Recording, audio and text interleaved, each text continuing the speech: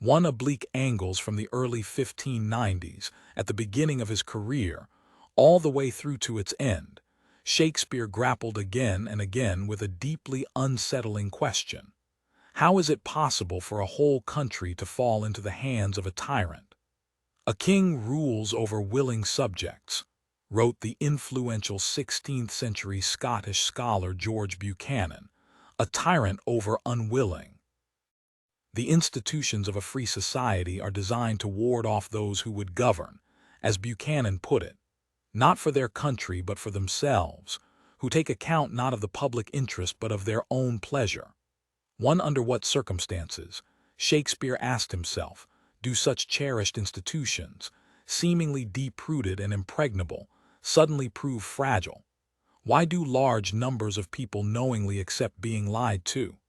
How does a figure like Richard Roman III or Macbeth ascend to the throne? Such a disaster, Shakespeare suggested, could not happen without widespread complicity. His plays probe the psychological mechanisms that lead a nation to abandon its ideals and even its self-interest. Why would anyone, he asked himself, be drawn to a leader manifestly unsuited to govern, someone dangerously impulsive or viciously conniving or indifferent to the truth? Why, in some circumstances, does evidence of mendacity, crudeness, or cruelty serve not as a fatal disadvantage but as an allure, attracting ardent followers? Why do otherwise proud and self-respecting people submit to the sheer effrontery of the tyrant, his sense that he can get away with saying and doing anything he likes, his spectacular indecency? Shakespeare repeatedly depicted the tragic cost of this submission: the moral corruption, the massive waste of treasure, the loss of life, and the desperate, painful, heroic measures required to return a damaged nation to some modicum of health. Is there, the plays ask, any way to stop the slide toward lawless and arbitrary rule before it is too late? Any effective means to prevent the civil catastrophe that tyranny invariably provokes? The playwright was not accusing England's current ruler, Elizabeth I, of being a tyrant. Quite apart from whatever Shakespeare privately thought, it would have been suicidal to float such a suggestion on stage. Dating back to 1534, during the reign of the Queen's father, Henry Roman VIII, legal statutes made it treason to refer to the ruler as a tyrant too. The penalty for such a crime was death. There was no freedom of expression in Shakespeare's England, on the stage or anywhere else. The 1597 performances of an allegedly seditious play called The Isle of Dogs led to the arrest and imprisonment of the playwright Ben Jonson, and to a government order fortunately not enforced to demolish all the playhouses in London. 3 informants attended the theater, eager to claim a reward for denouncing to the authorities anything that could be construed as subversive. Attempts to reflect critically on contemporary events or on leading figures were particularly risky. As with modern totalitarian regimes, people develop techniques for speaking in code, addressing at one or more removes what most mattered to them. But it was not only caution that motivated Shakespeare's penchant for displacement. He seems to have grasped that he thought more clearly about the issues that preoccupied his world when he confronted them not directly but from an oblique angle. His plays suggest that he could best acknowledge truth to possess it fully and not perish of it through the artifice of fiction or through historical distance. Hence the fascination he found in the legendary Roman leader Caius Marcius Coriolanus or in the historical Julius Caesar. Hence the appeal of such figures from the English and Scottish chronicles as York, Jack Cade, Lear, and above all, the quintessential tyrants Richard Roman III and Macbeth. And hence, too, the lure of entirely imaginary figures, the sadistic Emperor Saturninus in Titus Andronicus, the corrupt deputy Angelo in Measure for Measure, the paranoid King Leonce in The Winter's Tale. Shakespeare's popular success suggests that many of his contemporaries felt the same thing. liberated from the surrounding circumstances and liberated, too, from the endlessly repeated clichés about patriotism and obedience. His writing could be ruthlessly honest. The playwright remained very much part of his place and time, but he was not their mere creature. Things that had been maddeningly unclear came into sharp focus, and he did not need to remain silent about what he perceived. Shakespeare understood, as well, something that in our own time is revealed when a major event, the fall of the Soviet Union, the collapse of the housing market, a startling election result, manages to throw a garish light on an unnerving fact. Even those at the center of the innermost circles of power very often have no idea what is about to happen. Notwithstanding their desks piled high with calculations and estimates, their costly network of spies, their armies of well-paid experts, they remain almost completely in the dark. Looking on from the margins, you dream that if you could only get close enough to this or that key figure, you would have access to the actual state of affairs and know what steps you need to take to protect yourself or your country. But the dream is a delusion. At the beginning of one of his history plays, Shakespeare introduces the figure of Rumor, in a costume painted full of tongues, whose task is ceaselessly to circulate stories, blown by surmises, jealousies, conjectures. 2 Henry Roman 4 Induction 16. For its effects are painfully apparent in disastrously misinterpreted signals, fraudulent comforts, false alarms, sudden lurches from wild hope to suicidal despair. And the figures most deceived are not the gross multitude, but, rather, the privileged and powerful. For Shakespeare, then, it was easier to think clearly when the noise of those babbling tongues was silenced, and easier to tell the truth at a strategic distance from the present moment. The oblique angle allowed him to lift off the false assumptions, the time-honored beliefs, and the misguided dreams of piety, and to look unwaveringly at what lay beneath. Hence his interest in the world of classical antiquity, where Christian faith and monarchical rhetoric do not apply. His fascination with the pre-Christian Britain of King Lear or Cymbeline, his engagement with the violent 11th century Scotland of Macbeth. And even when he came closer to his own world, in the remarkable sequence of history plays extending from the 14th century reign of Richard Roman II to the downfall of Richard Roman III, Shakespeare carefully kept at least a full century between himself and the events he depicted. At the time he was writing, Elizabeth I had been queen for more than 30 years. Though she could on occasion be prickly, difficult, and imperious, her fundamental respect for the sanctity of the realm's political institutions was not generally in doubt. Even those who advocated a more aggressive foreign policy or clamored for a harsher crackdown on domestic subversion than she was willing to authorize ordinarily acknowledged her prudent sense of the limits to her power. Shakespeare is very unlikely to have regarded her, even in his most private thoughts, as a tyrant. But like the rest of his countrymen, he had every reason to worry about what lay just ahead. In 1593, the Queen celebrated her 60th birthday. Unmarried and childless, she stubbornly refused to name a successor. Did she think she was going to live forever? For those with any imagination, there was more to worry about than the stealthy assault of time.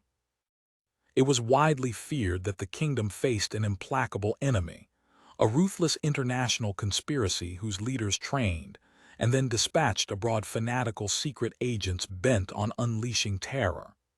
These agents believed that killing people labeled as misbelievers was no sin. On the contrary, they were doing God's work. In France, the Netherlands, and elsewhere, they had already been responsible for assassinations, mob violence, and wholesale massacres.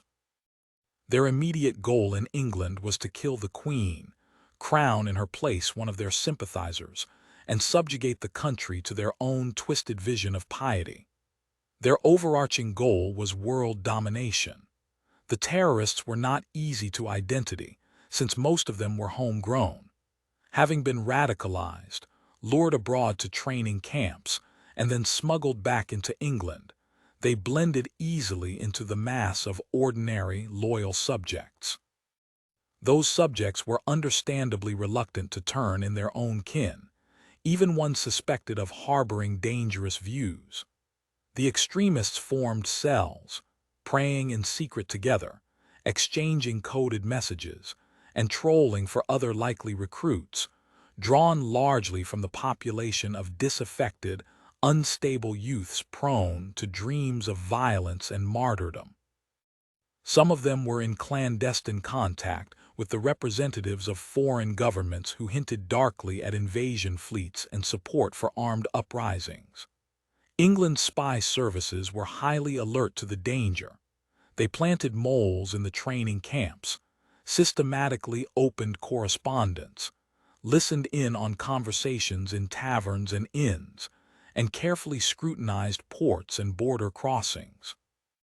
But the danger was difficult to eradicate, even when the authorities managed to get their hands on one or more of the suspected terrorists and question them under oath.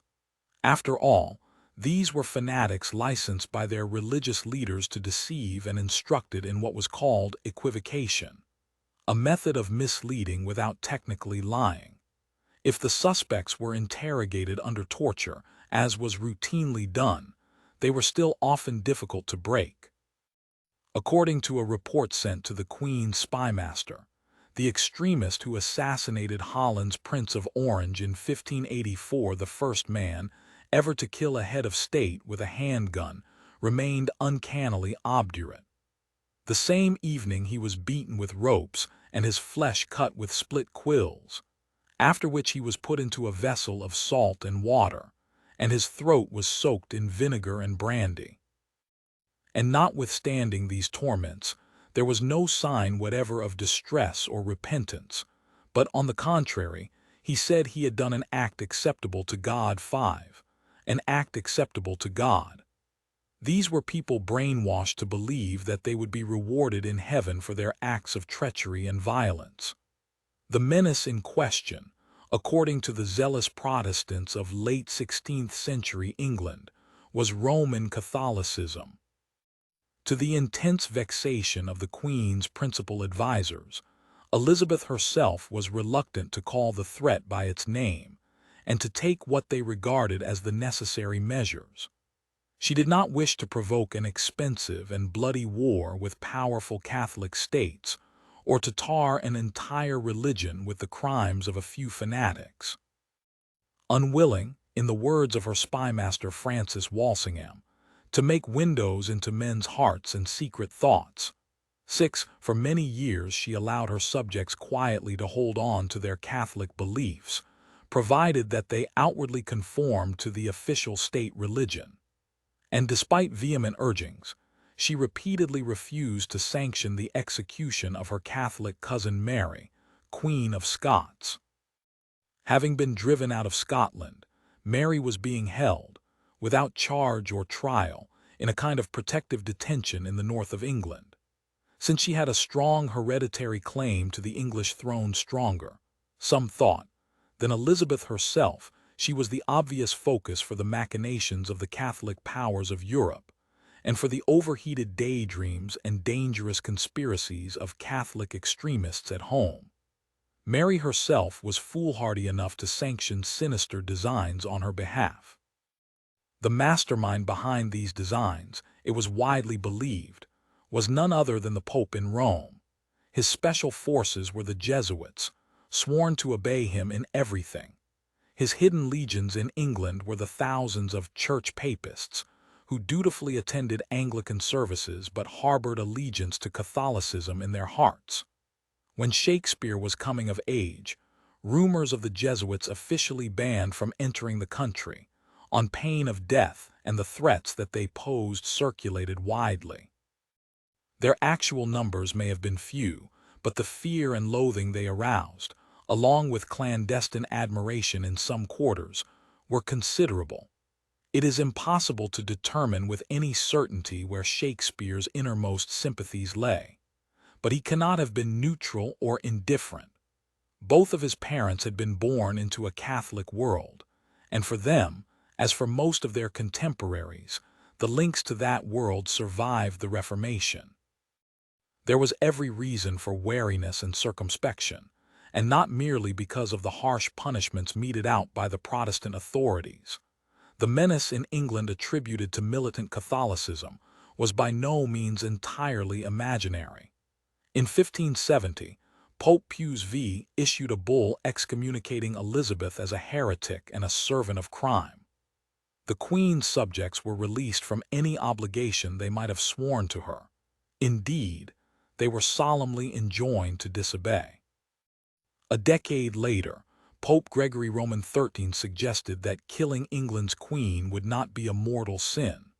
On the contrary, as the papal Secretary of State declared on his master's behalf, there is no doubt that whosoever sends her out of the world with the pious intention of doing God's service not only does not sin but gains merit.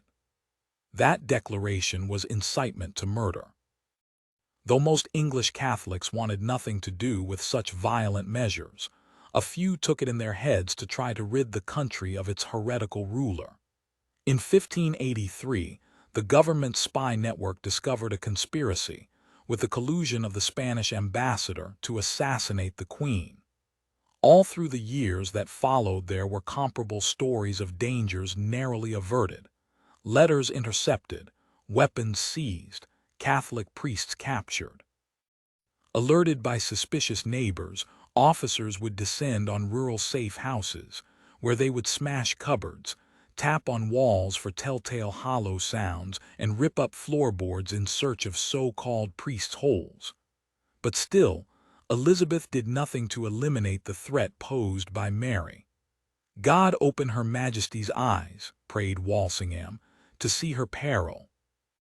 The Queen's inner circle took the highly irregular step of drawing up a bond of association, whose signers pledged to take revenge, not only on anyone who made an attempt on the Queen's life, but also on any potential claimant to the throne. Mary was the obvious target in whose interest such an attempt, successful or not, had been made.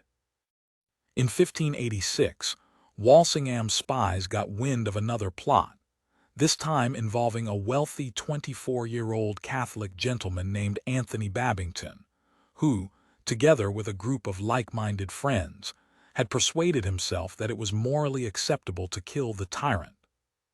Using double agents who had penetrated the group and deciphered its secret codes, the authorities watched and waited as the conspiracy slowly unfolded.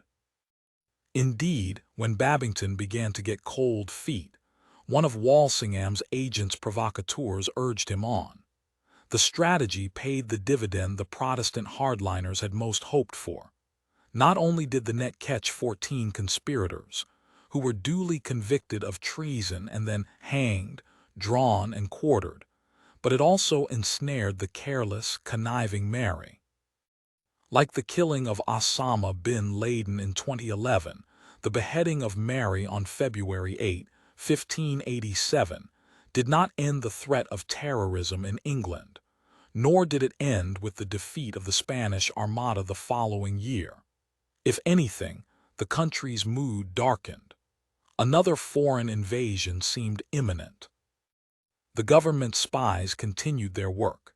Catholic priests continued to venture into England and minister to their increasingly desperate and beleaguered flock. Wild rumors continued to circulate. A day laborer was forced to stand in the pillory in 1591 for having said, "We shall never have a merry world while the Queen liveth."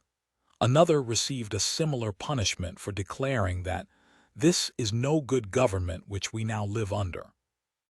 And if the Queen die, there will be a change, and all those that be of this religion now used will be pulled out. 9. At Sir John Perrot's treason trial in 1592, it was reported as a serious charge that he had described the Queen as a base, bastard, piss-kitchen woman. In the Star Chamber, The Lord Keeper complained of all the railing open speeches false, lying, traitorous libels, circulating in London 10, even if loose talk bordering on treason could somehow be shrugged off, there was still the succession issue to worry about. The Queen's fluorescent red wig and her extravagant jeweled gowns could not conceal the passage of years. She had arthritis, her appetite failed her, and she began to use a staff to steady herself when she climbed stairs. She was, as her courtier Sir Walter Raleigh delicately put it, a lady whom time has surprised. Yet she would not name a successor. Late Elizabethan England knew in its heart that the whole order of things was utterly fragile. The anxiety was by no means restricted only to a small Protestant elite eager to preserve its dominance. Beleaguered Catholics had argued for years that the Queen was surrounded by Machiavellian politicians, each of whom was constantly maneuvering to advance the interests of his faction, stirring up paranoid fears of Catholic conspiracies, and waiting for the critical moment when he could seize tyrannical power for himself. Disgruntled Puritans had a comparable set of fears focused on a similar cast of characters.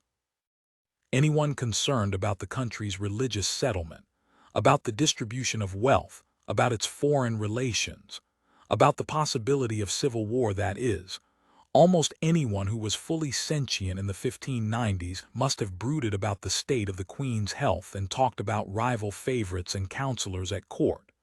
The threat of Spanish invasion, the clandestine presence of Jesuits, the agitation of Puritans, then called Brownists, and other reasons for alarm. Most of the talk, to be sure, had to be in whispers, but it went on all the time in the obsessive, round-and-round-the-same-track way that political discussions always go. Shakespeare repeatedly depicts minor characters, the gardeners in Richard Roman II, nameless Londoners in Richard Roman III, soldiers on the eve of battle in Henry V, starving plebeians in Coriolanus, cynical subalterns in Antony and Cleopatra, and the like, sharing rumors and debating matters of state. Such reflections by the lowly upon their betters tended to enrage the elite. "Go, get you home, you fragments." Coriolanus 1:1214. An aristocrat snarls at a group of protesters, but the fragments could not be silenced.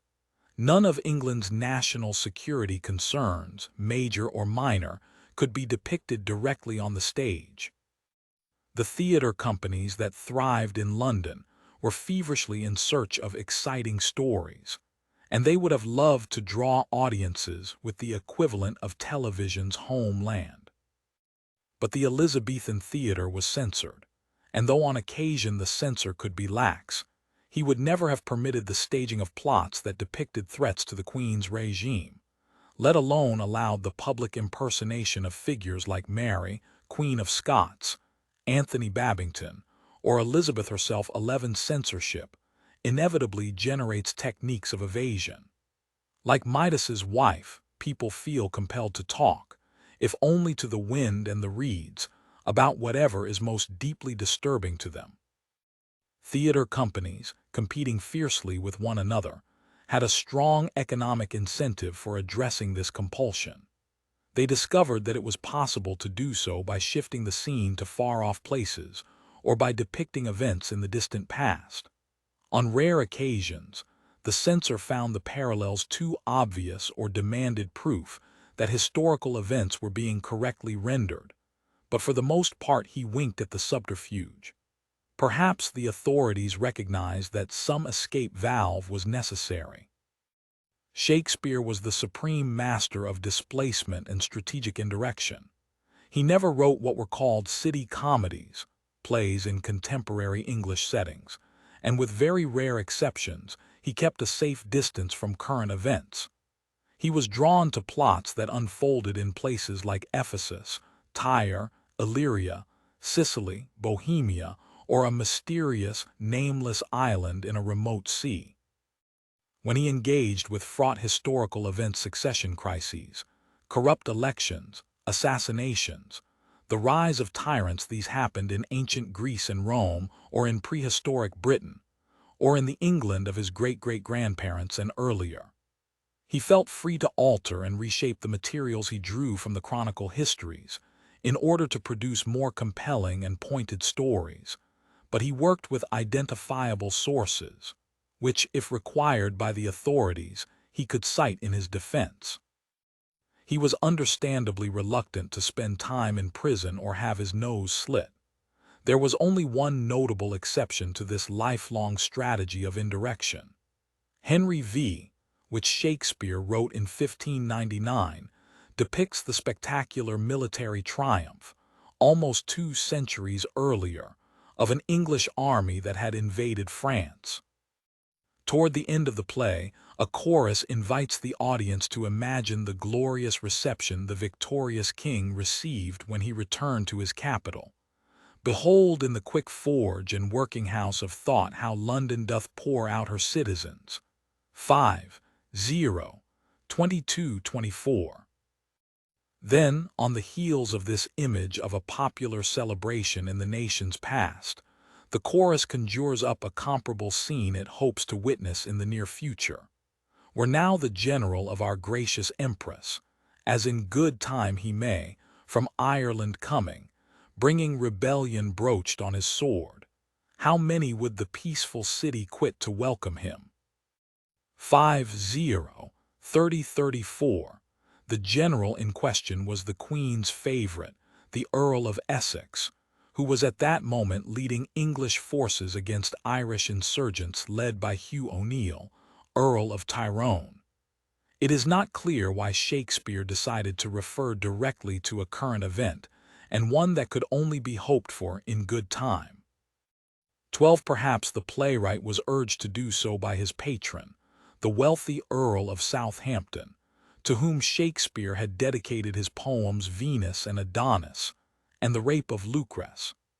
Essex's close friend and political ally, Southampton knew that his vainglorious, debt-ridden friend avidly courted popular acclaim, and the theater was the perfect venue for reaching the masses. Accordingly, he may have hinted to the playwright that a patriotic anticipation of the general's impending triumph would be most welcome. It would have been difficult for Shakespeare to have refused.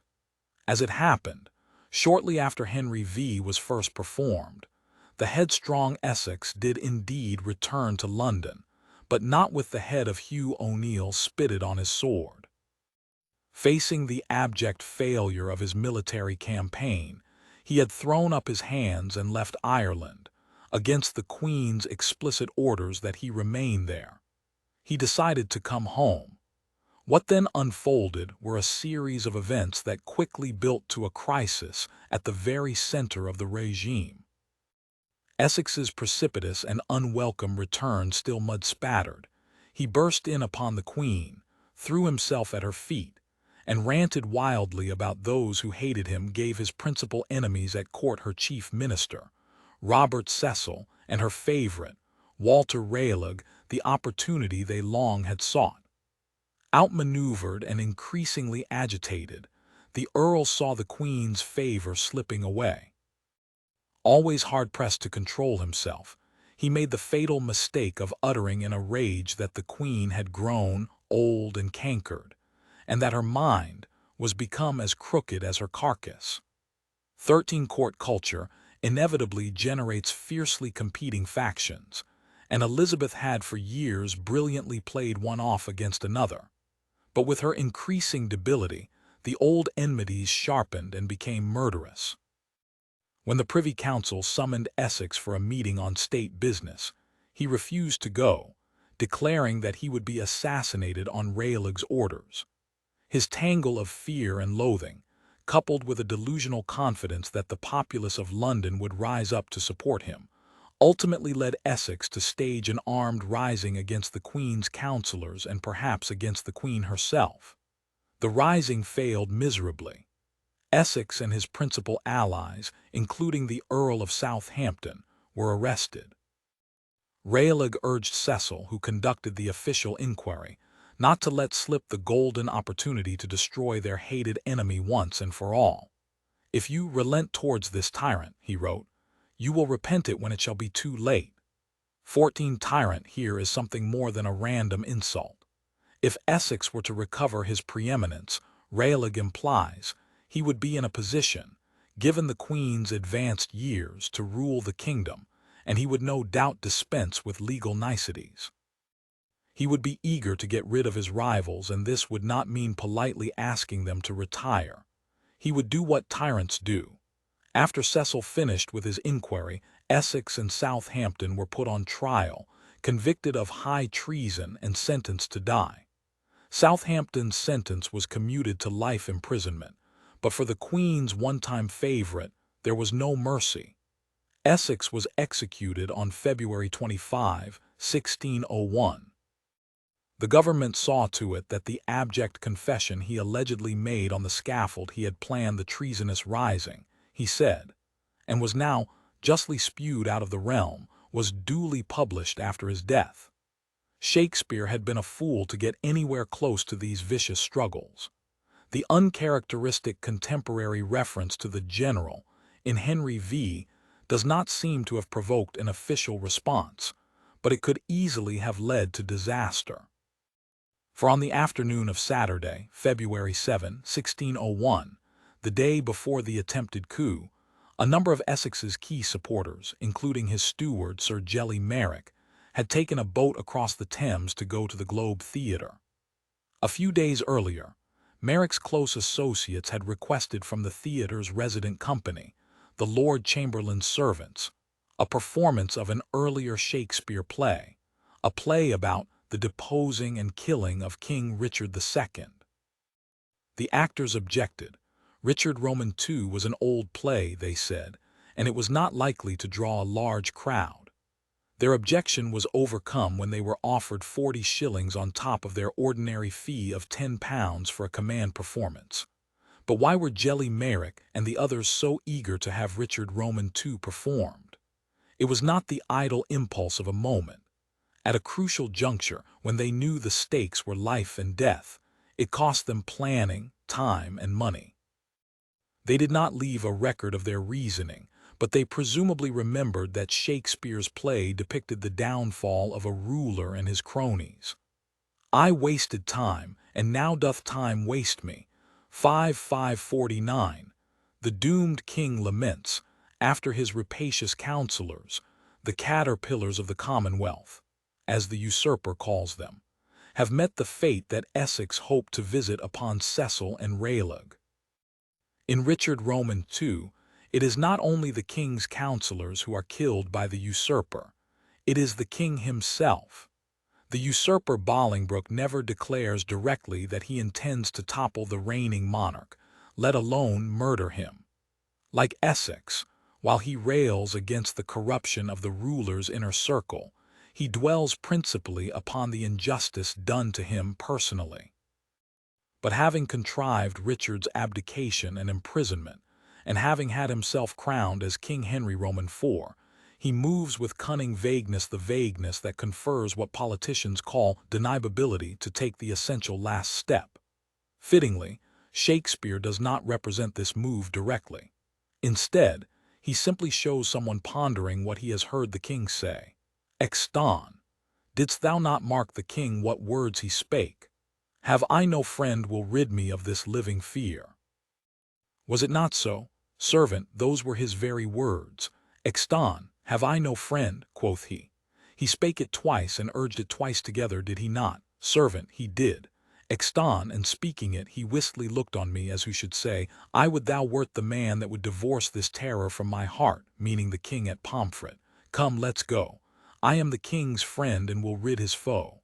5:4:111. That is the whole scene. It is over in a moment, but it is enough to conjure up an entire ethos of power in operation. No formal legal procedure is initiated against the deposed king. Instead, all that is needed is a pregnant hint, carefully repeated, conjoined with looks directed intently, wistly, towards someone likely to grasp the hint's meaning. There are always people in a new regime who will do anything to win the ruler's favor. Exton, as Shakespeare depicts him, is a nobody. This is the first time we see or hear of him. He will undertake to become the king's friend. "Let's go, 5-4-10, he says to his henchmen, and Richard is promptly murdered. Predictably enough, when Exton eagerly comes for his reward, great king, within this coffin I present thy buried fear. 5-6-30-31, the ruler repudiates him. Though I did wish him dead, I hate the murderer. Love him murdered. 5-6-39-40. Love him murdered. With this deliciously bitter irony, the play reaches its end. Jelly Merrick and his fellow conspirators certainly did not need to consult Shakespeare's play as a blueprint for their own actions. They had to have grasped that the circumstances the playwright depicted did not line up neatly with their own. They would not, in any case, have wanted to tip their hand. And to a modern reader, the tragedy's exploration of the poignant inner life of the fallen monarch seems very far from a piece of propaganda designed to incite the crowd to rise up in rebellion. Yet the key must lie in the crowd. Command performances were most often held in private venues, before select audiences. But the Lord Chamberlain's servants were paid to revive Richard Roman II and perform it at the large outdoor public theater, before spectators, most of whom paid a penny to stand and watch the show. Essex had always courted and counted on the support of the London crowd, the mob that Shakespeare invited his audience to imagine hurrying to welcome their triumphant general returning from Ireland, as the glorious Henry V had returned from France. It hadn't worked out that way, but with Richard Roman II, the conspirators must have felt that there was a benefit to be gained from representing to a large public, and perhaps to themselves as well, a successful coup d'etat. Perhaps they wanted, quite simply, to make what they intended imaginable 15 by statutes dating back to 1352. It was treasonable to compass or imagine the death of the king or queen, or of the principal public officials.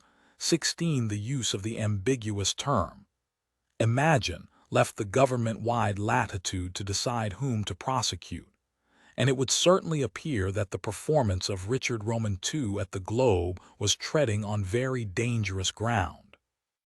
After all, Shakespeare's play staged for a mass audience the spectacle of the toppling and murder of a crowned king, together with the summary execution of the king's principal advisors. Yet the events depicted occurred in England's past, and by a tacit agreement, such distance in time provided a certain immunity, so that actions that in a contemporary setting would instantly arouse the censor's furious wrath, and that might lead to criminal prosecution, could be represented without great risk to the playwright and his company. Nonetheless, the performance arranged by Merrick called into question the tacit agreement that what was shown on stage, provided it kept its distance from current events, was mere play and hence did not matter. Quite the contrary. The Essex conspirators evidently thought it was strategically useful to have Shakespeare's tragedy about England's medieval past dusted off and presented at the Globe. It is impossible to know what went through Merrick's mind when he watched Richard Roman II that afternoon, but we do know how at least one person at the time understood its meaning. 6 months after Essex's execution, Queen Elizabeth gave a gracious audience to William Lambarde, whom she had recently appointed keeper of the rolls and records in the Tower of London. The learned archivist began dutifully going through an inventory of the records, reign by reign, that he had prepared for the Queen.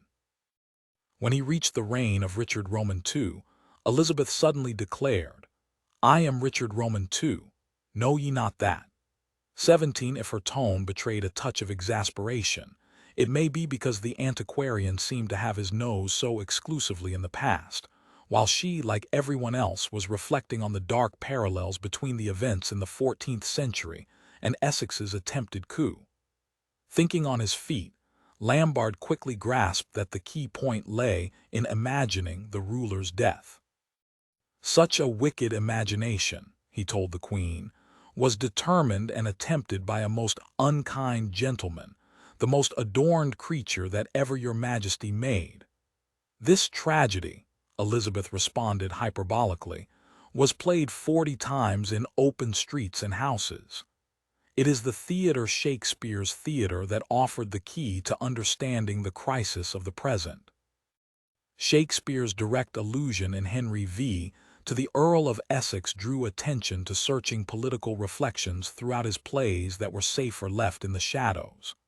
The Queen, who had frequently commanded court performances, chose not to punish the players, as she could easily have done, and what might have been a disaster for Shakespeare and his entire company was narrowly averted. The playwright never again ventured so close to contemporary politics. In the wake of the coup attempt, the special staging of Richard Roman II became a focus of the government's investigation. One of Shakespeare's associates was compelled to testify before the Privy Council and explain what the Lord Chamberlain's servants thought they were doing. His answer, merely making a bit of extra money, was accepted. Sir Jelly Merrick was not so fortunate. Convicted on charges of arranging the special performance, along with other actions in support of rebellion, he was hanged, drawn, and quartered. Two-party politics in a very early trilogy, possibly written in collaboration with other playwrights, Shakespeare followed the twisting path from politics as usual to tyranny. The parts of King Henry Roman VI are now among his least-known plays, but they first made him famous, and they remain acutely perceptive about the ways in which a society becomes ripe for a despot. The starting point is weakness at the center of the realm. King Henry Roman VI is still an untried youth, having succeeded to the throne upon the untimely death of his father, and the state is being managed by a Lord Protector, his uncle Duke Humphrey. Though this manager is selflessly committed to public service, his power is severely constrained, and he is surrounded by an array of thuggish, self-serving nobles. When the nobles complain that their king is a mere child, the Protector cuts through the phony nostalgia. The truth is, he tells them, that you actually prefer a weak ruler, whom like a schoolboy you may overawe. 1 Henry Roman VI 1:136. The power vacuum at the center gives the rivals space to maneuver and to plot against one another. But there are consequences to such partisan feuding. Nothing gets done for the common good, and, as we soon see, the factions are hardening into mortal enemies. In a garden adjoining the buildings that housed London's law schools, two powerful noblemen, the Duke of York and the Duke of Somerset, are wrangling over the interpretation of a point of law. They appeal to those witnessing their argument to adjudicate between them, but the bystanders prudently decline to weigh in. The play provides no details about the legal issue over which they are quarreling. Perhaps Shakespeare thought that it was finally not very important. What mattered was their unwillingness to compromise, the belligerent certainty felt by each that his position, and his alone, was the only possible one. The truth appears so naked on my side, declares York, that any purblind eye may find it out. And on my side, replies Somerset, it is so clear, so shining, and so evident that it will glimmer through a blind man's eye. 2024. There is no acknowledgment of a gray area here, no recognition that it might be possible for reasonable people to disagree. Each thinks it must be mere perversity not to admit what is so undeniably evident. Finding themselves deadlocked, they lack even the slightest inclination to move toward reconciliation. Instead, what Shakespeare depicts is a move toward a conflict that extends beyond these two individuals and their dependence to a much larger field. "Let him that is a true-born gentleman," York proclaims, "from off this briar pluck a white rose with me. Let him that is no coward nor no flatterer but dare maintain the party of the truth," Somerset counters, "pluck a red rose from off this thorn with me." 4. 2733. It is no longer possible for the bystanders to remain neutral, as they had at first tried to do. They must choose. The historical York and Somerset were powerful feudal lords with private armies and effective control over particular parts of the island. The play could have depicted them in a way that would remind us of the warlords of contemporary Afghanistan. But instead it invites us, in effect, to watch the invention of political parties and the transformation of aristocratic rivals into political enemies. Shakespeare does not envisage these exactly in our terms. There was nothing in the parliamentary system of his time that corresponded to the partisan organizational structures that subsequently developed in England and elsewhere. What he shows is nonetheless oddly familiar. The roses serve as party badges. They designate two opposed sides. With a weird immediacy, the legal argument, whatever it was, gives way to blind adherence to the white or the red. It is possible to imagine that political parties, by virtue of being large conglomerations of diverse people, could deflect the hostility of their leaders and encourage compromise. But here the opposite happens. As soon as the distinct party affiliations emerge, everyone's anger level suddenly seems to shoot up. "Now, Somerset, where is your argument?" asks York, to which Somerset replies that his argument is in his scabbard, thinking of what shall dye your white rose in a bloody red. York is comparably enraged. "This pale and angry rose," he says, "as cognizance of my blood-drinking hate will I forever and my faction wear." 2-4, 59-109. At the beginning of the scene, when called upon to offer his opinion on one side or another of the legal argument, the Earl of Warwick holds back. He may know something about dogs and hawks, he genially declares, but in such highly technical matters, these nice sharp quillets of the law, 2-4-17, he professes to be no wiser than a jackdaw, a proverbially stupid bird. But by the scene's end, in the wake of the formation of the parties, his restraint has vanished. He has plucked the white rose and is eager for blood. "This brawl today," he prophesies, "grown to this faction in the Temple Garden, shall send between the red rose and the white 1,000 souls to death and deadly night." 2-4, 124-28. The obscure legal difference has not fundamentally changed. No new occasion for dispute has arisen, and there does not seem to be an underlying cause such as greed or jealousy. But the party rage seems to have a life of its own. Suddenly, everyone seems to be boiling over with potentially murderous aggression. It is as if, in the absence of the dominant figure of the king, the purely conventional and meaningless emblems precipitate a rush of both group solidarity and group loathing. This loathing is an important part of what leads to a social breakdown and eventually to tyranny. It makes the voice, even the very thought of the opponent, almost unendurable. You are either with me or against me, and if you are not with me, I hate you and want to destroy you and all of your adherents. Each party naturally seeks power, but seeking power becomes itself the expression of rage. I crave the power to crush you. Rage generates insults, and insults generate outrageous actions, and outrageous actions, in turn, heighten the intensity of the rage. It all begins to spiral out of control. Everything does not fall apart at once. There is still a social order in place. Though beleaguered, Duke Humphrey remains in charge. And meanwhile the child king, whom he is serving as protector, is growing into a young man able to perceive the dangerous problem created by the wrangling parties and willing to speak out. "Civil dissension," he declares, "is a viperous worm that gnaws the bowels of the Commonwealth." 3-1, 72-73. His observation is obviously true, but unfortunately he sounds more like a sententious moralist than a king. Henry does not have whatever it would take: charisma, cunning, or ruthlessness to quell the bitterly feuding factions. The weakness at the center is a provocation. contemptuously dismissing young Henry's bookish rule. 2 Henry Roman 6 11256. York jockeys for position against his enemies.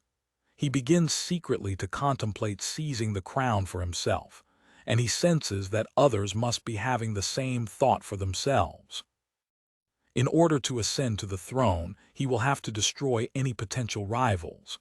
Meanwhile, earnestly trying to pacify his fractious nobles, Henry gets them to stage a ceremony of reconciliation. Their anger, he says, strikes him as brainsick. It makes no sense that they are fighting over slight and frivolous. 1 Henry Roman 6:4, 111:12 causes, and fiercely adhering to emblems like the roses. But he is too weak to produce anything more than an empty charade of cooperation in the struggle against the French. Part of the problem is Henry's fundamental decency. He is unable to see that Margaret, the beautiful French noblewoman to whom he has been married in an attempt to shore up England's claim to its overseas territory, is a cynical politician who is having an affair with the arrogant Marquis of Suffolk. The innocent young king appeals to sweet reasonableness and to core moral values to which he believes that all men and women will readily assent. Though he has himself scarcely reached full adulthood, the king sees the intransigent factional leaders as little more than spoiled and selfish children whose feverish party struggles are a perverse distraction from the issues that actually matter. His high-minded contempt for their squabbles is perfectly understandable, but it only makes matters worse. When there are key appointments to be made, for example, who should be named regent over the territories that the English still hold in France, Henry declares his indifference. For my part, noble lords, I care not which, or Somerset or York, all's one to me. 2 Henry Roman 6 3, 101. But such detachment only creates scope for intensified competition. It would have been better had he expressed a preference, or had he possessed a clearer understanding of the danger brewing just beneath the surface of the institutions over which he presides. The one steady bulwark against impending chaos is Duke Humphrey, the Lord Protector. But all too predictably, a cabal of cynical operatives, in the church as well as the royal entourage, conspire to bring him down. Falsely accused of treason, he tries to alert the king. If his destruction marked the end of his enemies' plotting, he tells Henry, he would willingly give up his life. But mine is made the prologue to their play, he warns, for thousands more that yet suspect no peril will not conclude their plotted tragedy. 151-53. Henry hears the warning, but he is unable to save his principal adviser and friend. The deceitful Suffolk tells Parliament that the upright Protector is full of deep deceit. The murderous Cardinal Beaufort falsely accuses him of devising strange deaths for small offences done. 57-59. The mercenary York charges him with corruption. Buckingham sneers that these are merely petty faults compared with the ones that will soon come to light. The adulterous queen, sly, sadistic Margaret, calls Duke Humphrey a loser. 31182. The king does not believe the accusations. My conscience tells me you are innocent. 31141. But he is powerless to stop the traps that are being sprung one after another. When the Protector is led off under guard to answer the charges, Henry leaves Parliament in despair, with sad, unhelpful tears and with dimmed eyes. 31218. Duke Humphrey's enemies secretly hate one another, but they at least agree on one thing. They all want this single upright figure, the map of honor, truth, and loyalty. 31203. As Henry describes him out of the way. Since they know that the charges they have brought against him are false, and since they fear that the king's ardent support will make it difficult to engineer a conviction in the absence of real evidence, they determine to have him murdered. Though they are cynical and ruthless, they cannot openly admit, even in their vicious little circle, that it is to further their own private ends that they are aiming to eliminate the Lord Protector. Instead, they profess to be concerned for the good of the state and the welfare of the naively trusting king. Henry is too full of foolish pity. 31225 laments the wily queen. He is incapable of seeing through Duke Humphrey's wiles. To allow him to serve as Lord Protector, adds the rapacious York, is like asking a hungry eagle to protect a chicken. It is, sly Suffolk proposes, like making a fox the guardian of the flock. Just because this particular fox has not in fact done any harm does not alter the fact that he is a crafty murderer. Therefore, before his chaps be stained with crimson blood, 25460, he should be craftily destroyed. These high-level political figures are playing a peculiar game. No one in the group believes for a moment that Duke Humphrey must be murdered in order to protect the king or save the state. Every word they speak is a lie, and each of the plotters is merely projecting his or her own predominant vice onto the intended victim. Since they are not in public, why don't they simply say what they mean? There are several possible answers. First, they are all politicians and therefore congenitally dishonest. The word politician, for Shakespeare, was virtually synonymous with hypocrite. "Get thee glass eyes," rages Lear, "and like a scurvy politician seem to see the things thou dost not." Second, they distrust one another and do not know what may be reported outside the room in which they are speaking. Third, each harbors a secret hope that their lie and theirs alone will deceive the others. Fourth, pretending that they are virtuous, even when they know that they are not, makes them feel better about themselves. And fifth, they are all warily watching to see if anyone among them expresses even a slight reservation about the conspiracy, anything that would lead it to unravel. They want everyone to be on board. When it is clear that there are no reservations, the worldly Cardinal Beaufort undertakes to make the necessary arrangements. "Say you consent and censure well the deed," he says, soliciting one last time everyone's assent, "and I'll provide his executioner." Then he adds the characteristically fraudulent note of loyal service. "I tender so the safety of my liege." 2 Henry Roman 6:3, 275-77. With everyone consenting, the cardinal does what he has promised. Duke Humphrey is quickly dispatched, strangled in his bed by the prelate's hired killers. Notwithstanding all of their precautions, the conspirators do not succeed in hiding their crime. The scene was carefully staged to make it appear that the victim died of natural causes, but the state of the corpse suggests otherwise. "See," observes Warwick, "his face is black and full of blood, his eyeballs further out than when he lived, staring full ghastly like a strangled man, his hair upreared, his nostrils stretched with struggling, his hands abroad displayed, as one that grasped and tugged for life and was by strength subdued. It cannot be but he was murdered here." 168-77. The king is devastated, and the common people, who always loved the upright Duke Humphrey, angrily demand that the likeliest perpetrators, Suffolk and Cardinal Beaufort, be punished.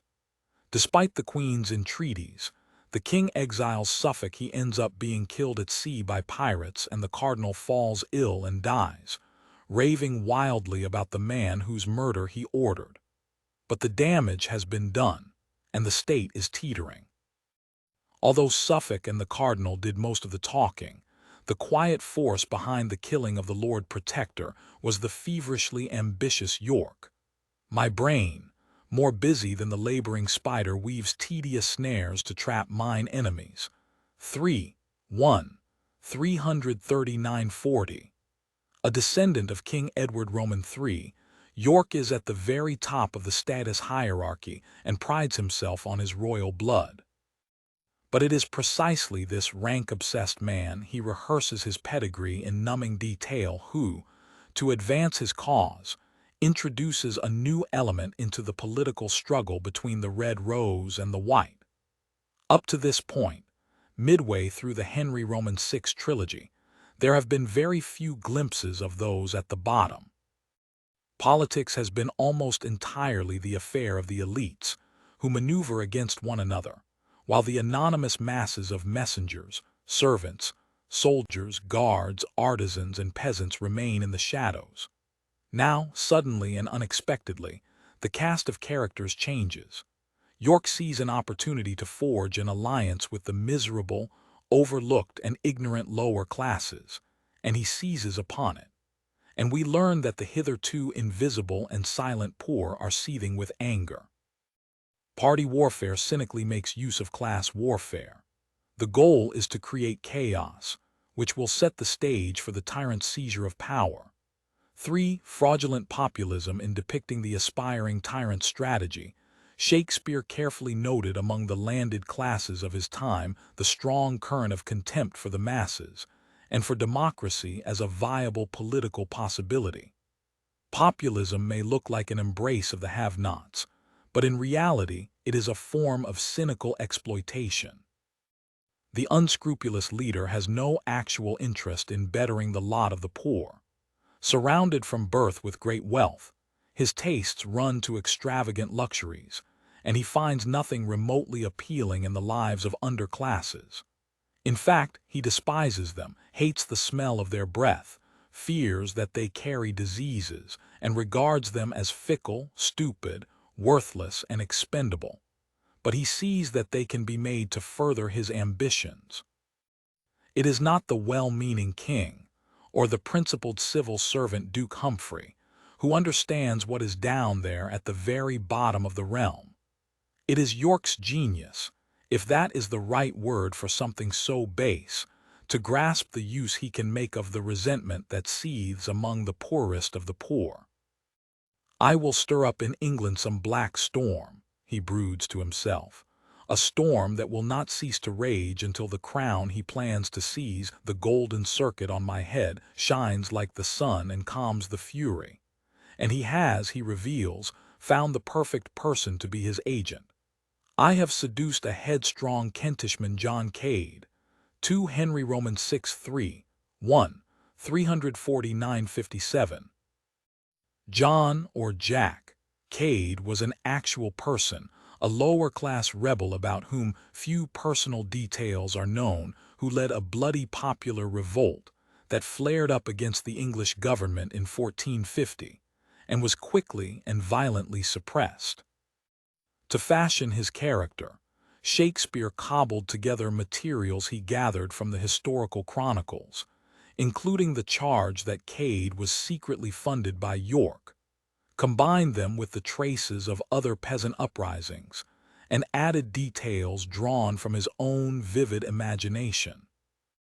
The grand Richard Plantagenet, Duke of York, does not care in the slightest about the ultimate fate of the base man he has seduced into furthering his designs, and he cares still less about the ragged mob he intends to stir up into rebellion. But he has observed Cade carefully and seen qualities that may make him useful, including an uncanny indifference to pain, and therefore an ability to keep hidden their secret bond. Say he be taken, racked, and tortured, I know no pain they can inflict upon him will make him say I moved him to those arms. 1. 376-78. Secrecy is important. It would not do for the powerful aristocrat to be revealed as the instigator of a vicious popular uprising. The uprising turns out to be an even greater storm than York could have wished. The mob, gathering just outside London in Blackheath, is rallied by Cade, who proves himself to be an effective demagogue, the master of voodoo economics. There shall be in England 7 halfpenny loaves sold for a penny, the 3-hooped pot shall have 10 hoops, and I will make it felony to drink small beer. All the realm shall be in common. Here shall be no money, all shall eat and drink on my score. 61-68. When the crowd roars its approval, Cade sounds exactly like a modern stump speaker. I thank you, good people. 2167. The absurdity of these campaign promises is not an impediment to their effectiveness. On the contrary, Cade keeps producing demonstrable falsehoods about his origins and making wild claims about the great things he will do, and the crowds eagerly swallow them. To be sure, his neighbors know that Cade is a congenital liar. Cade: "My mother a Plantagenet butcher, I knew her well, she was a midwife." Cade: "My wife descended of the Lacey's butcher, she was indeed a peddler's daughter and sold laces." 3943. Cade's absurd assertions of aristocratic lineage should make him seem merely a buffoon. Far from a wealthy, high-born magnate, he is little more than a vagabond. "I have seen him whipped 3 market days together." 5354, whispers one of his supporters. But strangely enough, this knowledge does not diminish the mob's faith. Cade himself, for all we know, may think that what he is so obviously making up as he goes along will actually come to pass. Drawing on an indifference to the truth, shamelessness, and hyperinflated self-confidence, the loud-mouthed demagogue is entering a fantasy land. "When I am king, as king I will be," and he invites his listeners to enter the same magical space with him. In that space, 2 and 2 do not have to equal 4, and the most recent assertion need not remember the contradictory assertion that was made a few seconds earlier. In ordinary times, when a public figure is caught in a lie or simply reveals blatant ignorance of the truth, his standing is diminished. But these are not ordinary times. If a dispassionate bystander were to point out all of Cade's grotesque distortions, mistakes, and downright lies, the crowd's anger would light on the skeptic and not on Cade. Famously, it is at the end of one of Cade's speeches that someone in the crowd shouts, "The first thing we do, let's kill all the lawyers." 271. Shakespeare knew that the line would get laughs, as it has done for the last 4 centuries. It releases the current of aggression that swirls around the whole enterprise of the law, directed not merely at venal attorneys, but at all the agents of the vast social apparatus that compels the honoring of contracts, the payment of debts, the fulfillment of obligations. We blithely imagine that the crowd wants such responsible qualities in its leaders, but the scene suggests otherwise. What it wants instead is permission to ignore commitments, to violate promises, and to break the rules. Cade begins by talking vaguely about reformation, but his actual appeal is wholesale destruction. He urges the mob to pull down London's law schools, the Inns of Court, but that is only the beginning. "I have a suit unto your lordship," entreats one of his chief followers, "that the laws of England may come out of your mouth." 4737. "I have thought upon it," Cade replies. "It shall be so. Away, burn all the records of the realm, my mouth shall be the Parliament of England." 1113.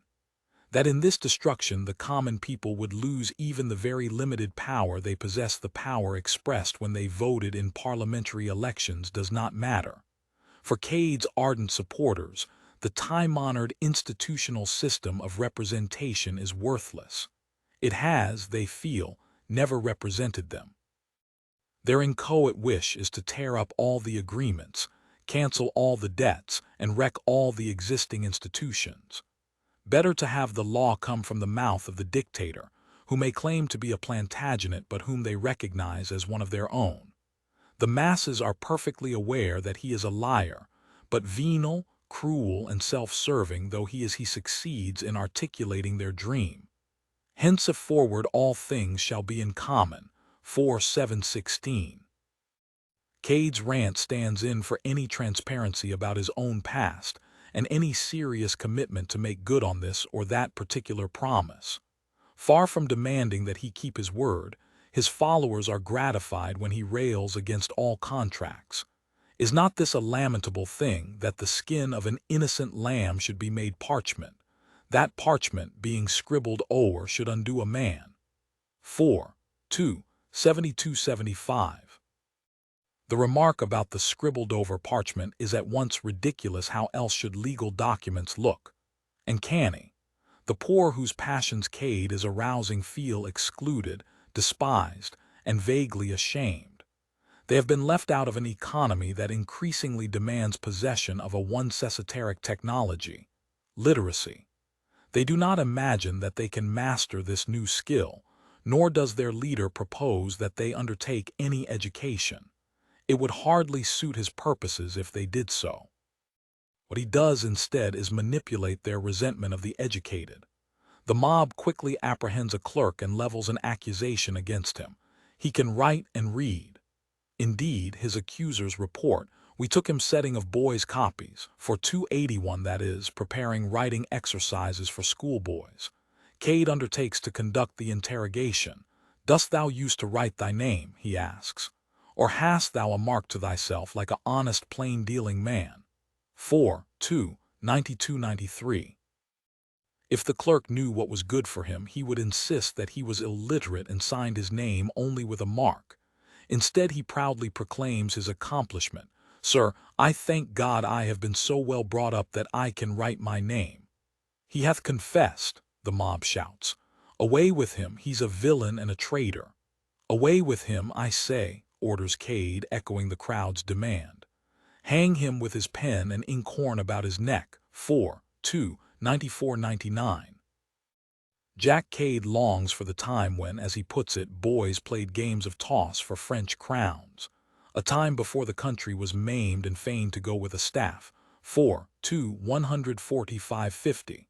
Until weaklings led it astray, he suggests, England compelled its enemies to tremble before its power, and that glorious swaggering must now be recovered. He promises to make England great again. How will he do that? He shows the crowd at once. He attacks education. The educated elite has betrayed the people. They are traitors who will all be brought to justice, and this justice will be meted out not by judges and lawyers but in a call and response between the leader and his mob. The English treasurer Lord Say can speak French, and therefore he is a traitor. 4:2153. It makes perfect sense. The Frenchmen are our enemies. I ask but this: can he that speaks with the tongue of an enemy be a good counselor, or no? The crowd roars the answer. No, no, and therefore will have his head. 4:2, 155-58. When the mob, having broken through London's defenses, streams into the city and captures this very Lord Say, Cade experiences the full flush of triumph. He has in his hands the realm's highest fiscal officer, the emblem of the swamp that he has pledged to drain.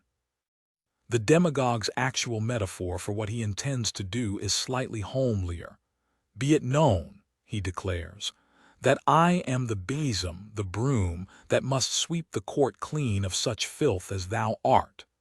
With his excited followers hanging on every word, he enumerates the charges against his prisoner. He accuses Lord Say of having done something even worse than giving up Normandy to the French. "Thou hast most traitorously corrupted the youth of the realm in erecting a grammar school. And whereas, before, our forefathers had no other books but the score and the tally, thou hast caused printing to be used, and contrary to the king, his crown and dignity, thou hast built a paper mill." 4:7, 28-33. Helping foster an educated citizenry people who read books is Say's most egregious crime, and Cade has corroborating evidence. "It will be proved to thy face that thou hast men about thee that usually talk of a noun and a verb and such abominable words no Christian ear can endure to hear." 4:7, 33-36. We are meant to find this ridiculous, of course. The scene is quite rightly played for laughs. But Shakespeare grasped something critically important. Although the absurdity of the demagogue's rhetoric was blatantly obvious, the laughter it elicited did not for a minute diminish its menace. Cade and his followers will not slink away because the traditional political elite and the entirety of the educated populace regard him as a jackass. That Cade himself understands the base of his power is suggested by the lines that immediately follow his drivel about nouns and verbs. "Thou hast appointed justices of the peace," he charges Lord say, to call poor men before them about matters they were not able to answer. Moreover, thou hast put them in prison, and because they could not read, thou hast hanged them, when indeed only for that cause they have been most worthy to live. 4:7, 3641. In some sense, this rant is an extension of the rubbish Cade has been spouting. It is ridiculous for him to suggest that criminals deserve to be pardoned simply because they are illiterate. But the joke begins to curdle. The play has already amply shown that the rich and well-born can get away with murder. Moreover, Shakespeare's audience was well aware that the courts in their own time allowed something called benefit of clergy, a legal device whereby those condemned to be executed for murder or theft could, if they demonstrated that they were literate, be remanded to jurisdictions which had no death penalty. Cade's accusation that those who could not read were hanged is perfectly accurate, and it gets at a whole legal system heavily weighted to favor the educated elite. Small wonder then that there is a fathomless pool of lower-class resentment upon which Cade can draw, and small wonder, too, that the ridicule and contempt heaped upon him and his followers only intensifies this resentment. Rebellious hinds, the filth and scum of Kent marked for the gallows. The royal officer Sir Humphrey Stafford rails at the mob. Lay your weapons down, slash home to your cottages. 4:2, 111-13. Calling them filth and scum simply helps highlight the ceremonious show of respect their leader offers them. It is to you, good people, that I speak, Cade tells them, over whom in time to come I hope to reign, for I am rightful heir unto the crown. 4:2, 118-20. Once again he advances his grotesque lie, and once again there is an official attempt to expose it. Villain, thy father was a plasterer, Stafford fumes. To this Cade replies, and Adam was a gardener. 4:2, 121-23. This reply is something more than a simple non sequitur. Cade's words allude to the slogan of the peasants' revolt in the late 14th century, when Adam delved and Eve span, who was then the gentleman. The peasants' leader, the revolutionary priest John Ball, spelled out the meaning of his incendiary little rhyme. From the beginning, all men were created equal by nature. Before it was over, rebels had torched court records, opened jails, and killed officials of the crown. Shakespeare carries over into his depiction of Cade's uprising the fear and loathing aroused among the propertied classes by lower-class insurgency. The peasant rebels are fueled by something like the murderous vision of Cambodia's Pol Pot. Their goal is to destroy not merely the high-ranking nobles, but the entire educated population of the country. All scholars, lawyers, courtiers, gentlemen, one appalled observer reports. They call false caterpillars and intend their death. 4:35-36. The common people have been exploited and enslaved. This is the moment for them to seize liberty. We will not leave one lord, one gentleman, Cade chillingly promises, exhorting his followers to spare none but such as go in clouted shoon. 4:2, 169-70, that is, in the hobnailed boots of peasants. The rural poor have not joined the rebelling urban masses, but the peasants, as Cade puts it, are such as would, but that they dare not take our parts.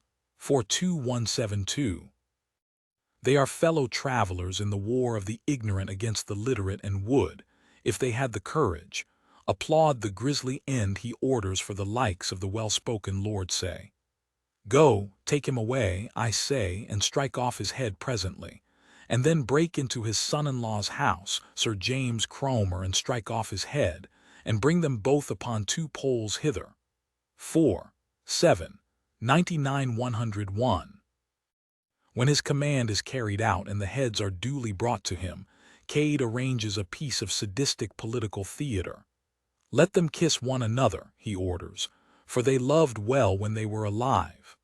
Then he adds, with the cruel sarcasm that perfectly typifies this kind of demagogue, Now part them again, lest they consult about the giving up of some more towns in France. 4. 7. 1922. Cade aspires to being a tyrant, and a rich one at that. The proudest peer in the realm shall not wear a head on his shoulders unless he pay me tribute. 4. 7. 109:10. He imagines for himself as well the right to sleep with all the women he can put his hands on. For a time he manages to whip his followers into a frenzy of destructiveness. Up Fish Street, down St. Magnus Corner, kill and knock down, throw them into Thames. 4. 8. 1-2. But he has no organizational skills or party on which to draw, and we know, though his followers do not, that he is merely the tool of the sinister York. When the moment is ripe, by borrowing from Cade's own book and appealing to nativist sentiments and dreams of plunder, the royal authorities lure the mob away from their rebellion and in a different direction, to France, and get what you have lost. Isolated and embittered, Cade flees for his life, cursing those who had followed him. I thought ye would never have given out these arms till you had recovered your ancient freedom. But you are all recreants and dastards, and delight to live in slavery to the nobility. Let them break your backs with burdens, take your houses over your heads, ravish your wives and daughters before your faces. 4. 8. 23-29. When we next see Cade, he is a starving fugitive, breaking into a garden to see if I can eat grass or pick a salad. 4. 10. 6. 7. The garden's owner easily dispatches the emaciated rebel with his sword and drags his corpse unto a dunghill which shall be thy grave. 410-76. King Henry breathes a sigh of relief, but the news of Cade's downfall is accompanied at almost the same moment by word that York, with an Irish army, is advancing toward the royal encampment. York is clever enough to keep his intentions hidden until he has strength enough to act, but he makes clear in his soliloquies that he will settle for nothing less than the crown. What follows is a complex tangle of events, mingling wars in France with domestic conspiracy, treachery, and violence. The outcome is full-scale war between the two parties, the Red Roses and the White, Lancastrians and Yorkists. The horrors of this war epitomize the breakdown of basic values: respect for order, civility, and human decency, which paves the way for the tyrant's rise. The seeds of the breakdown had already been glimpsed in the argument between York and Somerset, where a disagreement over an obscure point of law had quickly escalated into a barrage of insults. The anger was intensified by the rise of party politics, and then, through York's subterfuge, had led to the murder of Duke Humphrey and Jack Cade's rebellion. But civil war lifts the veil of subterfuge. The principal political figures no longer hide their highest ambitions or leave the enactment of their sadistic impulses to their subordinates. The Byzantine complexity of the plot from this point forward has made the final play of Shakespeare's trilogy notoriously difficult to stage, but several things are particularly notable. First, rising chaos makes the outcome of the struggle for power completely unpredictable. When he was operating in the half-shadows and effecting his wishes through substitutes like Cade, York had seemed almost invulnerable. But once he is in the open, at one point he actually seats himself on the throne. Though he is quickly forced to step down, he and his family become direct targets of the opposing faction. His enemies capture and kill his 12-year-old son. When shortly afterward they capture York himself, they mockingly offer him a handkerchief soaked in his son's blood. Then they taunt him and adorn him with a paper crown before stabbing him to death.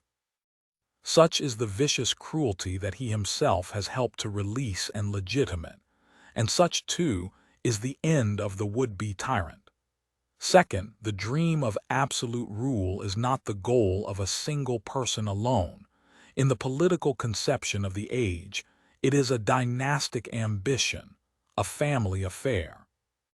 In an age in which power routinely passed from father to the eldest son, or, In the absence of sons, to the eldest daughter.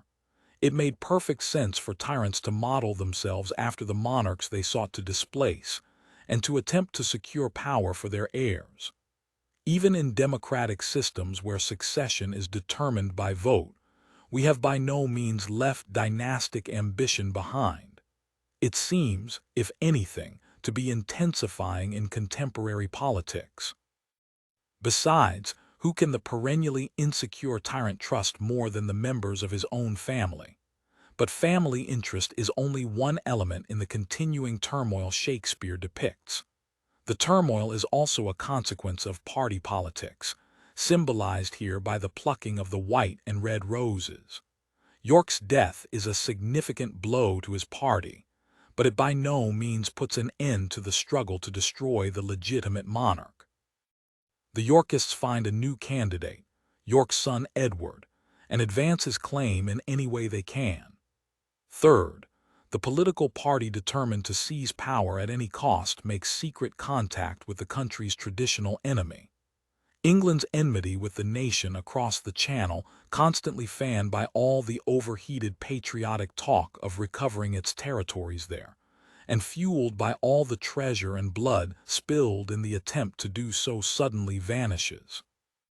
The Yorkists who, in the person of Cade, had pretended to consider it an act of treason even to speak French, enter into a set of secret negotiations with France.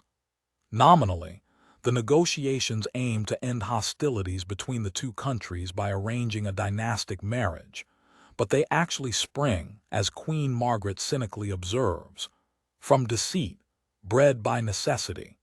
3 Henry Romans 6:3-368. To bring Edward Plantagenet to the throne, the Yorkists seek to enhance their candidate's power. He still lacks the strength to topple Henry, and his party will obtain that strength wherever they can find it, even if it means betraying their country. It does not matter that the Yorkists have constantly lamented the loss of so much territory to their hated rivals, the French, and have vociferously blamed Henry for the loss. Now suddenly the Yorkists make a show of kindness and unfeigned love, 351 to their enemy. Ardent patriots like Talbot are hopelessly naive to believe that loyalty to the nation trumps personal interest. A cynical insider like Queen Margaret knows better. How can tyrants safely govern home, she asks, unless abroad they purchase great alliance? 6970. Fourth, the legitimate, moderate leader cannot count on popular gratitude or support. In the chaotic free-for-all into which the realm has fallen, this apparent betrayal of principle does not produce any great outrage. What might at another time have provoked charges of treason is simply accepted as the way things are. And if there are no longer the expected punishments for treachery, so, too, there are no longer the anticipated rewards for virtue. Perhaps such anticipation was always a delusion. A decent ruler should never count on the gratitude of the people. That had already been demonstrated in the Cade Rebellion, but it is brought home again, still more fatally, at the climax of the Civil War. Just before his downfall, Henry expresses confidence that his subjects will support him because he has always been a reasonably just, caring, and moderate king. The claim is true enough. The mistake, a fatal one, is to think that this will earn him secure popular support. I have not stopped mine ears to their demands, Henry reassures himself, nor posted off their suits with slow delays. My pity hath been balm to heal their wounds, my mildness hath allayed their swelling griefs, my mercy dried their water-flowing tears.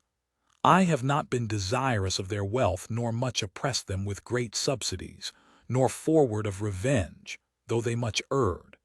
Then why should they love Edward more than me? 7:15.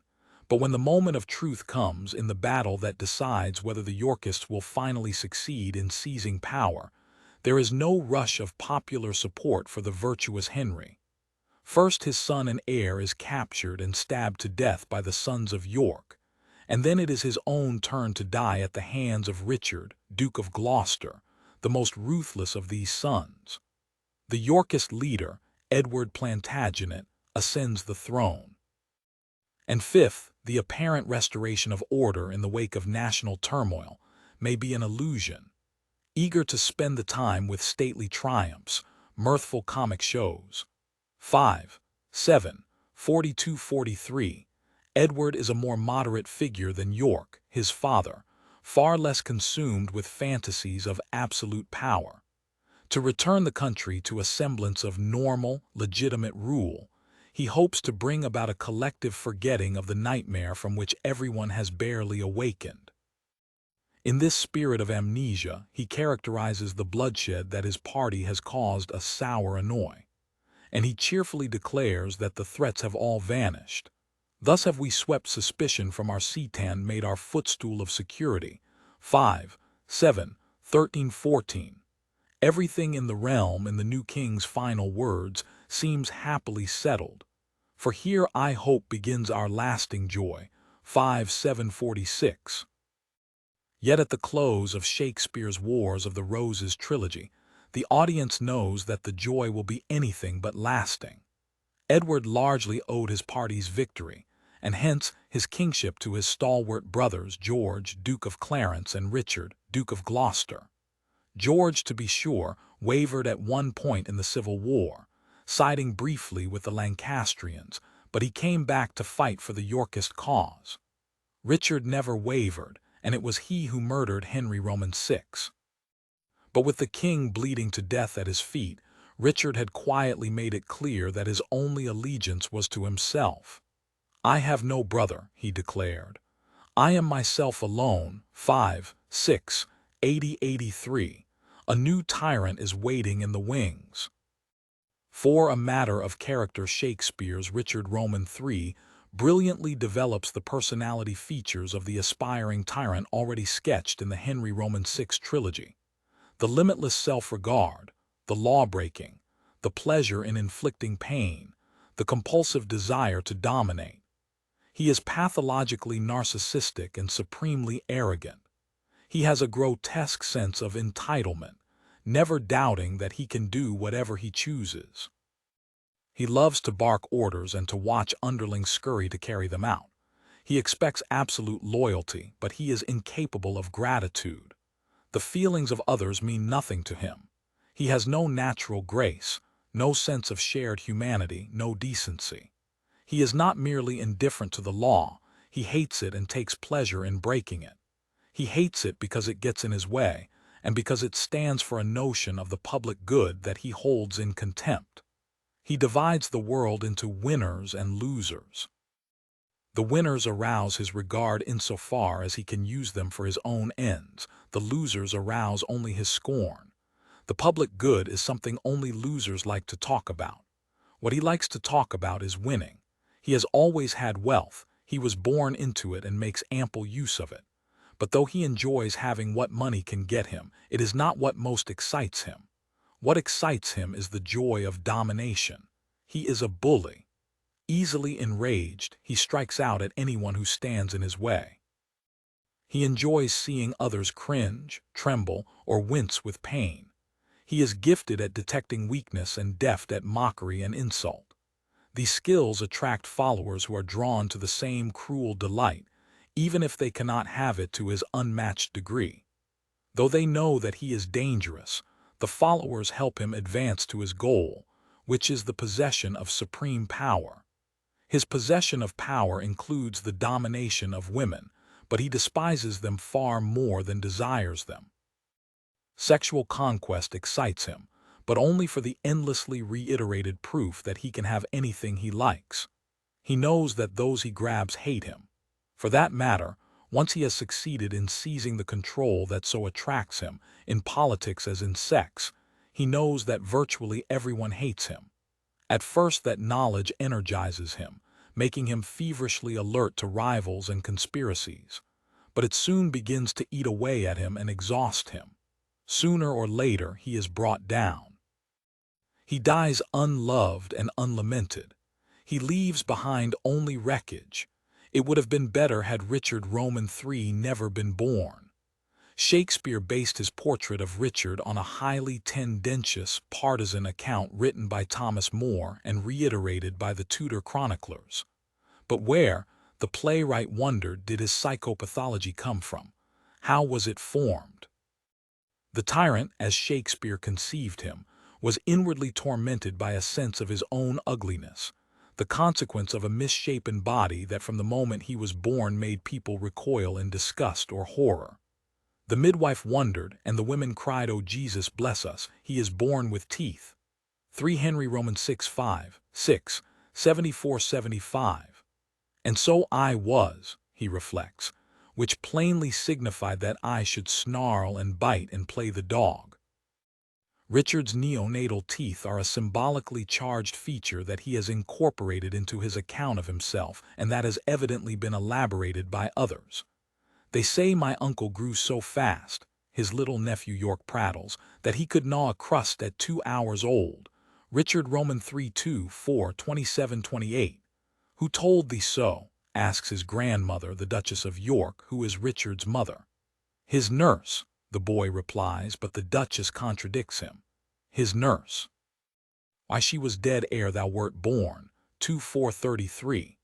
If 'twere not she, he says, I cannot tell who told me. 2:4-34. Richard's infancy has become the stuff of legend. Richard mentions the reaction of the midwife and the attending women, but it is easy to surmise that the account of his ill-omened arrival derives principally from his mother. The Duchess of York has evidently regaled her son and everyone else with stories of his difficult birth and the repellent signs on his body. Her recurrent theme is what she calls the anguish, pain, and agony. Richard Roman 3:4-4-1-5-6. She experienced in bringing him into the world, and that theme serves as a reproach leveled against him by those imprudent or desperate enough to speak their minds. Thy mother felt more than a mother's pain, the unfortunate Henry Roman 6 reminds his captor Richard, and yet brought forth less than a mother's hope, to wit, an undigested and deformed lump.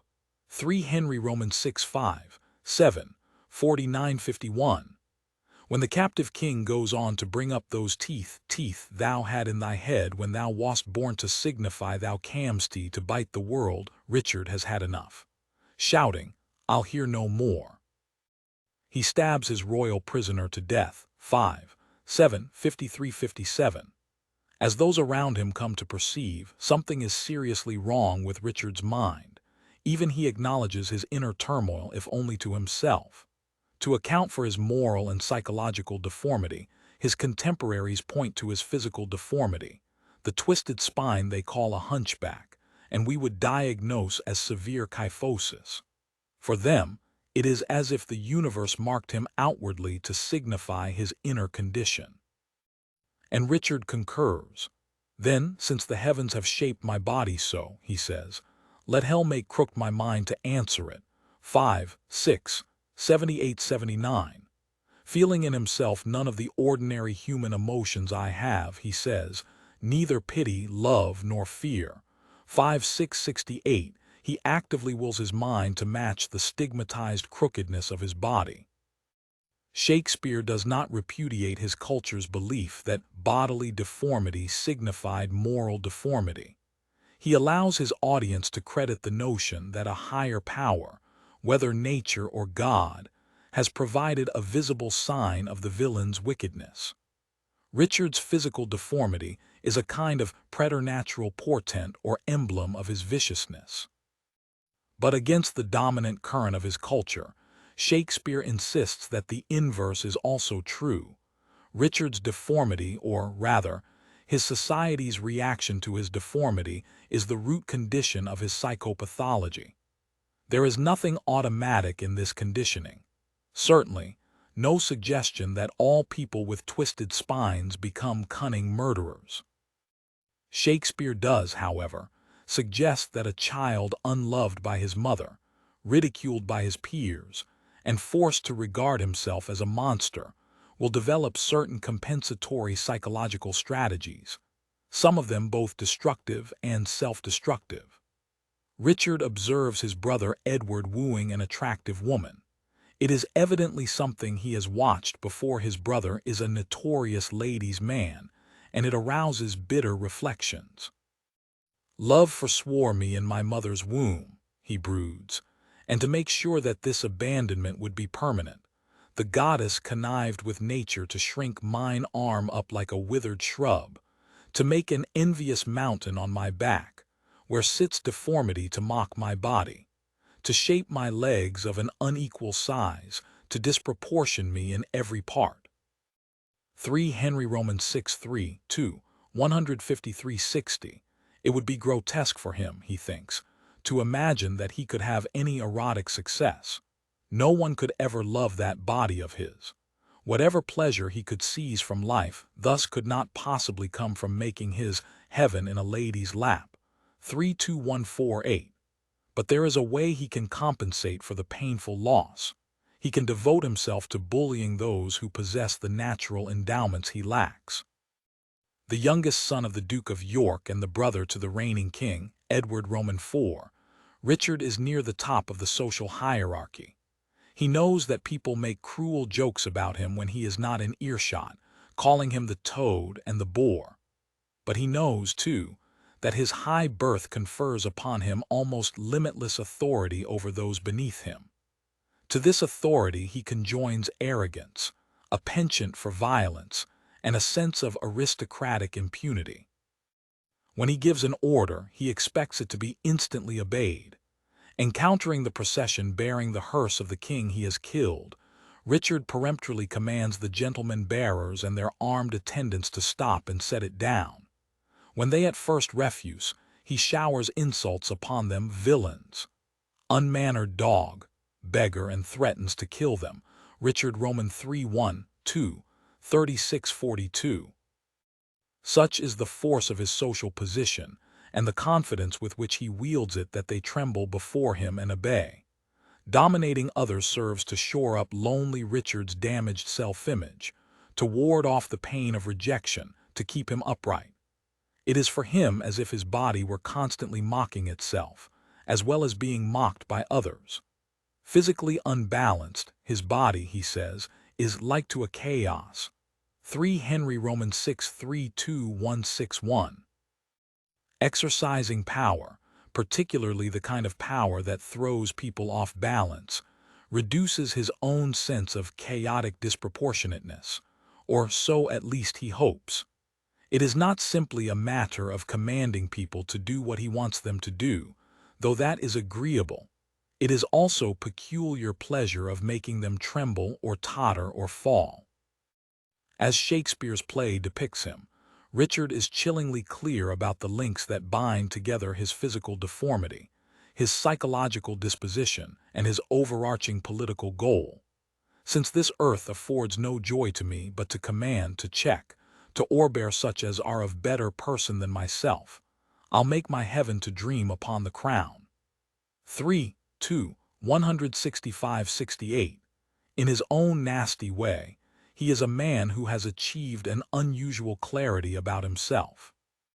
He knows what he feels, what he lacks, and what he needs to have, or at least longs to have, in order to experience joy. Absolute power, the power to command everyone, is the extreme form of this joy. Indeed, nothing less than this taste of heaven will serve to satisfy him. He will, he declares, account this world but hell until my misshaped trunk that bears this head be round, impaled with a glorious crown. 3, 2, 169:71. Richard is well aware that he is trafficking in mere wish-fulfillment fantasy. His brother King Edward has 2 small sons who are the lineal heirs to the throne, and should neither of them chance to survive, there is also his older brother George, Duke of Clarence. There is a vast gulf between Richard and the crown he craves. Why then, he says, I do but dream on sovereignty like one that stands upon a promontory and spies a far-off shore where he would tread, wishing his foot were equal with his eye, and chides the sea that sunders him from thence, saying he'll lade it dry to have his way. 3 Henry Roman 6:3, 2, 134:39.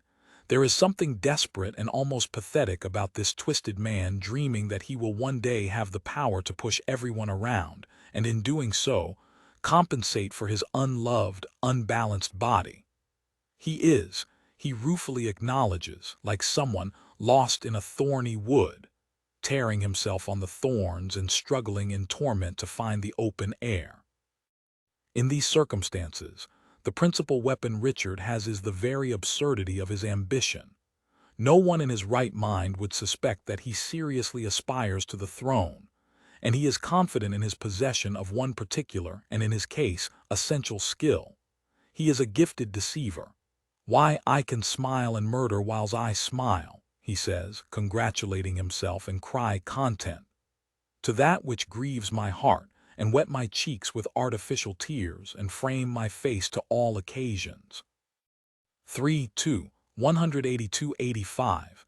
He has the special histrionic gifts of a confidence man. In the spectacular opening soliloquy of Richard Roman III, Richard reminds the audience where the trilogy had left off. "Now is the winter of our discontent made glorious summer by this son of York." Richard Roman III 1:1-2. Shakespeare then reopened the window into his character. England is at last at peace, but there is no peace for the twisted Duke of Gloucester.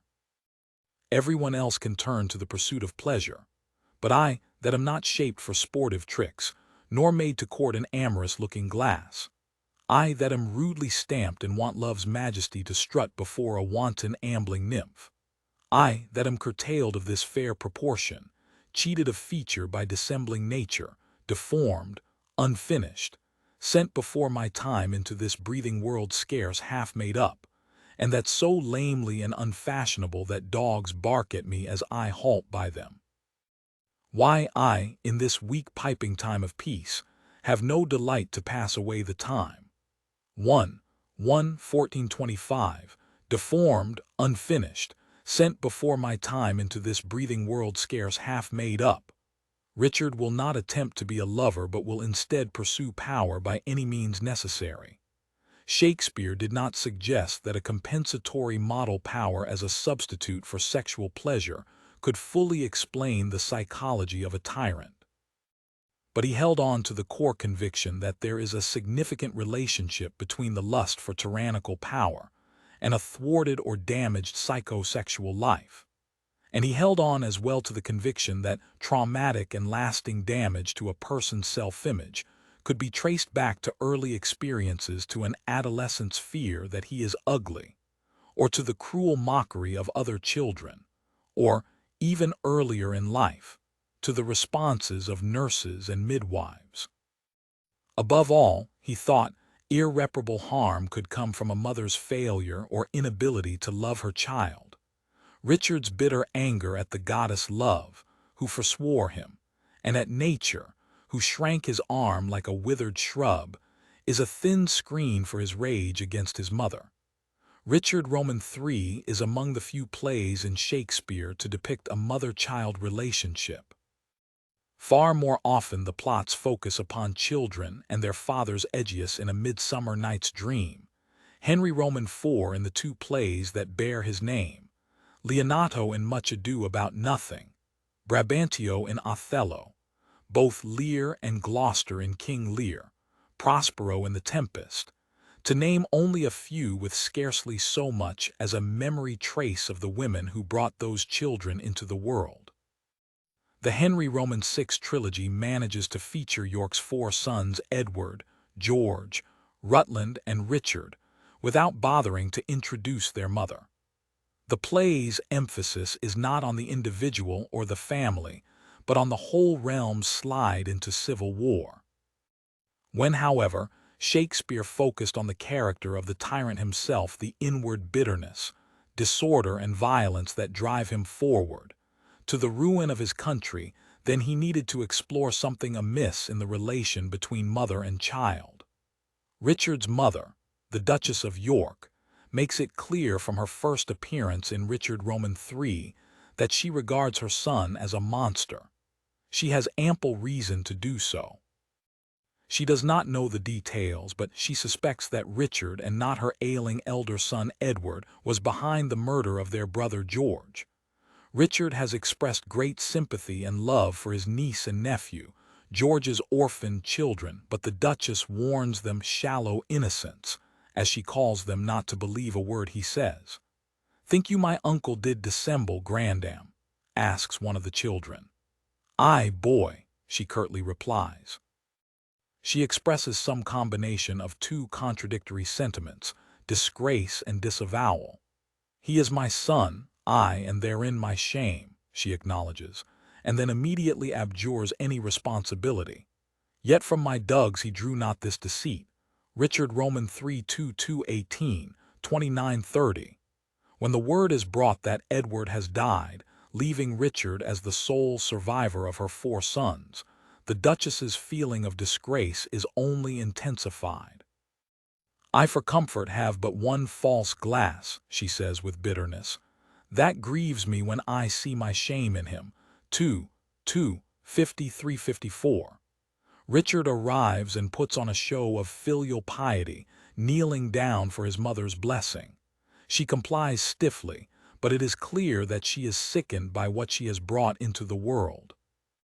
Later in the play, she urges the other women whose lives her child has blighted: old Margaret, the widow of Henry Roman 6, Elizabeth, the widow of Edward, and Richard's miserably unhappy wife, and to give vent to their grief and anger.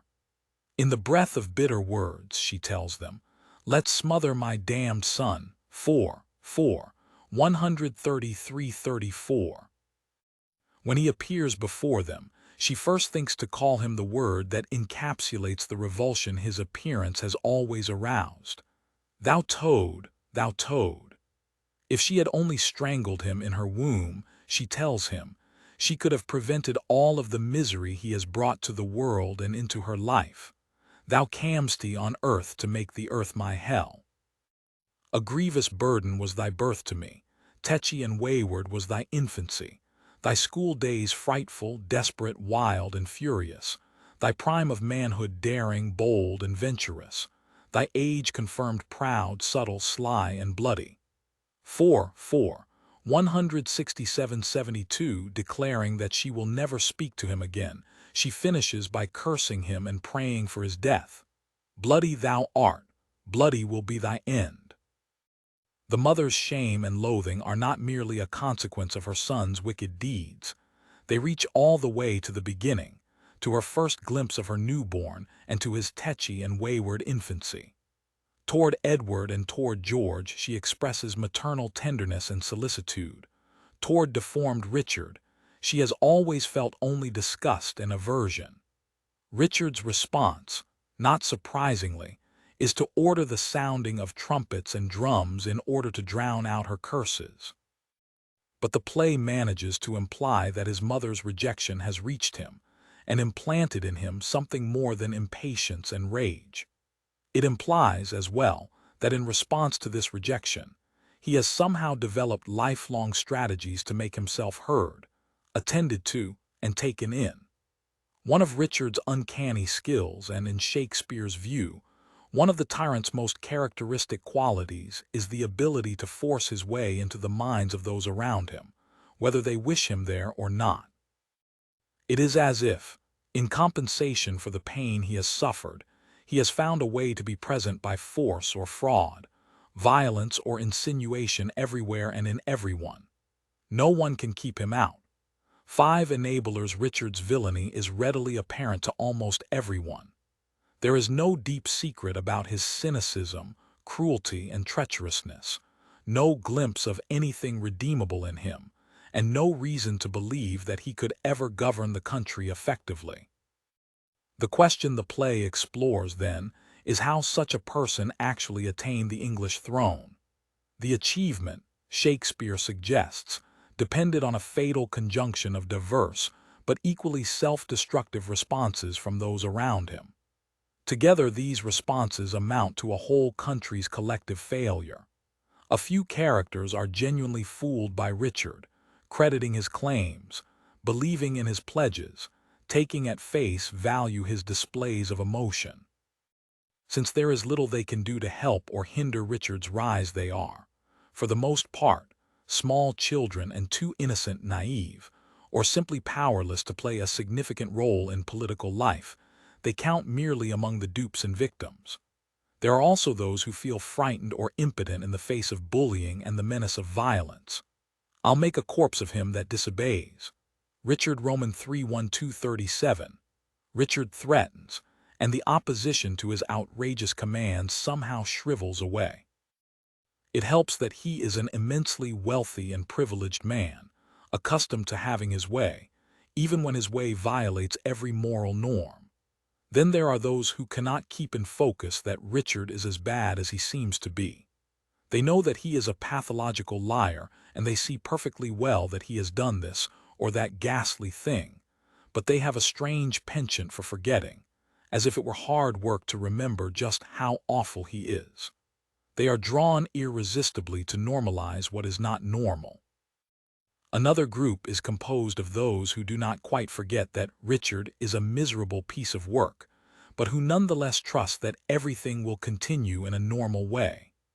They persuade themselves that there will always be enough adults in the room, as it were, to ensure that promises will be kept, alliances honored, and core institutions respected.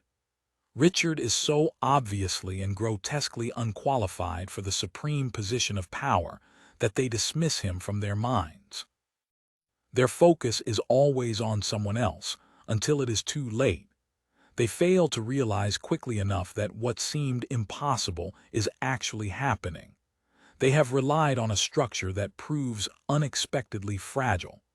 A more sinister group consists of those who persuade themselves that they can take advantage of Richard's rise to power. Like almost everyone else, they see perfectly well how destructive he is, but they are confident that they will stay one step ahead of the tide of evil or manage to seize some profit from it. These allies and followers Hastings, Catesby, and above all, Buckingham help him ascend from step to step, participating in his dirty work and watching the casualties mount with cool indifference. Some of these cynical collaborators, as Shakespeare imagines them, will be among the first to go under, once Richard has used them to obtain his end. Finally, there are a motley crowd of those who carry out his orders, some reluctantly but simply eager to avoid trouble, others with gusto, hoping to see something along the way for themselves, still others enjoying the cruel game of making his targets, often high in the social hierarchy, suffer and die. The aspiring tyrant never lacks for such people, in Shakespeare, and from what I can tell in life. True, there might be a world somewhere where this does not happen, such as the world that Montaigne's friend Etienne de la Baïdy once envisaged, where the dictator would fall simply because of a massive, non-violent refusal to cooperate. He would call for some strawberries or for a round of executions, and no one would move a muscle. But Shakespeare seems to have regarded such a proto-Gandhian idea as hopeless pie in the sky. He thought that the tyrant would always find willing executioners, men who would, in Hamlet's phrase, make love to this employment. Hamlet 5:257. Listing the types of enablers risks missing what is most compelling about Shakespeare's theatrical genius, not the construction of abstract categories or the calculation of degrees of complicity, but the unforgettably vivid imagining of lived experience.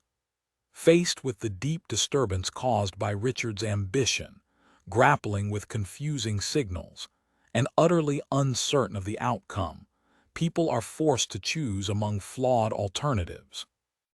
Richard Roman 3 brilliantly sketches men and women making anxious calculations under unbearable pressure and taking fateful decisions, conditioned by emotional currents beyond their rational control. It is the power of great theater to bring these dilemmas to life. At the outer edge of complicity are those who, despite what they may have heard or even directly witnessed, still count on Richard's assurances. Such people find it almost impossible to resist the big, bold lie, shamelessly reiterated. The young and inexperienced are a relatively easy mark. When the murdered Clarence's son is told that his Uncle Richard's show of grief is fraudulent, the child replies, "I cannot think it." Richard Roman 3:2, 31-33. "I cannot think it" serves as the motto for those who simply cannot get their minds around such perfidy. And what, after all, was the little orphaned boy to do with the cruel disillusionment his grandmother offered him? Youth is not the only factor in fatal gullibility. Indeed, most conspicuous among those who trust Richard's fraudulent professions of friendship is not a child at all, but rather his tough, experienced, and politically adroit older brother Clarence. Shakespeare's Henry Roman 6, Part 3 had depicted Clarence's strategic shifts in loyalty during the Wars of the Roses. He is therefore fully immersed in the web of hypocrisy, betrayal, and violence, and he has had every opportunity to see his dangerous brother in action. Why, when he is suddenly arrested and taken to the Tower, would Clarence credit Richard's offers of help? The answers to this question take us to several key reasons why otherwise savvy political players could be tricked by so obvious a scoundrel, thereby making his wildly implausible rise to the throne possible. Events happen at a dizzying pace. "Plots have I laid," Richard discloses in his opening soliloquy, "by drunken prophecies, libels, and dreams, to set my brother Clarence and the king in deadly hate the one against the other." Richard Roman 3:1, 32-36. At the next moment, we see the guarded Clarence being led off to the Tower. In a brief conversation, under the eye of the jailer, Richard quickly promises sympathy and suggests that the imprisonment has been caused not by the king who is, after all, their own brother, but by the king's wife. Clarence thus finds himself plunged into a frightening and complex political situation, one difficult to untangle. There is residual tension between himself and his brother Edward, whose rise to the throne Clarence had not fully supported. There is an entirely predictable jostling for power between the Queen's family, on the one hand, and the King's family on the other. There is also the King's mistress, Jane Shore, an independent influence to reckon with. How, under the pressure of a rapidly unfolding crisis, is the prisoner supposed to sort it out? If he could imagine Richard's insane plan to kill off everyone between himself and the throne, it would all become clear. But without that key, everything is murky. Richard dangles the lure of fraternal solidarity. "We are not safe, Clarence. We are not safe." 1:170. And Clarence rises to take it, counting on the primacy of such basic human instincts as family loyalty. We know that it would have been far safer to throw himself on the mercy of the king or the queen or the king's mistress. But in this swirling confusion, he has no way of seeing clearly. His mind, as we shortly learn, is further clouded by guilt, his awareness of the moral compromises he has made in the past. He is hardly alone. In Shakespeare's play, there are almost no morally uncompromised lives. Virtually everyone grapples with painful memories of lies and broken vows, memories that make it all the more difficult for them to grasp where the deepest danger lies. And yet Clarence does, after all, have an intimation of the mortal danger that resides in Gloucester, as he calls his brother Richard, Duke of Gloucester. The problem is that this intimation resides only in his dreams. In a remarkable scene in the Tower, the prisoner awakens from a miserable night's fitful sleep and tells the jailer about a terrible dream he has just had. "It began," he recalls, "with a fantasy of escape. Methoughts that I had broken from the Tower and was embarked to cross to Burgundy, and in my company my brother Gloucester, who from my cabin tempted me to walk upon the hatches." 1:4-9-13. At this point, the dream plunged abruptly into nightmare. "As we paced along upon the giddy footing of the hatches, methought that Gloucester stumbled, and in falling struck me that thought to stay him, overboard into the tumbling billows of the main." O Lord, methought what pain it was to drown. 1:4, 1621. It is almost all there. In his subconscious, Clarence grasps that his brother keeps himself upright by striking down those around him, and even that his brother will be the cause of his death. What is missing, however, is a grasp of either Richard's malevolence or his motive. In the dream, it is simply a horrible accident. A few minutes later, not in a dream but in broad waking, two thugs hired by Richard appear in the tower.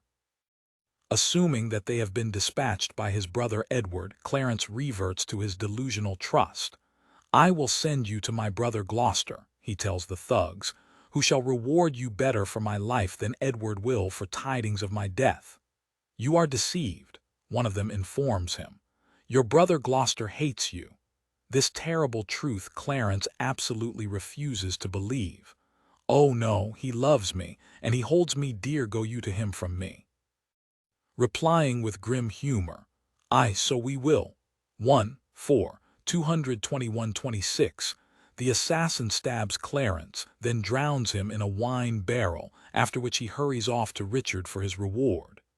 In hindsight, Clarence's dream had a horrible premonitory power, extending to the detail of his death by drowning, but its significance reaches beyond this local irony.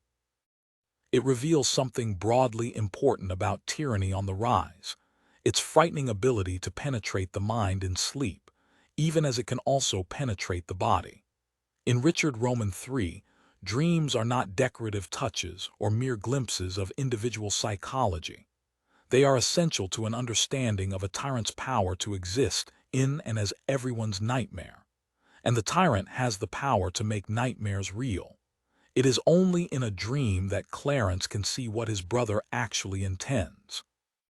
Waking and even confronted by the killers themselves, he cannot bring himself to accept that he has been betrayed by someone who bewept my fortune and hugged me in his arms, and swore with sobs that he would labor my delivery.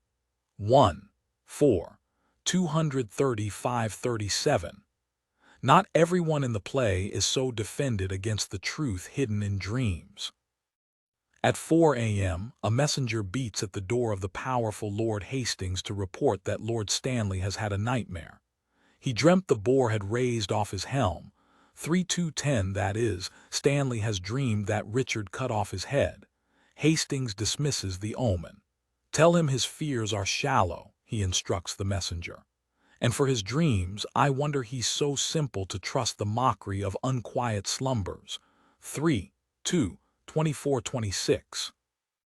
To run away in panic would only be to excite suspicion. To fly the boar before the boar pursues were to incense the boar to follow us and make pursuit where he did mean no chase. 3:2, 27-29. It is safer, Hastings counsels, to stay put. As it turns out, it is the fearful Stanley who in the end manages to save his own life, while Hastings winds up with his head chopped off. But why would Hastings, who has observed Richard's ruthlessness from up close, allow himself to fall into the trap? The answer is that ambitious Hastings thinks that he can take advantage of this ruthlessness to rid himself of his principal rivals at court. He is not ignorant of the potential risk, but he believes that he has adequately defended himself against it, both by making himself useful to Richard in the past and by cultivating well-placed allies who can warn him if the wind seem to be shifting in an alarming direction. The chief of these allies is my good friend Catesby, / where nothing can proceed that toucheth us whereof I shall not have intelligence. 3:2, 21-23. What Hastings fails to grasp is that his informant Catesby, watching out for his own interests, may be less securely in his pocket than he imagines. A conversation immediately follows in which Catesby, bringing news that several of Hastings's enemies have just gone to their deaths, sounds out his willingness to support Richard's attempt to seize the throne. Loyal to the young son of the late king, Hastings stoutly declines, having no idea that his refusal seals his fate. He is thinking only of his enemy's downfall. He anticipates further triumphs of self-interest in the weeks to come, triumphs that will all stem from his friendship and collaboration with Richard. "Well, Catesby, ere a fortnight make me older I'll send some packing that yet think not on't." 5960. But of course, it is he who is sent packing. In a terrifying scene, Richard dispatches him as if he were a nuisance to be eliminated before lunch. Off with his head. "Now by St. Paul, I swear I will not dine until I see the same." 7577. The tyrant gives the order, but he obviously does not carry it out himself. And his collaborators include far more than the man with an axe. The room in which Richard issues his command is full of powerful people sitting around a table. Stanley he of the bad dream is there, along with the Duke of Buckingham, the Bishop of Ely, Sir Richard Ratcliffe, Sir Francis Lovell, the Duke of Norfolk, and others. They have all known Hastings for years, and they all know that the treason charge brought against him using witchcraft to wither Richard's arm is utterly absurd, Richard's arm having been deformed from birth. Some, like Buckingham and Catesby, are already in on the plot to take Hastings's life. Others, like Ratcliffe and Lovell, are happy to go along with anything the tyrant orders. Still others are simply relieved that the blade of the axe is not pointed in their direction. All must bear some responsibility, even those who merely remain silent and imagine that they are therefore free from blame. Earlier in the play, the lieutenant of the Tower, Sir Robert Brakenbury, receives a written directive that he turn over his prisoner Clarence to the two thuggish-looking characters. One glance makes clear their intention. Brakenbury knows perfectly well that his prisoner has not received a trial, fair or otherwise, but handing the keys to the murderers, he asks no questions and offers no protest. "I will not reason what is meant hereby because I will be guiltless from the meaning." 9394. By multiple acts of this kind, taken by respectable people eager to be guiltless from the meaning, tyranny is enabled. A succession of murders clears the field of most of the significant impediments, actual or potential, to Richard's seizing power. But it is striking that Shakespeare does not envisage the tyrant's climactic accession to the throne as the direct result of violence. Instead, it is the consequence of an election. To solicit a popular mandate, Richard conducts a political campaign, complete with a fraudulent display of religious piety, the slandering of opponents, and a grossly exaggerated threat to national security. Why an election? Adherence to his sources, especially Thomas More's The History of King Richard III, is not a sufficient explanation. Shakespeare felt comfortable trimming and making changes whenever it suited him. The play compresses events that in reality occurred over a long period of time, so that, for example, Richard's murderous plot against his brother Clarence is cleverly twined around his cynical courtship of Lady Anne, which is, in turn, depicted as occurring during the funeral procession of King Henry. Since Elizabethans lived their lives in a hereditary not elective monarchy, it might have made sense for Shakespeare to downplay or eliminate this part of the story, as he found it in More. But instead he placed the election scene at the center of his play. The citizens, the ordinary people have heard rumors that King has died, leaving the crown to his young son, under the guidance of the child's uncles. To people who have always had good reason to be nervous about regime change, none of this augurs well. Woe to that land that's governed by a child, 2312, says one. Ordinarily, there is precious little that simple subjects can do beyond bracing themselves for whatever will come. Notes this same bystander. When clouds are seen, wise men put on their cloaks, 2333. But in this case, they are drawn into a complex political game, one in which they will be asked to overthrow the order of succession, reject the king's son, and elect Richard instead.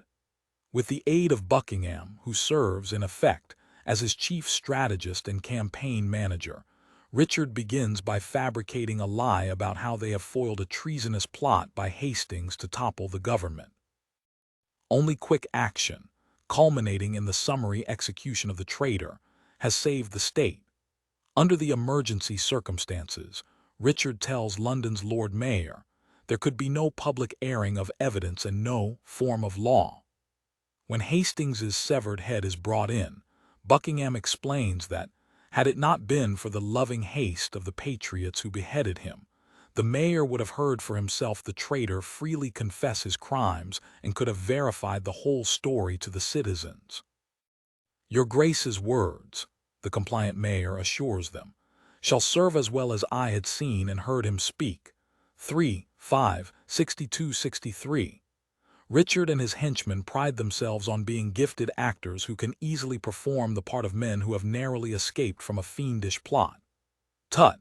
I can counterfeit the deep tragedian, Buckingham boasts, speak and look back and pry on every side, tremble and start at wagging of a straw, intending deep suspicion. 3-5-5-8. And they are gifted as well at conveying just the right blend of friendliness and menace needed to enlist the cooperation of civic officials like the mayor. But it is not at all clear that the performance actually fools anyone. A moment after the exchange with the mayor, Shakespeare includes a very short scene only 14 lines long in which a nameless scribe mutters about a legal document he has just copied. The document is the indictment of Hastings, and reflecting on the timeline, the scribe easily grasps that the charges were concocted well in advance, while Hastings was still untainted, unexamined, free at liberty. 369. The whole business is a lie to cover the extrajudicial murder of one of Richard's enemies. Who is so gross that cannot see this palpable device? The scribe asks. Yet who so bold but says he sees it not? 3-6-10-12.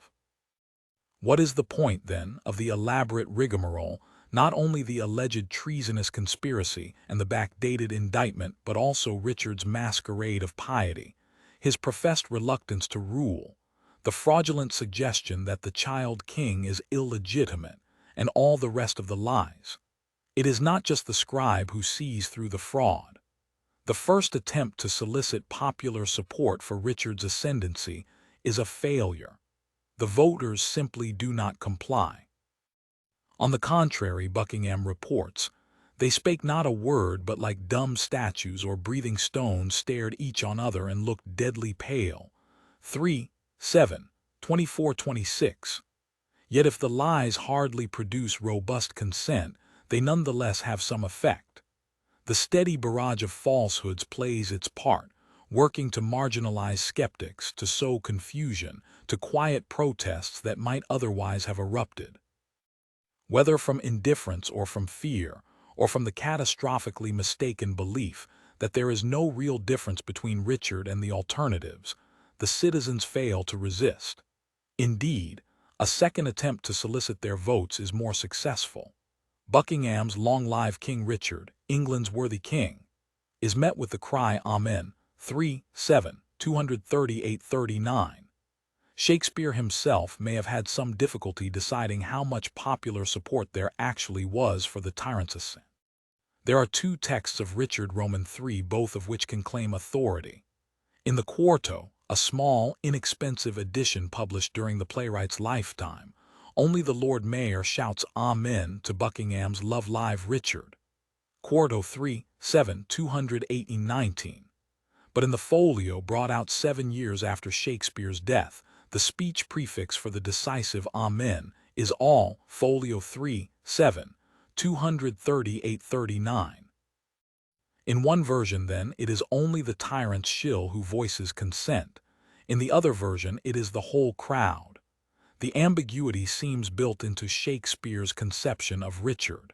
Notwithstanding his ugliness, does he have some allure? Is there a moment in which the crowd actually supports him, or is it only a conspiracy?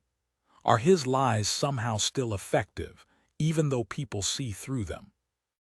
The election is only the climax of the strange tightrope act that is performed almost from the beginning. most notably in a famous scene in which Richard forces himself on Lady Anne, the person in the world least likely to succumb to his blandishments. Lady Anne has every reason to hate Richard, who has, as Shakespeare stages it, killed both her young husband and his father, King Henry VI. When the murderer woos her quite literally over Henry VI's dead body, Anne curses him, spitting in his face in a visceral expression of loathing and disgust. But by the end of the scene, she has accepted Richard's ring and, in effect, agreed to marry him. Actors can play the scene in radically different ways. Vulnerable and powerless in the presence of a monster, Anne has almost no choice. Alternatively, though she loathes and fears Richard, Anne can seem strangely fascinated by him, aroused somehow even in the midst of their most aggressive exchanges. At the end of their intense back and forth, after steadily expressing her contempt for his professions of love, Anne finds herself not cursing but musing. "I would I knew thy heart." 12192. For his part, when she exits, Richard exults, "Was ever woman in this humor wooed? Was ever woman in this humor won?" 267-68. There is not a shred of tenderness or truth in anything he has said. "I'll have her," he coolly reflects, "but I will not keep her long." 12228. Richard is incapable of love, and he will soon do away with her as he promises. But his power, wealth, and sheer brazenness permit him to seize upon someone he wants, even someone who finds him repellent. It counts for him as pleasure.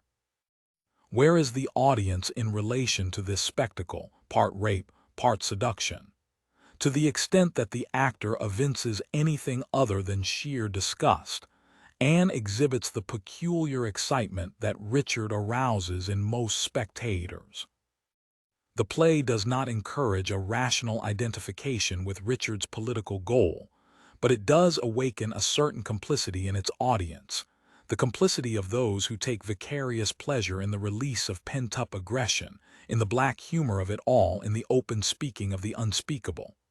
"Your eyes drop millstones when fools' eyes fall tears," Richard says to the men he has hired to kill his own brother.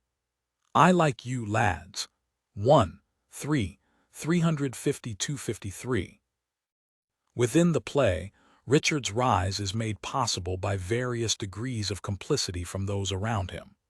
But in the theater, it is we, the audience, watching it all happening, who are lured into a peculiar form of collaboration.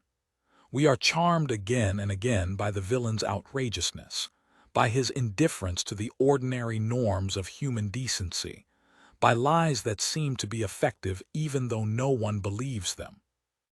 Looking out at us from the stage, Richard invites us not only to share his gleeful contempt, but also to experience for ourselves what it is to succumb to what we know to be loathsome. In his jaunty wickedness and perverse humor, Richard has seduced more than 4 centuries of audiences. One of the rare anecdotes that survive from Shakespeare's time suggests that this seduction began almost immediately. In 1602, a London law student, John Manningham, recorded a ribald story in his diary. Upon a time when Burbage played Richard III, there was a citizen grew so far in liking with him, that before she went from the play she appointed him to come that night unto her by the name of Richard III. Shakespeare, overhearing their conclusion, went before, was entertained, and at his game ere Burbage came. The message being brought that Richard III was at the door, Shakespeare caused return to be made that William the Conqueror was before Richard III. 18. Like most stories about celebrities, this one probably says more about those who circulated it than about those it describes.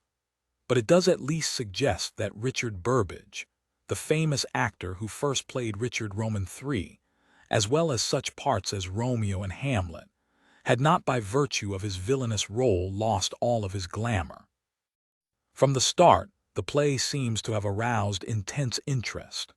First performed in 1592 or 1593, Richard III was published in quarto, no fewer than 5 times during Shakespeare's lifetime. Its villain, the elvish-marked, abortive rooting hog, 13267, the poisonous bunchback toad, 13245, the heartless cur sent, as he himself puts it, deformed and unfinished, 1120 into the world has seemed weirdly and compellingly attractive to generations of actors, playgoers, and readers. Something in us enjoys every minute of his horrible ascent to power. 6. Tyranny triumphant. There is a touch of comedy in the tyrant's rise to power, catastrophe though it is. The people he has pushed aside and trampled on are for the most part themselves compromised, cynical, or corrupt. Even if their fates are ghastly, it is satisfying to see them get their comeuppance, and as we watch the schemer bluster and connive and betray his way to the top, we are invited to take a kind of moral vacation. But once Richard reaches his lifelong goal at the end of the third act of Shakespeare's play, the laughter quickly begins to curdle. Much of the pleasure of his winning derived from its wild improbability. Now the prospect of endless winning proves to be a grotesque delusion. Though he has seemed a miracle of dark efficiency, Richard is quite unprepared to unite and run a whole country. The tyrant's triumph is based on lies and fraudulent promises braided around the violent elimination of rivals. The cunning strategy that brings him to the throne hardly constitutes a vision for the realm, nor has he assembled counselors who can help him formulate one. He can count for the moment, at least on the acquiescence of such suggestible officials as the London mayor and frightened clerks like the scribe. But the new ruler possesses neither administrative ability nor diplomatic skill, and no one in his entourage can supply what he manifestly lacks. His own mother despises him. His wife, Anne, fears and hates him. Cynical operators like Catesby and Ratcliffe are hardly suited to be statesmen. Though higher in social station, they differ little from the hoodlums Richard hires to do his bidding. Lord Stanley cuts a more plausible figure as a prudent adviser, and the play depicts him reluctantly conveying the king's wishes, but, as his early nightmare suggests, he has long been afraid of the boar, and can hardly be expected to serve as a linchpin of the upstart regime. Secretly, he is already in contact with the regime's mortal enemies.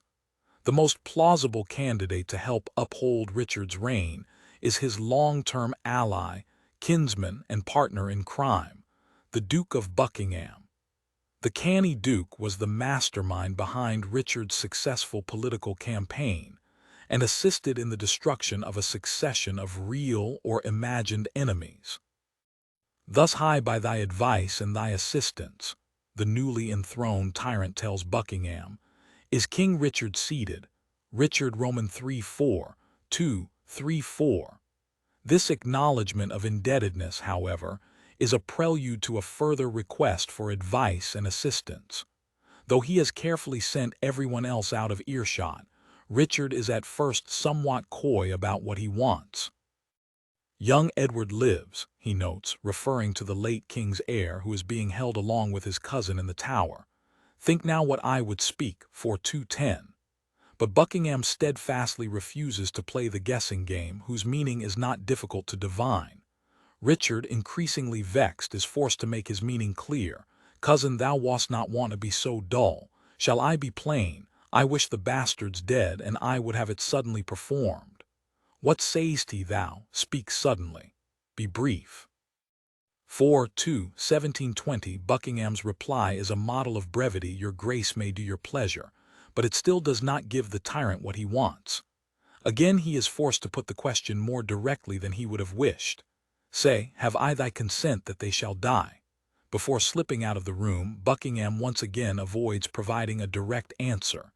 Give me some little breath, some pause, my lord, before I positively speak in this. 4-2-21-24. Richard is not asking Buckingham to murder the little children himself. For that he knows he can and will easily find the appropriate killer. And Buckingham is right that Richard does not need anyone's permission. that the tyrant asks his principal ally for his consent has to do not with permission but with complicity. At this critical moment at the onset of his reign, he wants and needs to be assured of his associates' loyalty, and that loyalty is best guaranteed by having Buckingham make himself an accomplice to a horrendous crime. Though it would have been still better if Buckingham had suggested on his own that the children be killed, hence Richard's initial coyness, the associate's simple consent will serve as a sufficient guarantee. Buckingham, however, is evasive, and Richard is vexed. "The king is angry," remarks Catesby, who has been watching from a distance. "See, he gnaws his lip." 4227. The brief exchange introduces several key features of the tyrant's rule as Shakespeare envisaged it. For the tyrant, there is remarkably little satisfaction. True, he has obtained the position to which he aspired, but the skills that enabled him to do so are not at all the same as those required to govern successfully. Whatever pleasures he might have imagined would be his give way to frustration, anger, and gnawing fear. Moreover, the possession of power is never secure.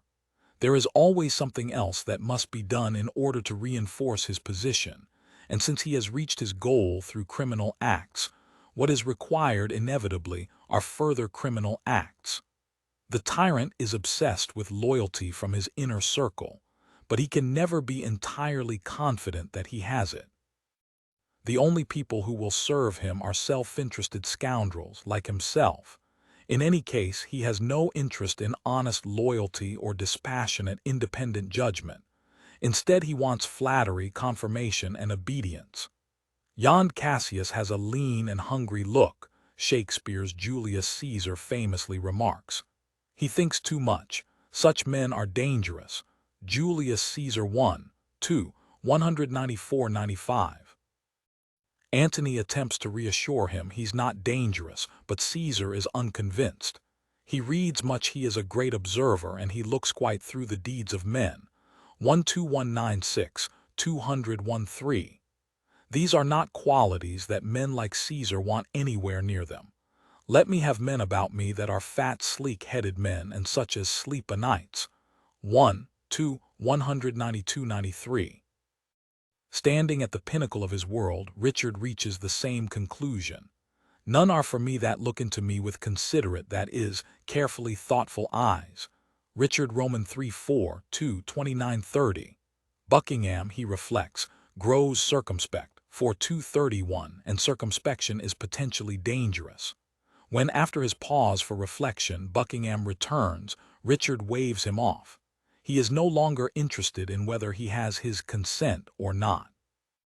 And when his old ally then repeatedly asks for the reward that he had been promised for his many services, Richard peremptorily dismisses him. "Thou troublest me. I am not in the vein." 4299. Having participated in the entrapment and betrayal of so many others, Buckingham is able to read the ominous signs very clearly and decides to flee for his life. His effort is in vain. He will eventually be caught and executed. Now that he has decided that he can no longer risk sharing his secrets with his former confidant, Richard is faced with making key tactical moves on his own.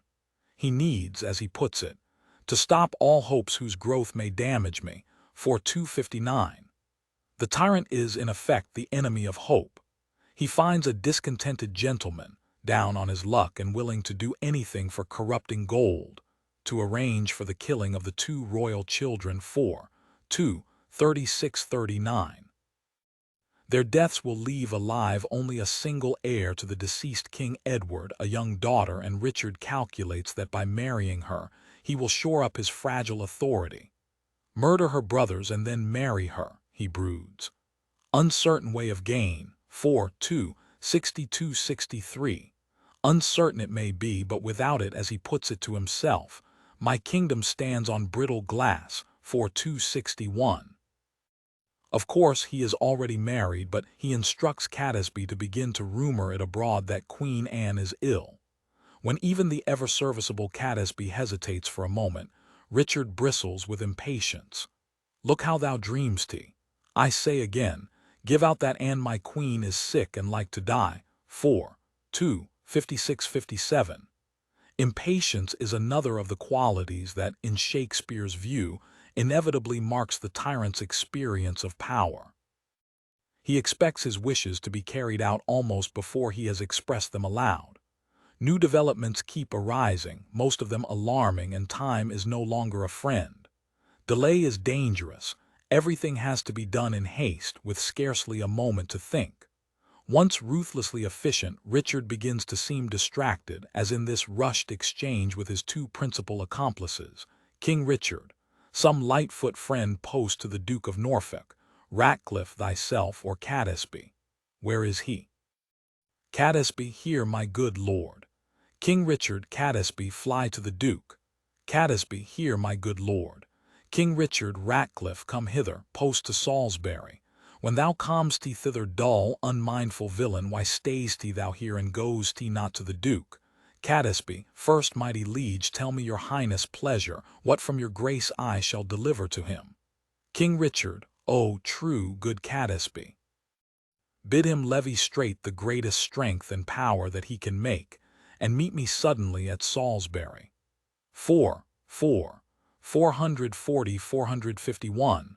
A moment later he displays a similar blend of impatience and incompetence with Ratcliffe, and still the disquieting news keeps flooding in upon him. An invasion fleet has been glimpsed off the coast. A powerful nobleman, reports a messenger, is assembling forces against him in one part of the country. A different enemy, says another, is massing troops in a second area. In a paroxysm of frustration, Richard strikes yet another messenger who he thinks has brought him further cause for alarm.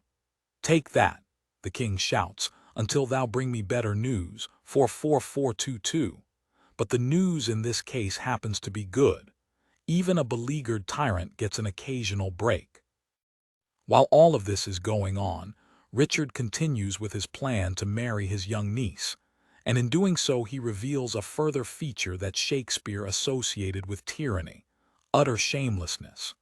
Though he has caused the murder of her two sons, he has the fathomless effrontery to approach Elizabeth, the widow of the late king, and propose that he marry her daughter.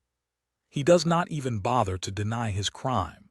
Instead, he proposes to repair the loss of her children by giving her grandchildren. If I have killed the issue of your womb, to quicken your increase I will beget mine issue of your blood upon your daughter. 296-98. Elizabeth's nausea and loathing do not faze him in the slightest. He simply forges ahead with his indecent proposal and his lies, confident that he can get away with anything. Thou didst kill my children, she repeats, and Richard's confident response makes the sick perversity of what he is offering still more explicit. But in your daughter's womb I bury them, where, in that nest of spicery, they will breed selves of themselves. 423-25. When, to escape from him, Elizabeth agrees to speak to her daughter about the offer, Richard is convinced that he has again won, as he had earlier overmastered Anne's hatred. He can, he thinks, grab from any woman anything he wants, however much she might resist, and the thought produces in him a burst of misogynistic contempt. Relenting fool and shallow changing woman. 46431. But it is precisely at this point that the noose begins to tighten around the tyrant's neck. Elizabeth has no intention of giving her daughter to Richard. She is already in communication with Richard's principal enemy, the Earl of Richmond, who is leading the invasion force that will cast the tyrant down from the summit he should never have been permitted to climb. In a scene on the eve of the Battle of Bosworth, feel the decisive military encounter that ends in Richmond's triumph, and Richard's death. Shakespeare provides a glimpse of one further quality he associates with the tyrant: an absolute loneliness. With his henchmen Catesby and Ratcliffe, Richard can review battle plans and give orders, but he has no real closeness to them or to anyone else. He has long been aware that no one loves him and that no one will grieve his loss.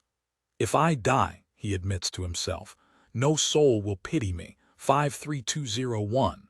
Why should they, he adds, since that I myself find in myself no pity to myself? 53203. In his dreams, Richard is haunted by the ghosts of those he has betrayed and killed. They stand, in effect, for the conscience he conspicuously lacks. But he bears the most terrible burden, the burden of self-loathing, when he is fully awake and by himself. At this fairly early stage in his career, Shakespeare had not yet invented an entirely convincing way of representing a conflicted inner life. The soliloquy he gives Richard takes the form of a rather stiff interior dialogue, as if between two quarreling puppets. What do I fear, myself? There's none else by. Richard loves Richard, that is, I am I. Is there a murderer here? No. Yes, I am. Then fly. What from myself? Great reason why, lest I revenge. What myself upon myself? Alack, I love myself. Wherefore? For any good that I myself have done unto myself. Oh no, alas, I rather hate myself. 182-89. In a very few years, Shakespeare would invent the inwardness he confers on Brutus, Hamlet, Macbeth, and others, and he never returned to the kind of writing he did here. But perhaps Richard's schematic words managed to convey the notion not only of psychological conflict, I love myself, I hate myself, but also of a painful emptiness. It is as if we look inside the tyrant and find that there is virtually nothing there, merely a few shrunken traces of a self that had never been allowed to grow or to flourish. In 2012, workers constructing a parking lot in the English Midland city of Leicester unearthed a decaying coffin that contained a human skeleton. Radiocarbon dating combined with clever genetic studies of known modern descendants of the York family revealed that the corpse in question was that of Richard Roman III. There was a rush of media attention. 140 registered journalists and camera crews from 7 countries crowded together for a press conference at the University of Leicester, and then were solemnly ushered into a room. There, laid out decorously on a black velvet cloth draped over 4 library tables pushed together, were the bones of the king who reigned from 1483 until his battlefield death 2 years later, at the age of 32. In Shakespeare's play, Richard's horse is killed beneath him. A horse, my kingdom for a horse. 547, he repeatedly shouts, and failing to get a new mount, he ranges on foot across the battlefield looking to meet his enemy Richmond. When they finally encounter one another, they engage in single combat and Richard is killed. The day is ours, Richmond declares. The bloody dog is dead, 552. In historical reality, as the bones that unexpectedly surfaced in the construction site bore witness, Richard's end took a somewhat different form.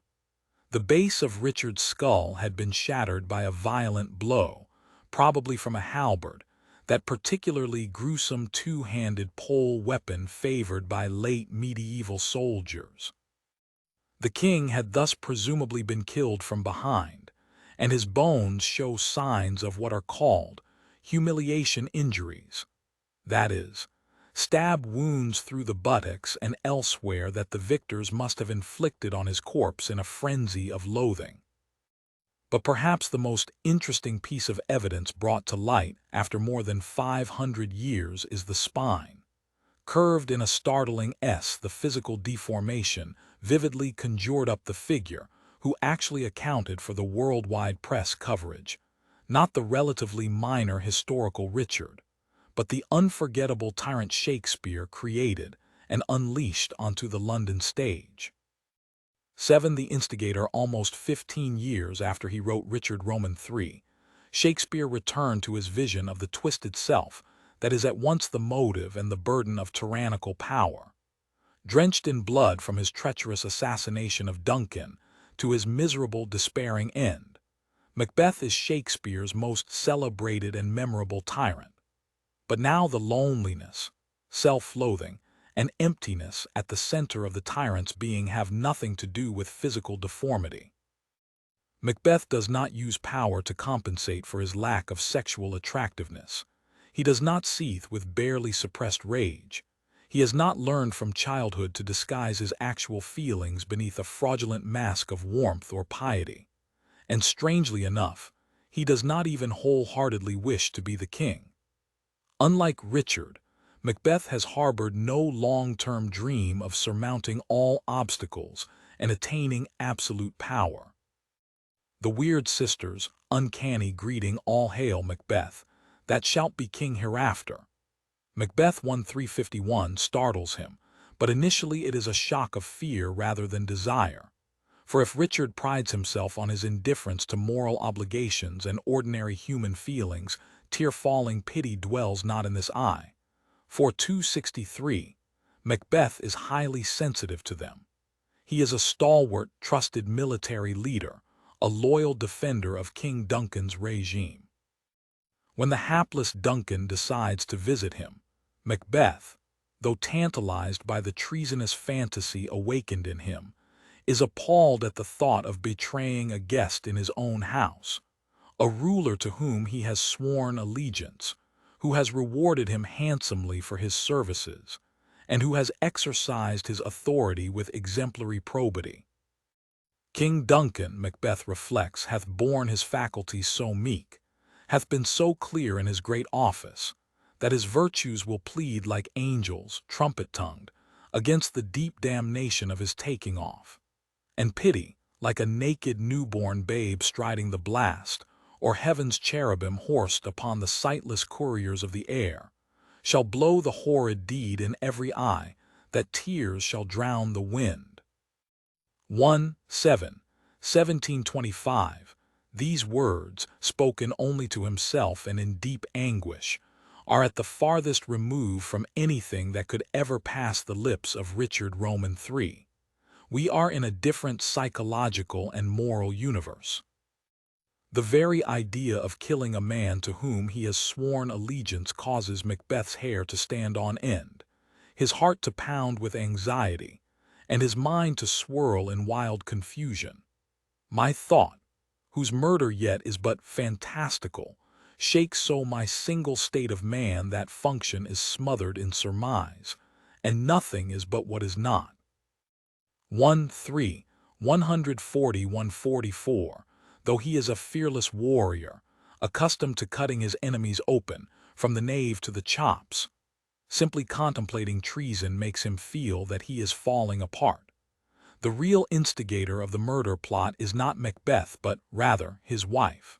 She anticipates resistance, for she knows her husband well and fears that he lacks key elements of the tyrannical personality. His nature is too full milk of human kindness, 1515, to do what has to be done.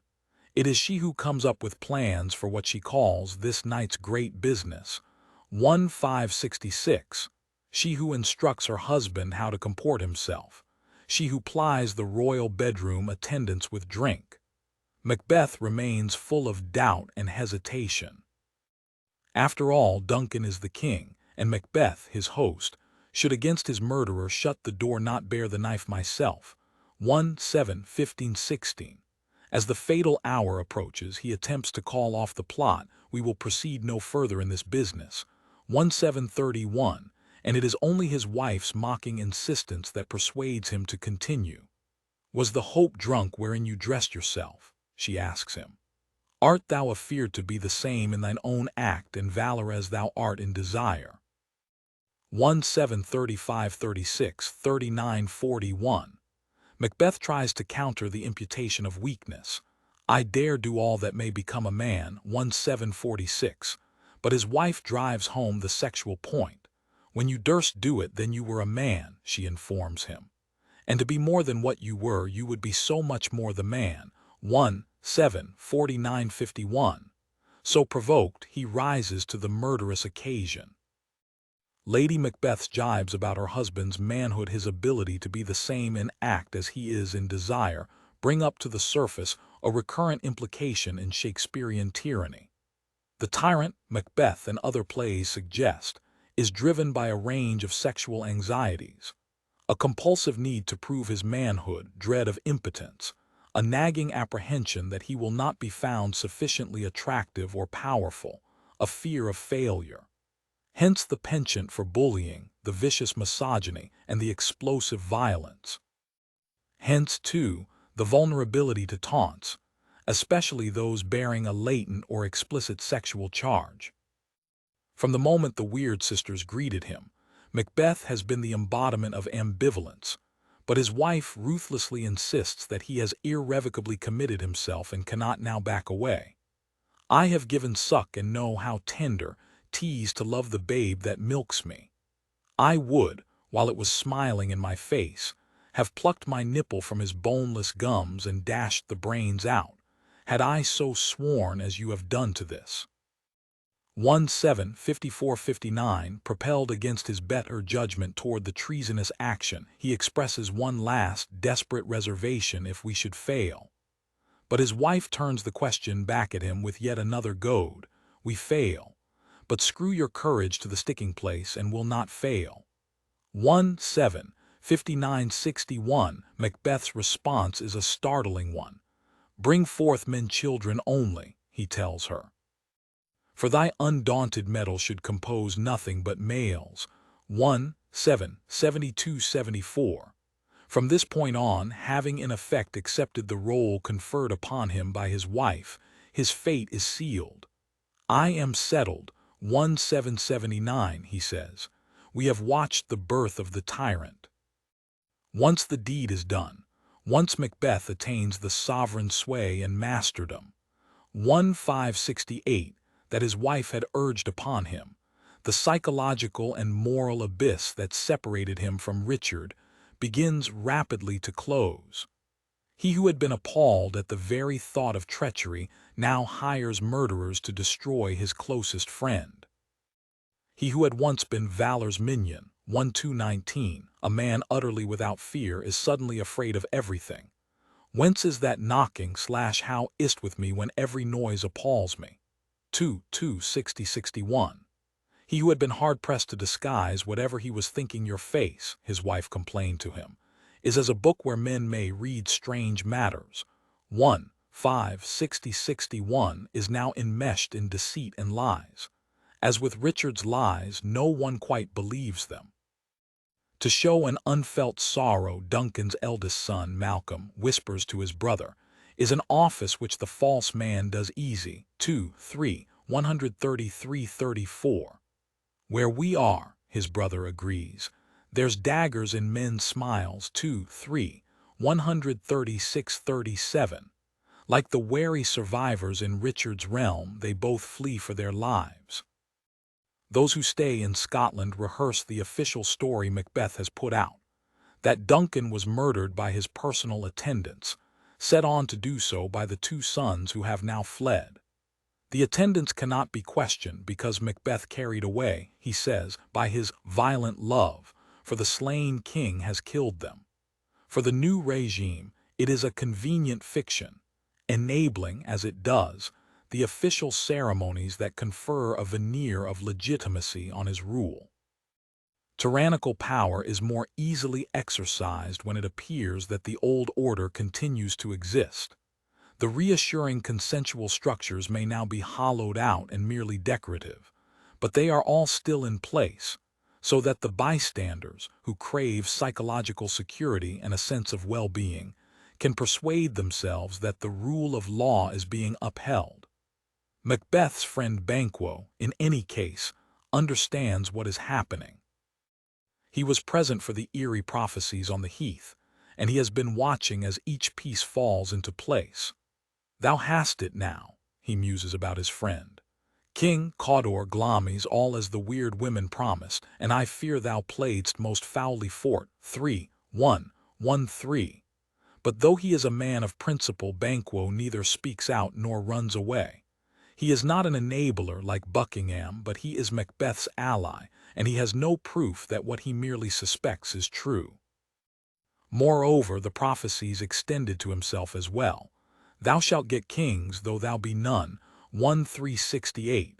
If all that the Weird sisters foresaw for Macbeth has proved true, then why, he asks himself, May they not be my oracles as well and set me up in hope. 3. 1, 9, 10. The relationship between the friends has changed.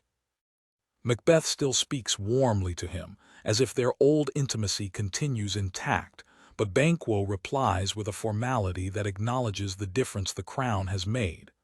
Let your highness command upon me, to the which my duties are with a most indissoluble tie forever knit. 3. 1, 15, 18. As for Macbeth, he has already learned the tyrant's chief lesson. He can have no real friends. His apparently casual question, "Ride you this afternoon?" 3:118 is the prelude to a plot to arrange his friend's murder.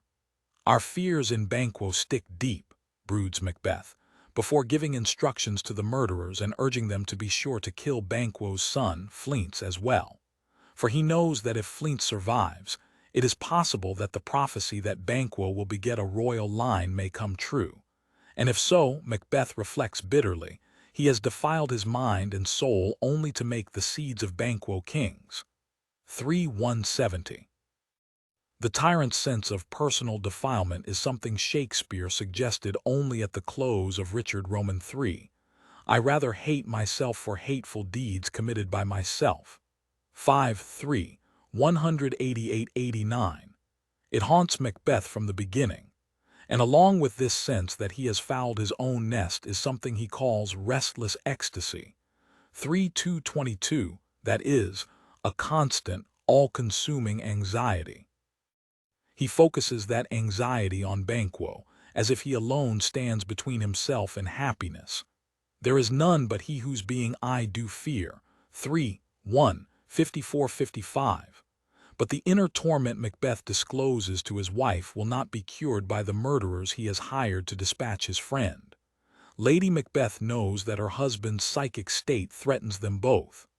Naught's had, all's spent, she reflects to herself, where our desire is got without content. 'Tis safer to be that which we destroy than by destruction dwell in doubtful joy. 3:247. But what exactly did she expect? Tyranny comes about, as her words acknowledge, through destruction, the destruction of people and of a whole country. That she somehow thought that their personal contentment, safety, and joy could be achieved by this means is in keeping with the fatal shallowness she voiced when she washed the murdered king's blood off her hands. A little water clears us of this deed. 2:270.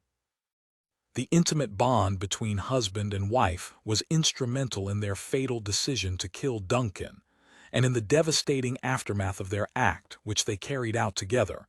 It is the one human bond that remains for either of them. But nothing that Lady Macbeth now says to her husband, "Why do you keep alone? What's done is done. Be bright and jovial," quiets the torment within him. Her attempts at forced cheerfulness and reassuring matter-of-factness ring hollow in the face of his anguish. "Oh, full of scorpions is my mind, dear wife." 3:235. For his own part, though he continues to use terms of endearment altogether rare for Shakespeare's married couples, he is no longer sharing his dark designs with her. "What's to be done?" she asks about Banquo, and he replies, "Be innocent of the knowledge, dearest Chuck, till thou applaud the deed." 3:244-45. Her opportunity to applaud comes that very night, but it all goes horribly wrong. The murderers return to tell Macbeth that they have killed Banquo, safe in a ditch he bides with 20 trenched gashes on his head. 3:4-27-28. But that they have failed to make his son similarly safe. Macbeth's response reveals a great deal about his particular psychological condition, and more generally, about the fantasies and burdens of tyranny. "Then comes my fit again," he says when he is informed of Fleance's escape. "I had else been perfect, whole as the marble, founded as the rock, as broad and general as the casing air. But now I am cabined, cribbed, confined, bound into saucy doubts and fears." 3:4-22-26. I had else been perfect. Macbeth longs to possess a form of completeness, the hardness, solidity, and invulnerability of stone, or, alternatively, the pervasiveness, invisibility, and unlimited extension of air. In either case, the dream is to escape from the human condition, which he experiences as unendurably claustrophobic. The longing is almost pitiable. It seems even to harbor an unrealizable spiritual dimension, until one takes in that the means by which Macbeth hopes to become perfect is the double murder of his friend and his friend's son. Here, as throughout Shakespeare, the tyrant's course of behavior is fueled by a pathological narcissism. The lives of others do not matter. What matters is only that he should somehow feel whole and founded. Let the universe fall apart, he has told his wife. Let heaven and earth suffer destruction, ere we will eat our meal in fear, and sleep in the affliction of these terrible dreams that shake us nightly. 1719. No doubt those dreams are truly terrible, and though he has brought them on himself, we might even generate a twinge of sympathy for the nightmares he must endure. But any sympathy is brought up short by his own vicious indifference to anyone and anything else, including the planet itself. Let the frame of things disjoint. 16. It is not enough for the tyrant to destroy a man who represents a moral alternative to the corrupt course he has taken. "'Tis much he dares," he says of Banquo, "and to that dauntless temper of his mind he hath a wisdom that doth guide his valor to act in safety." 554. He must also destroy, if he possibly can, that man's son. Tyranny attempts to poison not merely the present but generations to come, to extend itself forever. It is not the exigencies of plot alone that make Macbeth, like Richard, the killer of children.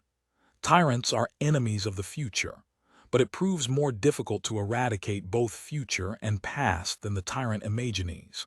Fleance manages to flee. And just as Richard was haunted in his dream by the ghosts of those he has killed, so Macbeth, at the royal banquet he and his wife host, is haunted by the blood-spattered ghost of Banquo. The apparition figures as an emblem not of the tyrant's repressed conscience, but rather of his psychological deterioration. Lady Macbeth attempts to stiffen her husband's resolve, as she had earlier done. "Are you a man?" she asks, rebuking him for his weakness. Oh, these flaws and starts, impostors to true fear, would well become a woman's story at a winter's fire, authorized by her grandam. Shame itself. 64-67, but the intimacy that once made her sexual taunting so powerful has eroded, and Macbeth's terror only intensifies. Those who witness his frantic behavior and hear his wild words realize that there is something seriously wrong with him. The dinner guests face a problem that Shakespeare portrays as recurrent and almost inescapable in tyrannies. Observers, particularly those with privileged access, see clearly that the leader is mentally unstable. His Highness is not well. 453. Roth ventures to say when Macbeth is virtually climbing the walls. But what are they supposed to do? Paradoxically, Lady Macbeth tries to cover up the problem by suggesting that her husband has always been subject to these fits. "My lord is often thus and hath been from his youth." 54-55. However disturbing that revelation might be, it is less so than would be the onset of mental illness, for at least it implies that Macbeth's proven competence and stability had long coexisted with such occasional outbursts.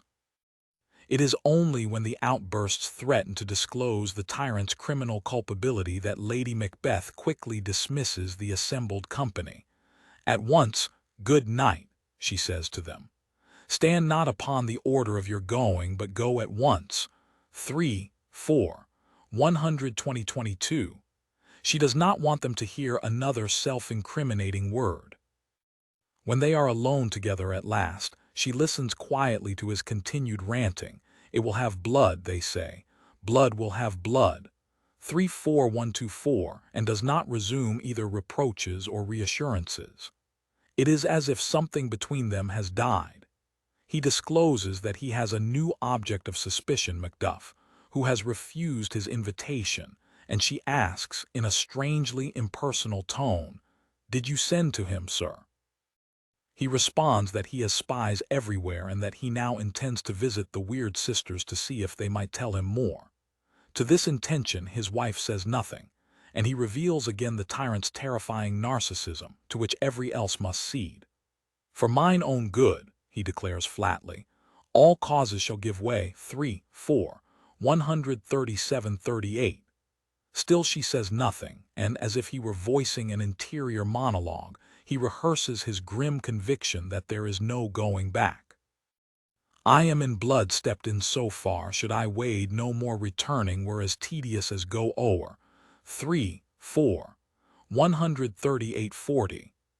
Tedious is a telling word to use for the nightmare in which Macbeth finds himself. Considerations of morality, political tactics, or basic intelligence have all disappeared, and in their place is a mere calculation of the effort involved. Better not to stop and think, but simply to act on impulse. "Strange things I have in head that will to hand, which must be acted ere they may be scanned." 3, 4, 141-42. Only here does Lady Macbeth venture words that recall their former marital intimacy. "You lack the season of all nature's sleep." 3, 4, 143. Her husband agrees. "Come, we'll to sleep." It is the last exchange between them in the play. What lies ahead is the outcome of Macbeth's desperate search for reassurance and security. His credulous desire to believe the ambiguous and deceptive predictions of the weird sisters, and his unspeakably vicious decision to order the killing of Macduff's wife and children in the wake of that Thane's flight to England. Although insecurity, overconfidence, and murderous rage are strange bedfellows, they all coexist in the tyrant's soul. He has servants and associates, but in effect he is alone. Institutional restraints have all failed. The internal and external censors that keep most ordinary mortals, let alone rulers of nations, from sending irrational messages in the middle of the night or acting on every crazed impulse are absent. "From this moment," Macbeth declares, "the very firstlings of my heart shall be the firstlings of my hand." 4, 145-46. The person with whom he had shared his life is no longer part of it. In a famous sleepwalking scene, we see her grappling with her own inner demons, and it is telling that it is not her husband who observes her frantic attempts to clean her hands out damned spot. 5:131, but a physician and a waiting gentlewoman. When word is brought to him that his wife is dead, Macbeth, gearing for battle, scarcely reacts. She should have died hereafter, / there would have been a time for such a word. 5:17-18. What follows is Shakespeare's most mature and considered attempt to understand what it feels like to be a tyrant. Macbeth is aware that he is loathed by his people, and that his very name, as Malcolm puts it, blisters our tongues. 4:312. He has known virtually from the beginning, from before he treacherously killed Duncan, that he is unfit to be king. He bears all the trappings of his exalted station, but they sit awkwardly upon him, only calling attention to his unfitness. "Now does he feel his title," observes one of his subjects, "hang loose about him, like a giant's robe upon a dwarfish thief." 5:2-2022. He was once focused on his prospects for a long legacy. "Bring forth men children only," he told his wife, "but no more." And that which lies ahead in his own life, even should he manage to defeat his gathering enemies, is grim enough. That which should accompany old age, as honor, love, obedience, troops of friends, I must not look to have, but in their stead curses, not loud but deep, mouth honor, breath, which the poor heart would fain deny and dare not. 5:3-24-28. Mouth honor, the empty praise of those who are paid or compelled to praise him, is the reward he can hope to reap from his time in office. In Richard Roman III, Shakespeare imagined the beleaguered tyrant torn between self-love and self-hate. In Macbeth, the playwright probes far deeper. What has it all been for? The betrayals, the empty words, the shedding of so much innocent blood. It is difficult to picture the tyrants of our own times having any such moment of truthful reckoning. But Macbeth describes unflinchingly what he has brought upon himself. Tomorrow and tomorrow and tomorrow creeps in this petty pace from day to day to the last syllable of recorded time, and all our yesterdays have lighted fools the way to dusty death. Out, out, brief candle. Life's but a walking shadow, a poor player that struts and frets his hour upon the stage and then is heard no more. It is a tale told by an idiot, full of sound and fury, signifying nothing. 1928. It is important to understand that this devastating experience of utter meaninglessness is not, as in some absurdist contemporary drama, the existential condition of humankind. The play insists that it is the fate precisely of the tyrant, and that word tyrant echoes and re-echoes through the close of the play. After the Weird Sisters' assurance that Macbeth would not be vanquished until Birnam Wood comes to Dunsinane proves to be a mere trick, the despairing tyrant is left finally to encounter Macduff, the man whose wife and children he destroyed. When Macbeth at first declines to fight, his enemy tells him to live to be the show and gaze time. 754. Indeed, the vilest humiliation Macduff can imagine for Macbeth is for him to be put on public display, with a banner advertising the show. We'll have thee, as our rarer monsters are, painted upon a pole and underwrit, here may you see the tyrant. 55-57, though he has supped full with horrors and plumbed the depths of despair, Macbeth sees this carnival-like end as unbearably degrading. Friendless, childless, utterly alone, he has nothing to cling to except bare life, and that life, as he has put it bleakly to himself, has fallen into the sere, the yellow leaf. He fights and is killed. Macduff raises the cursed head he has severed and proclaims that tyranny has come to an end. The time is free. 5785. 8 Madness in great ones Richard Roman III and Macbeth are criminals who come to power by killing the legitimate rulers who stand in their way. But Shakespeare was also interested in a more insidious problem, that posed by those who begin as legitimate rulers and are then drawn by their mental and emotional instability toward tyrannical behavior. The horrors they inflict on their subjects, and ultimately on themselves, are the consequences of psychological degeneration. They may have thoughtful counselors and friends, people with a healthy instinct for self-preservation and a concern for their nation.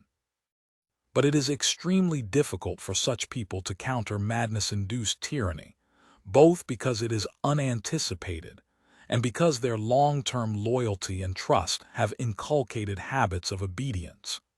In the Britain of King Lear, though the aged king begins to act with the unchecked willfulness of a tyrannical child, at first no one dares to say a word. Having decided to retire to shake all cares and business from our age, conferring them on younger strengths, King Lear 3738, he assembles his court and announces his fast intent, that is, his fixed decision.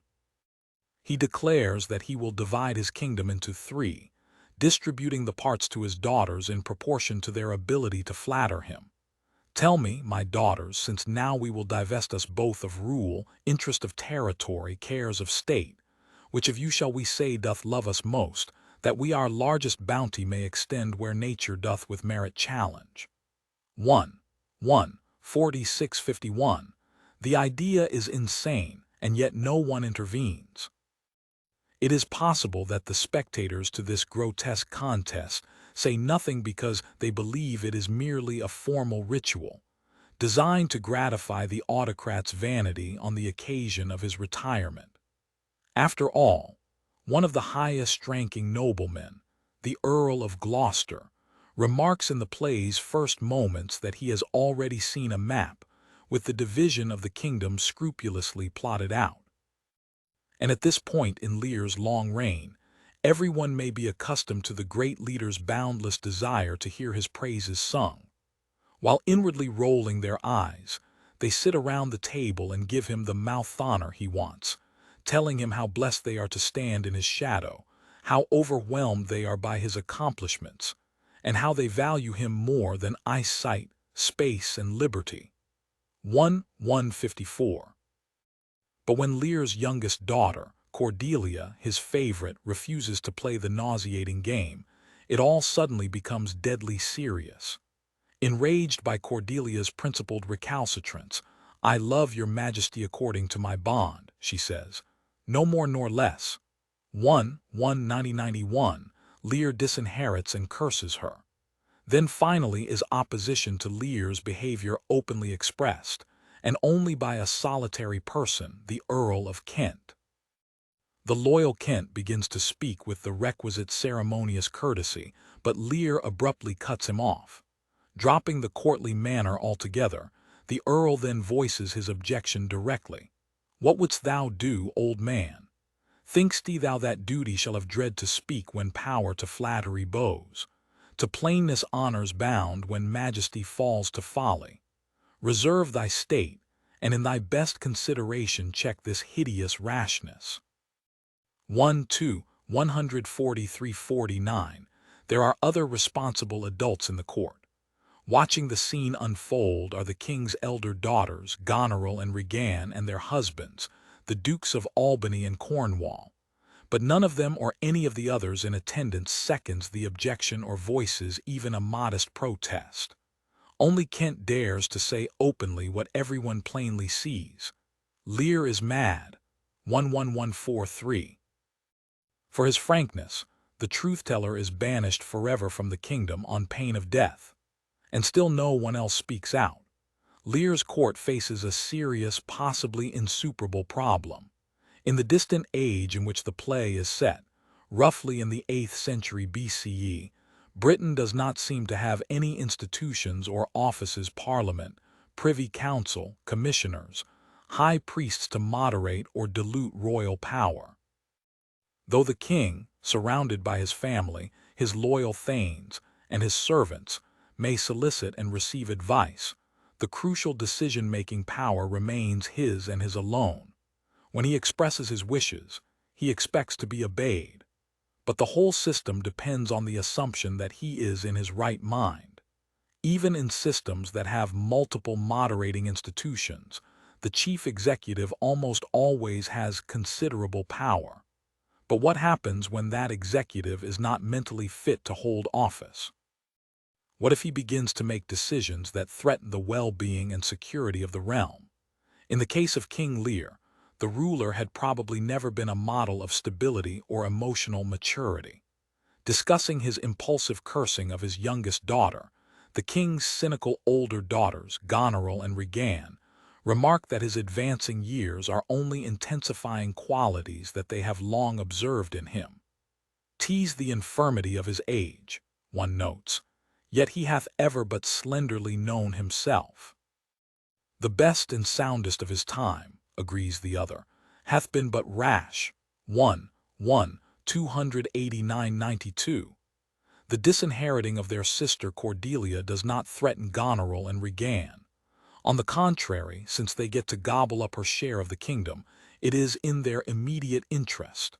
They therefore make no attempt to mitigate their father's tyrannical rage. But they know that he may at any moment turn on them as well.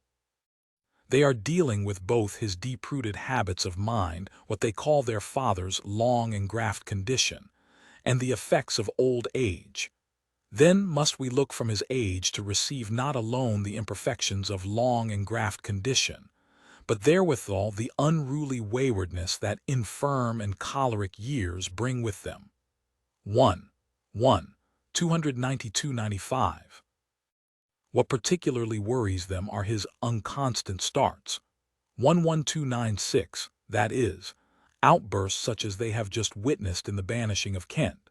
It is extremely dangerous to have a state run by someone who governs by impulse. Goneril and Regan are very nasty pieces of work, concerned only for themselves. but they grasp that they have a serious problem on their hands, and they quickly take steps at least to protect their own interests, if not those of the realm. Though their father has decided to turn over the actual running of the state to them and their husbands, he has retained a retinue of 100 armed servants. These the daughters act almost immediately to remove from his control, lest he do something rash. First they cut the number to 50, then 25, then the downward spiral continues. "What need you 5 and 20, 10, or 5? Asks Goneril. Regan, what need 1?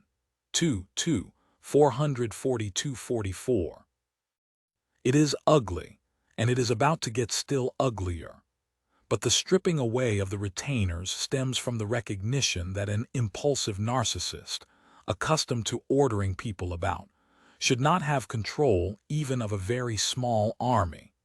When he first began to act rashly and self-destructively, Cordelia and Kent were the only ones willing to speak out against Lear's tyrannical behavior. Both of them did so out of loyalty to the very person most outraged by their words, a person they lovingly hoped to protect. With their banishment and Lear's abdication, there is nothing to prevent the country from disintegrating. The disintegration was set off by the king's lawless whim, but it is not he stripped of his power and falling into madness who will assume the mantle of tyranny.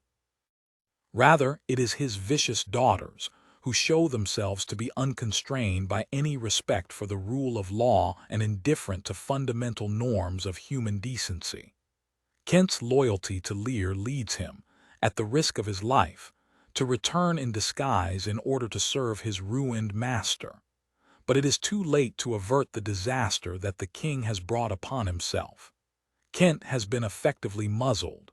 Cordelia has been exiled.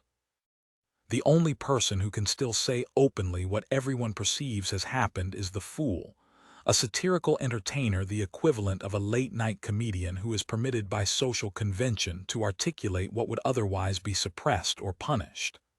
"I am better than thou art now," the fool says to Lear. "I am a fool, thou art nothing." 14161. And in the new regime presided over by Lear's daughters, even this limited form of free speech is impermissible. Goneril makes clear to her father that she will no longer endure the insolence of his all-licensed fool, 14168, and Regan is no better. Shivering and miserable, having been driven out into the wild storm along with the mad king, by the middle of the play the fool disappears forever. With Lear, unlike Richard Roman III or Coriolanus, we have almost no glimpses into his childhood, where the seeds of his personality disorder may have been sown. We see only a man who has been long accustomed to getting his way in everything and who cannot abide contradiction.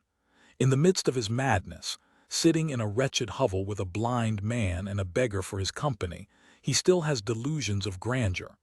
"When I do stare, see how the subject quakes," 46108. But his insanity is shot through with lightning flashes of hard-earned truth. "They flattered me like a dog," he recalls. Everyone fawned upon him, he now grasps, praising him for mature wisdom when he was in fact still only a callow youth. This is the closest we get to the roots of his narcissism, to say aye and no to everything I said. Aye and no, too, was no good divinity. 97 100. Nothing in such an upbringing could prepare Lear to grasp reality in his family, in his realm, or even in his own body. He is a father who wrecks his children. He is a leader who cannot distinguish between honest, truthful servants and corrupt scoundrels. He is a ruler who is unable to perceive, let alone address, the needs of his people. In the first part of the play, when Lear is still on the throne, those people are entirely invisible. It is as if the king has never bothered to take in their existence. Looking into a mirror, he has always seen someone larger than life. Every inch a king. 46108.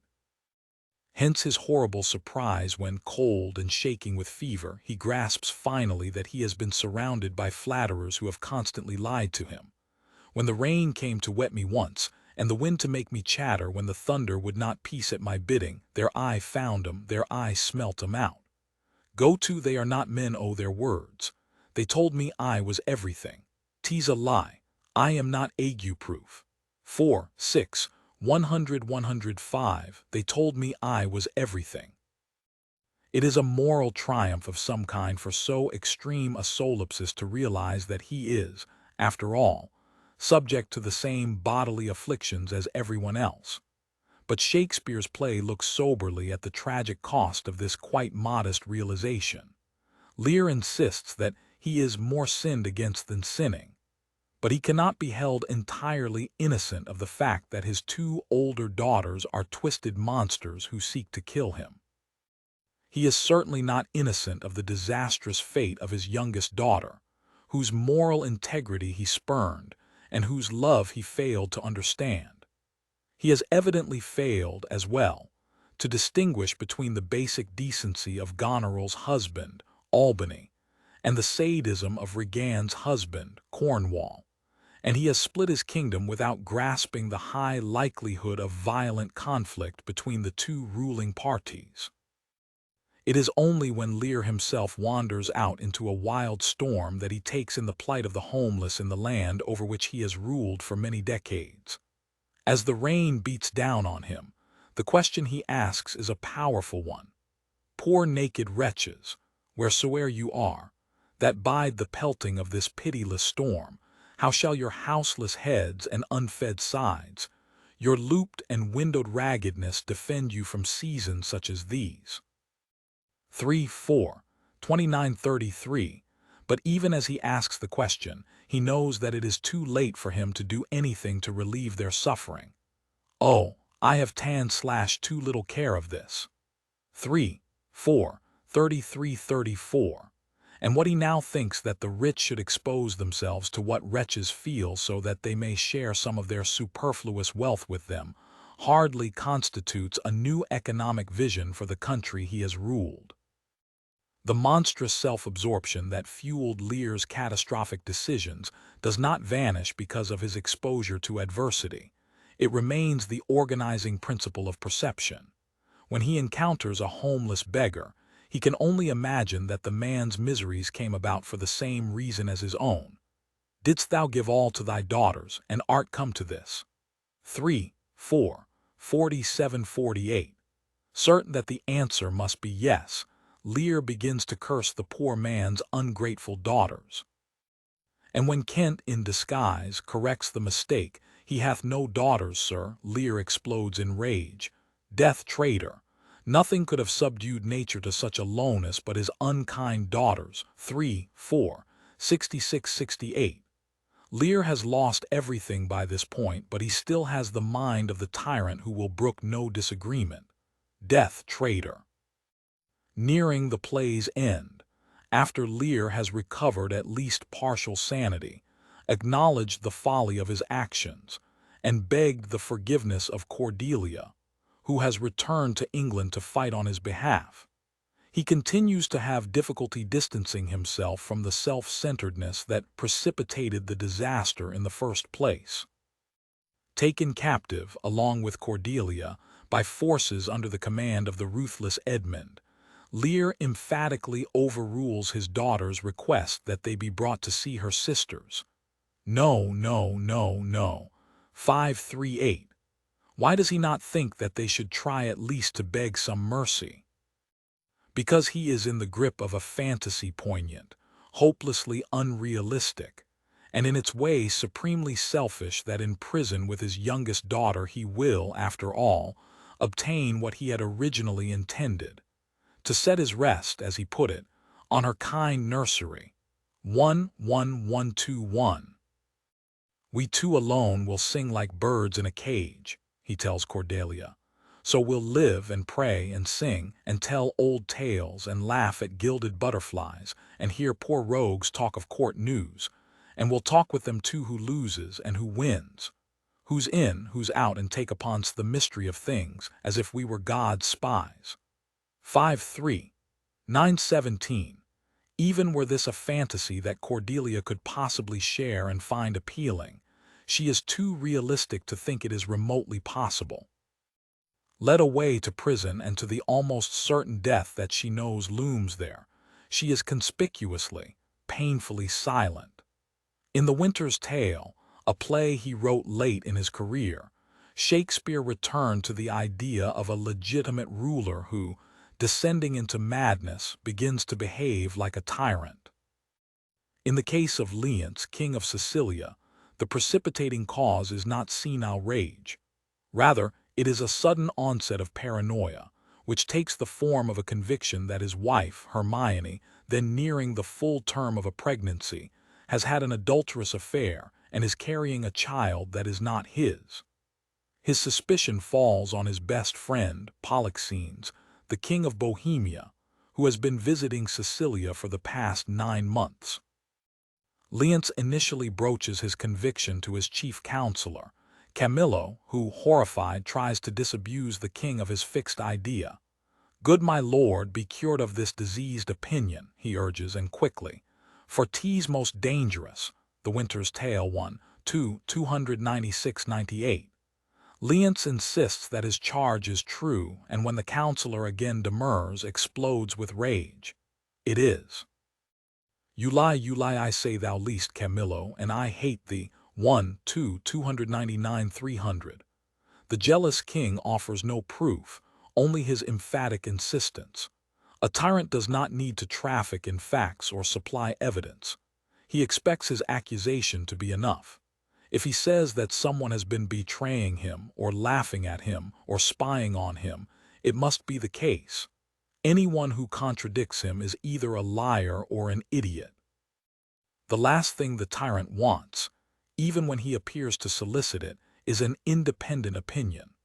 What he actually wants is loyalty, and by loyalty he does not mean integrity, honor, or responsibility. He means an immediate, unreserved confirmation of his own views and a willingness to carry out his orders without hesitation. When an autocratic, paranoid, narcissistic ruler sits down with a civil servant and asks for his loyalty, the state is in danger. Hence, when Camillo fails to echo Lear's lunatic suspicion, Lear bitterly charges him with dishonesty, cowardice, or negligence. And it is not enough to berate him as a gross lout, a mindless slave, or else a hovering temporizer. 300-1-2. The king demands that his counselor act to demonstrate absolute loyalty. There is, as Lear has conceived it, a perfect way to do so. He orders Camillo to poison Polixenes. Now the counselor is in deep trouble, and he knows it. His royal master is not only mad but also extremely dangerous. Honest attempts to dissuade him have only called forth more rage, and Camillo is aware that if he refuses to act on the king's behest, he will himself be killed. He briefly considers carrying out the order. To do this deed, he reflects, promotion follows. Camillo is a decent human being, not a time-serving villain. This is why he dared to challenge the king in the first place. At the same time, he has no interest in being a martyr. He has therefore only a single option. He warns Polixenes, and at night the two of them, along with the attendants who have accompanied the Bohemian king on his state visit, precipitately flee from Sicilia. Flight is a desperate option, one from which there is no looking back, and it is by no means accessible to everyone. As the king's principal counselor, Camillo has the authority to command that the city gates be opened, and Polixenes' ships are already waiting for him in the harbor. Camillo has presumably abandoned all his possessions, along with the high place of trust he has long held, but he evidently has no family to worry about, and the ruler whose life he has just saved will protect and support him. The important thing in this moment of extremity is to take the urgent hour, as Camillo puts it, and get out of the tyrant's range. But it is not possible for poor Hermione to do so, nor, until he erupts, does she have any inkling that her husband has been eyeing her with increasing suspicion and anger. Awaiting the impending ordeal of childbirth, she has been taking care of her young son, Mamilius, gossiping with her friend Paulina, and serving as the gracious hostess to her husband's best friend. It is indeed Leonce who has urged her to help him induce Polixenes to agree to extend his already long stay in Sicilia.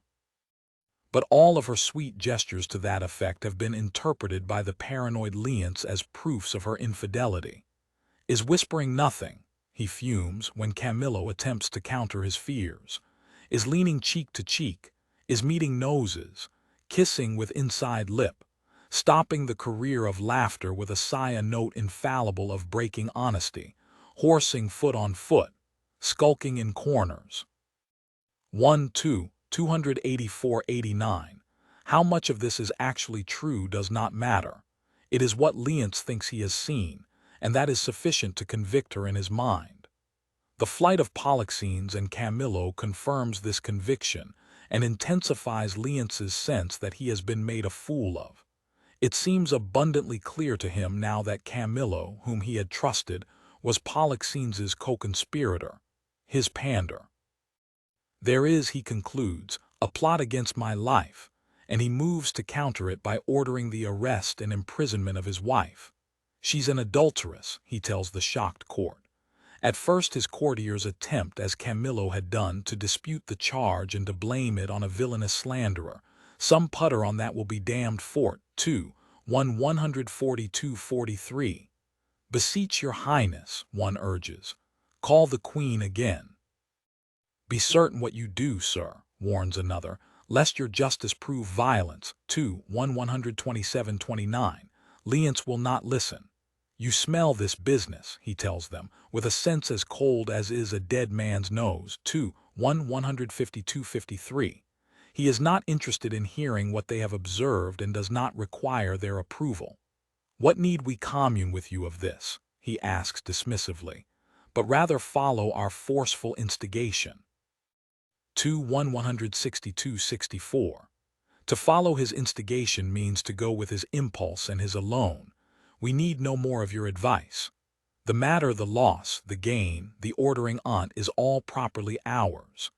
169-71. Of course, from the perspective of the court, the matter an accusation of a plot against the life of the ruler, the flight of the king's principal counselor, and the imprisonment of the queen is hardly Leonce's alone. But in the manner characteristic of tyrants, he has folded the whole state into himself. The one concession he has made a concession, as he puts it, to minds of others, is to send ambassadors to sacred Delphos, to Apollo's temple, to consult the oracle. The courtiers, otherwise silenced, approve. As in King Lear, a woman, the autocrat's youngest daughter, takes the decisive, public step of refusing her father's peremptory demand. So, too, in The Winter's Tale, it is a woman who most strongly opposes the tyrant's will.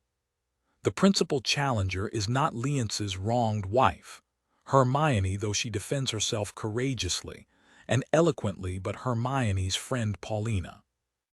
It is she who visits the imprisoned queen and proposes, in the hopes of returning the king to his senses, to present to him the baby the queen has newly delivered. When the jailer worries, perfectly reasonably, that he may run a risk if he allows the baby to be removed from the prison without a warrant, Paulina eloquently reassures him. You need not fear it, sir. This child was prisoner to the womb, and is by law and process of great nature thence freed and enfranchised, not a party to the anger of the king, nor guilty of if any be the trespass of the queen. 59-64. For a brief, telling moment we glimpse the bureaucratic structure that characterizes all regimes, and that becomes particularly important when the leader is behaving in alarming ways. If there is a procedural anomaly, a high-ranking person, and Paulina, the aristocratic wife of the king's counselor Antigonus, is of very high rank indeed, needs to step forward and take responsibility. Do not you fear, she again tells the jailer. I will stand betwixt you and danger. 66-67. There is, we immediately learn, good reason to fear. The tyrant is unable to sleep, nor night nor day no rest. 231. His son, Mamilius, has fallen ill in the wake of the charges brought against Hermione, and in addition to worrying about the boy, Leonce has been brooding constantly on revenge. Polixenes and Camillo are beyond his reach plot-proof, as he puts it, but adulteress is within his power 2, 3, 4, 6. Say that she were gone given to the fire 2, 3, 7, 8, he muses darkly, then he might recover at least some of his ability to sleep. Small wonder that when Paulina arrives carrying the baby, the lords who attend on Leonce tell her that she cannot enter, but far from leaving quietly, she appeals to them to help her. Fear you his tyrannous passion, she asks, more, alas, than the queen's life. 2, 3, 27, 28. They explain that he has not been able to sleep, but she counters, I come to bring him sleep, and blames them, in effect, for heightening his insanity. Such as you, that creep like shadows by him, and do sigh at each his needless heaving, such as you nourish the cause of his awaking. 2, 3, 33, 36. Hers is a wildly audacious strategy to try to snap the king out of his madness by forcing him to take up a child he fervently believes is not his, and it fails. Leonce's rage only intensifies. He orders that the bastard be burned and then turns on Paulina and threatens to have her burned as well. I care not, the intrepid woman replies, adding some of the most magnificent words of defiance in all of Shakespeare. It is an heretic that makes the fire, not she which burns int. 2, 3, 114, 15. It is the effect of tyranny to invert the whole structure of authority. Legitimacy no longer resides at the center of the state. Instead, it is vested in the victims of its violence. Paulina has already referred to the king's tyrannous passion, and she has said flatly to his face, "You are mad." But it is a sign of the gravity of the direct charge of tyranny that she slightly holds back. I'll not call you tyrant, she tells him, but this most cruel usage of your queen, not able to produce more accusation than your own weak-hinged fancy, something savors of tyranny. 2, 3, 115, 18. For his part, Leonce does not let these words pass unchallenged. Were I a tyrant, he tells the courtiers, where were her life? She durst not call me so if she did know me. 1, 2, 3, 121, 23. Perhaps Paulina's words were strategic. Given his response, Leonce is scarcely in a position to follow up on his order that she be burned. He simply orders her out of the room. Paulina's life is spared, but Leonce's madness and his tyrannical impulses are unchecked. Suspecting that her husband, Antigonus, has contrived to have Paulina bring the baby to him, he accuses the counselor of treason. To demonstrate that he is not a traitor, Antigonus must kill the infant. Take it up straight, Leonce commands him. Within this hour bring me word T's done, and by good testimony, or I'll seize thy life with what thou else call'st thine. 2, 3, 134, 37. There is no legal process, no respect for civilized norms, no decency. In a society where suspicion and certainty are indistinguishable, loyalty is proved by carrying out the tyrant's murderous commands. There remains, however, some moral strength in Sicilia. Leonce's tyranny is the result of a sudden, inexplicable descent into madness. Until very recently, he has been not a clownish thug but a respected, entirely legitimate ruler. Hence, as Camillo and Paulina have both demonstrated, he is surrounded not by time-servers but by decent people who have been accustomed to speaking their minds. And though his court is shocked and terrified, your liars all, 2, 3, 1, 4, 5. Leonce rages at them, they are not completely silenced, even now. We have always truly served you, and beseech so to esteem of us. 2, 3, 147, 48, says one of the courtiers, kneeling down and pleading with the king to change his horrible command to have the newborn child burned to death. Leonce reluctantly agrees, but only to the extent of ordering Antigonus to take the infant to some remote place and expose it to the elements. In the tangled romance plot that then unfolds, This changed command has important consequences. It leads to the death of Antigonus via the notorious stage direction exit pursued by a bear, and eventually to the near-miraculous recovery, 16 years later, of Leonce's daughter Perdita. But at the moment that, in response to the court's pleading, Leonce slightly modifies his order to kill the infant, very little has changed in his behavior or intention. That is part of the point. Once the state is in the hands of an unstable, impulsive, and vindictive tyrant, there is almost nothing that the ordinary mechanisms of moderation can accomplish. Sensible advice falls on deaf ears, dignified demurrals are brushed aside, outspoken protests only seem to make matters worse. Determined to avenge himself on the wife he believes has betrayed him, Leonce puts Hermione on trial for high treason. "Let us be cleared of being tyrannous," he declares, as he calls for the prisoner to appear, "since we so openly proceed in justice." 3, 2, 4, 6.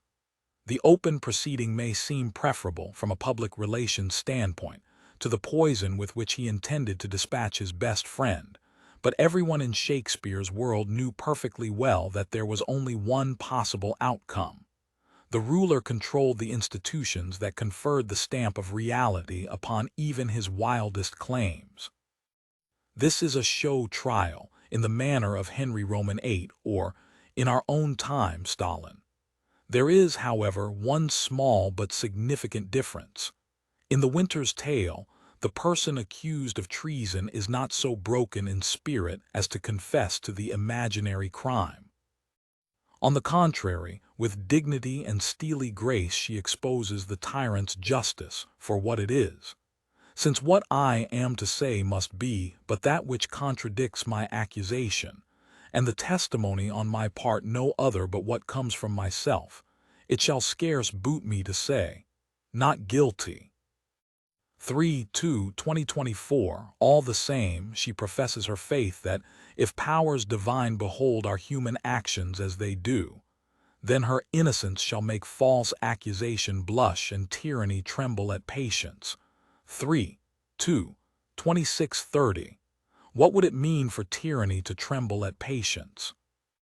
There are forms of resistance whose power resides not in striking back against unjust blows, something that Hermione, in any case, is in no position to do, but in enduring and waiting both for personal vindication and for the oppressor's possible moral awakening. In the grip of his delusion and self-righteous indignation, Leonce cannot perceive this power, let alone tremble at it. As he continues to bring charges against his wife, one more fantastical than the last, Hermione ceases even to attempt to make sense of them. "You speak a language that I understand not." 3278, she says. "My life stands in the level that is, as the target of your dreams." 3279. Leonce's response inadvertently gets at the heart of the problem. "Your actions are my dreams." 3280. If the tyrant dreams that there is fraud or betrayal or treason, then there is fraud or betrayal or treason. It is, in consequence, almost impossible to break through the solipsistic, self-justifying fantasies. The ambassadors return from Apollo's temple bearing the sealed oracle, which has, when opened and read out in the courtroom, none of the ambiguity in which such messages usually trafficked. Hermione is chaste, Polixenes blameless, Camillo a true subject, Leonce a jealous tyrant, his innocent babe truly begotten, and the king shall live without an heir if that which is lost be not found. 130-33. But even now there is no relief from the jealous tyrant's fixed idea. "There is no truth at all oracle," he stubbornly declares, and then orders the trial to proceed. It is only when word is brought that his son, Mamilius, has died from sheer anguish over and fear at his mother's fate that Leonce finally receives a shock severe enough to snap him out of his madness. Taking his son's death as a dreadful sign of Apollo's anger at his injustice, He wishes to act at once to rectify at least some of the damage he has done. I'll reconcile me to Polixenes, / new woo my queen, recall the good Camillo, 152-53, but it is not so easy. Hermione has collapsed at the news of her son's death, and now the distraught Paulina enters with bitter words. Earlier she had struggled to temper her sharp tongue. I'll not call you tyrant. Now dropping all vestige of restraint, she bitterly asks Leonce, what studied torments tyrant hast for me? 32172. His tyranny and his jealousies together, she tells him, have not merely tempted him to try to corrupt Camillo into murdering Polixenes, and not merely induced him to cast his infant daughter to the crows, and not merely led to the death of his son. Now, as their masterpiece, they have caused the death of his wife. The court is horrified by Paulina's brutal frankness. But the trauma has made Leonce a different ruler and a different man. He welcomes the truth and acknowledges the terrible destruction he has caused. The play does not depict him driven from his throne and wandering as a homeless wretch, like Lear, through his former kingdom. He continues as the king of Sicilia, but he embarks on a long exercise of remorse and self-reproach. It is only after 16 years have elapsed Father Time makes an appearance and urges the audience to think that it has somehow slept through this extended interval that the story resumes. When it does so, Leonce is still in the midst of the deepest penance. His courtiers urge him finally to forgive himself, remarry, and give the kingdom an heir to the throne. But Paulina, who serves in effect as his therapist, is unrelenting in forcing him to face what he has done and to remain unmarried. If one by one you wedded all the world, she tells him, or from the all that are took something good to make a perfect woman, she you killed would be unparalleled. 5-1-13-16, killed / she I killed, Leonce replies. I did so, he acknowledges, but thou strictest me sorely to say I did. 5-1-16-18. He agrees never to remarry without Paulina's consent. In the end, the Winter's Tale contrives to reunite the king with his lost daughter and, through a spectacular theatrical coup, with the wife he had believed dead. In the hushed space of Paulina's gallery, Leonce comes to view what he is told is a statue of Hermione. Seemingly miraculously, the statue comes to life, steps down from the pedestal, and embraces her husband and her daughter. But nothing can fully erase the memory of tyranny. Nothing can bring back the 16 years spent in isolation and misery. Nothing can restore the sweet innocence of friendship, trust, and love. When Leonce is astonished to see his wife again, he is at first struck by the signs of her aging. Hermione was not so much wrinkled, nothing so aged as this seems. 5-3-28-29. New life may lie on the other side of years lost to tyranny, but this life will not be the same as it once was. The most poignant emblem in the play for all that tyranny makes unrecoverable is the little boy Mamilius, who died of grief, and who is not magically resurrected in the giddy succession of happy reunions. Still, more than any of Shakespeare's other plays, The Winter's Tale allows itself the dream of a second chance. The event that makes this renewal possible in the wake of disaster is one of the playwright's most daring and implausible fantasies, the tyrant's full, unfeigned, utterly sincere repentance. Imagining this inner transformation is almost as difficult as imagining a statue coming to life. 9 Downfall and Resurgence, the happy ending in The Winter's Tale, is in keeping with the literary genre of romance, with its deliberate, playful violation of realistic expectations. Shakespeare and his audience knew perfectly well that the historical record rarely features the miraculous redemption of unstable tyrannical rulers. Escape from that somber knowledge was part of the lure of this genre, with its wild plot twists and its culminating cascade of wondrous reunion, reconciliation, and forgiveness. Such a deal of wonder is broken out within this hour, remarks one observer at the play's end, that ballad makers cannot be able to express it. Winter's Tale 5, 2, 21-23. But Shakespeare did not solely indulge in fantasy solutions to the dilemmas tyranny posed. On the contrary, The Winter's Tale is a rare release from the realistic thinking that occupied him for much of his career, thinking that returned to the ways in which the nightmare could be brought to an end. The tyrant, the playwright reflected, always and necessarily has powerful enemies. He can hunt down and murder some of them. He can compel others to bend under his will and to offer him what Macbeth calls mouth honor. He can employ spies in every house and listen in the dark to whatever is being whispered around him. He can reward his followers, rally his troops, and stage an endless succession of public events that celebrate his innumerable accomplishments. But he cannot possibly eliminate everyone who hates him, for eventually almost everyone does. No matter how tight a net the tyrant weaves, someone always manages to slip through and make it to safety.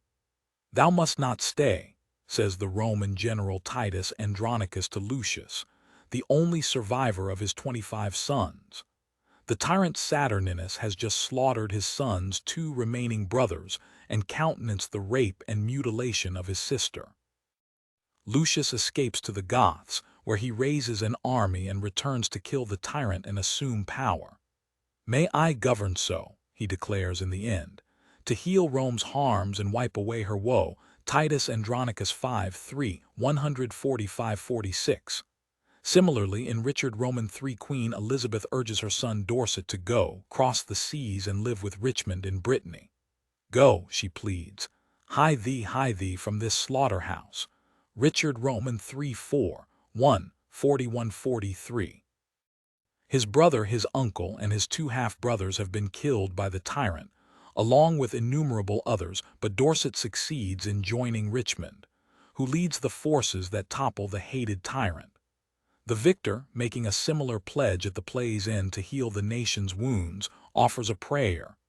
"God, if thou will be so enrich the time to come with smooth-faced peace, with smiling plenty, and fair prosperous days." 5, 32-34. So too, in Macbeth, the murdered king's sons realize the imminent danger they are in. This is hardly the moment to offer ceremonious thanks to their hosts, the Macbeths. "What should be spoken here?" one whispers to the other, "where our fate hid in an auger hole may rush and seize us." "Therefore to horse," agrees the other. "And let us not be dainty of leave-taking." Macbeth 2:3, 118-19, 140-41. The sons sneak off, endure the false charge that they were parricides, and live to bring down the tyrant. The play, however, ends on a darker note than either Titus or Richard Roman III. Malcolm, the newly proclaimed King of Scotland, says that he plans not only to call home our exiled friends abroad that fled the snares of watchful tyranny, but also to produce forth, presumably for trial, the cruel ministers of this dead butcher and his fiend-like queen. 5, 7, 96-99. There will be a reckoning. Slip away, get out of the tyrant's range, make your way across a border, join forces with other exiles, and return with an invasion force. That is the basic strategy, and it is not only a literary one. It has served for resistance fighters in Nazi Germany, Vichy France, and many other places. As Shakespeare understood, the strategy is hardly without risk. The plan may go awry, as Buckingham's does, and end in execution rather than escape. Friends and family may suffer. The tyrant may hold a loved one hostage, as when Richard Roman III seizes Lord Stanley's son in order to ensure his loyalty. "Look your heart be firm," he tells the anguished father, "or else his head's assurance is but frail." Richard Roman III 4, 495-96. As Macduff finds, the blow may fall heavily on innocent loved ones left behind. The high cost of this resistance strategy is most powerfully depicted in King Lear. Though her father had in senile rage disinherited her before his retirement, Cordelia is determined to save him from her 2 evil older sisters, Goneril and Regan, who, with their husbands, rule the country and who now seek the old man's life. Returning to Britain from France, whose king she had wed, and leading a French army, she declares the altruism of her motives. No blown ambition doth our arms incite, but love, dear love, and our aged father's right. King Lear 4:3, 25-26. Her forces have secretly been in contact with important figures in the kingdom, people who have been shocked by the harsh treatment of the old king by Goneril and Regan, and who have taken note of the tension between their husbands, the well-meaning but weak Duke of Albany and the unspeakably cruel Duke of Cornwall. The stage seems set for the restoration of decency, a victory comparable to that of Richmond over Richard or Malcolm over Macbeth. But it does not happen. Instead, against all expectations, the forces of the wicked sisters triumph. Cordelia and her army are defeated. Taken captive, she and her father are sent to prison, and Edmund, the general who has led the victorious British forces, secretly orders her murder. Since Albany is ineffectual and Regan's husband, Cornwall, has died, Edmund is poised to take over the realm. The bastard son of the Earl of Gloucester, he has no legitimate claim to the throne. But he sums up in his person many of the tyrant's attributes. He is bold, inventive, conniving, hypocritical, and utterly ruthless. He has reached his position first by hatching a plot that led to his brother Edgar's banishment and then by betraying his own father. Both wicked sisters are mad for him, and he muses jauntily over his choice. Which of them shall I take/both, one or neither? 5:1, 47-48. In all of the historical sources, the virtuous Cordelia is the victor and assumes the throne, but in Shakespeare's version, Cordelia, shockingly, is hanged in prison. She has been the embodiment in the play of everything decent and upright, the hope of redemption from all the cruelty and injustice that have been visited upon the kingdom. Her death leaves a wound that will never completely heal, but at least the triumph of evil is short-lived. Regan is poisoned by her jealous sister, Goneril. Edmund is killed in single combat by his brother Edgar, against whom he had wickedly plotted, and Goneril commits suicide. At the end, none of the truly vicious people in the play is alive to enjoy the fruits of victory.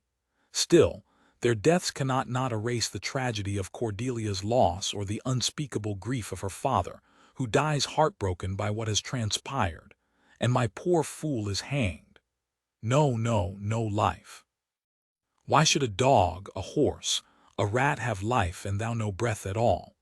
Thou'lt come no more, never, never, never, never, never.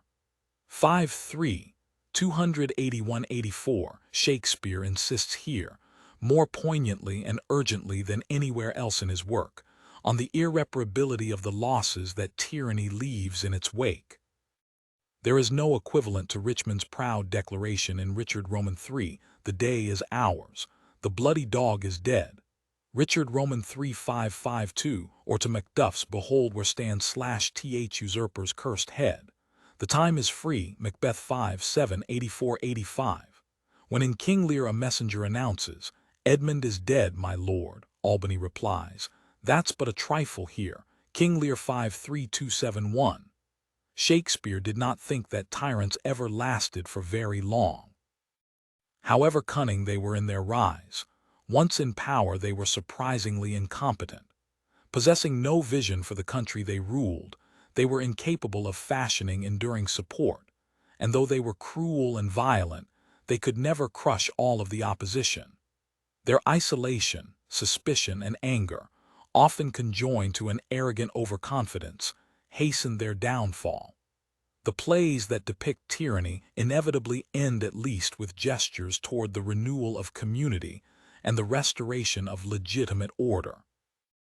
But in King Lear, the overwhelming emphasis on what is called the general woe and the gored state makes it difficult for Shakespeare to stage these gestures. The most plausible candidate to pick up the broken pieces is the young Edgar. The last lines in the play are in one early text given to him. In another, to Albany, who is decently inclined but morally compromised. It seems as if the actors in the company were competing to deliver them, or as if Shakespeare himself was uncertain. In any case, the lines are not, as we might have expected them to be, a manifestation of political leadership.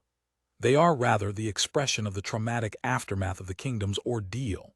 The weight of this sad time we must obey, speak what we feel, not what we ought to say. The oldest hath borne most. We that are young shall never see so much, nor live so long. 5-3, 299-302. This is the voice of a man speaking for a community in a state of shock.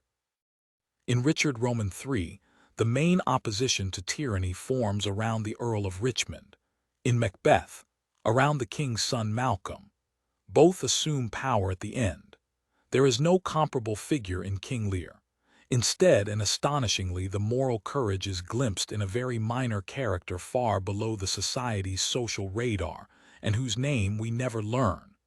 It is a servant, one of the mass of domestics who surround all figures of great wealth and authority, and he does not like what he is seeing. His master, Regan's husband, the Duke of Cornwall, is personally conducting an interrogation. In the wake of Lear's retirement, Cornwall is one of the two rulers of the country, and he has got word of the French invasion force led by Cordelia with the aim of restoring Lear to the throne. It is imperative to keep the old king from reaching Cordelia's army, but Cornwall has now learned that the nobleman whose house he is in, the elderly Earl of Gloucester, is collaborating with the invaders and has sent Lear to Dover. Cornwall has Gloucester bound to a chair and, together with his wife, begins to question him roughly. Wherefore to Dover? Wherefore to Dover? Wherefore to Dover? 3-7-50-55. Failing to get the answers he wants and increasingly enraged, Cornwall tells his servants to hold the chair. He then leans over and tears out one of Gloucester's eyes. The scene is startling. Members of the theater audience often faint, but what immediately follows might have seemed to a Renaissance audience, who knew that suspected traitors were often tortured, even more startling. As the fiendish Regan urges her husband to pluck out the other eye too, a voice suddenly calls out, "Hold your hand, my lord." 3-7-72. Shakespeare does nothing to soften the shock of the unexpected command. The words are spoken not by one of Gloucester's sons, by a noble bystander, by a gentleman in disguise, or even by someone in Gloucester's household. They are spoken by one of Cornwall's own servants, someone long accustomed simply to doing his bidding. "I have served you ever since I was a child," he declares, "but better service have I never done you than now to bid you hold." 3-7-73-75. King Lear does not address the subject of tyranny in any theoretical way, but it stages unforgettably a moment when someone in the ruler's service feels compelled to stop what he is witnessing. Regan is outraged at the interruption. "How now, you dog?" 3-7-75. And Cornwall, drawing his sword and using the term for feudal vassal, is no less so. "My villain." 3-7-78. There follows a violent skirmish, master against servant, that ends when Regan, astonished that a menial would dare anything of the kind, a peasant stand up thus, runs him through and kills him. The scene of torture then continues, as Cornwall gouges out Gloucester's remaining eye. The loathsome husband and wife drive the blinded man out of his own house with one of the cruelest commands in all of Shakespeare. "Go, thrust him out at gates, and let him smell his way to Dover." 3-7-94-95. And Cornwall disposes of the corpse of the servant who presumed to attempt to restrain him. "Throw this slave upon the dunghill." 3-7-97-98. But it turns out that the servant's death was not in vain. Cornwall has received a wound from which he shortly after dies. His death, along with the public revulsion aroused by the sight of the blinded old man, significantly weakens the party of Goneril, Regan, and Edmund. Shakespeare did not believe that the common people could be counted upon as a bulwark against tyranny. They were, he thought, too easily manipulated by slogans, cowed by threats, or bribed by trivial gifts to serve as reliable defenders of freedom. His tyrannicides are drawn, for the most part, from the same elite whose members generate the unjust rulers they oppose and eventually kill. In King Lear's nameless servant, however, he created a figure who serves as the very essence of popular resistance to tyrants. That man refuses to remain silent and watch. It costs him his life, but he stands up for human decency. Though he is a very minor figure with only a handful of lines, he is one of Shakespeare's great heroes. The devastation at the close of Lear poses in its most extreme form questions that hover over all of Shakespeare's representations of tyranny.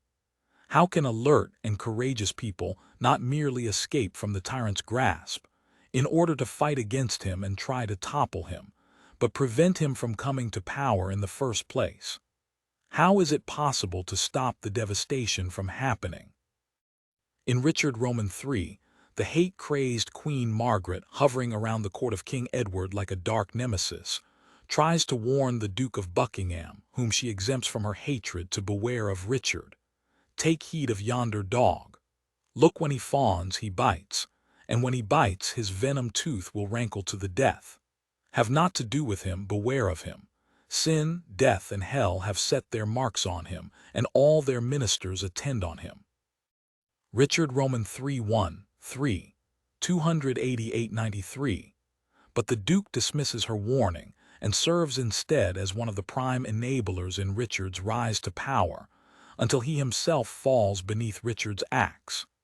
In Lear, the courageous Earl of Kent speaks out boldly to try to persuade the king. He loyally serves to stop his madness and withdraw the curse he has bestowed on the only daughter who actually loves him. But in the face of Lear's rage, no one takes Kent's side, and he is banished on pain of death. When Kent disguises himself in order to continue to serve his master, he is entirely unable to stop the catastrophic decline. If anything, his belligerent boldness only further whets the anger of the two wicked daughters, and the kingdom, like the old king himself, spirals into madness and disaster. There is one play in Shakespeare's whole career that features a systematic, principled attempt to stop tyranny before it starts. Julius Caesar opens with the tribunes Murellus and Flavius angrily trying to stop the commoners from celebrating Caesar's triumph over Pompey. They see clearly that the mob's excitement around the general has dangerous political ramifications, and they rush to pull down the decorations that have been hung on his statues. These growing feathers plucked from Caesar's wing will make him fly an ordinary pitch. Who else would soar above the view of men and keep us all in servile fearfulness? Julius Caesar 71-74. Their efforts are not without risk. Murellus and Flavius, we are told, for pulling scarves off Caesar's images, are put to silence. 278-79. In the play's second scene, two key figures in Rome's senatorial elite share with each other the same anxiety. Conversing with Cassius, Brutus starts every time he hears the roar of the crowd in the distance. "What means this shouting?" he asks nervously.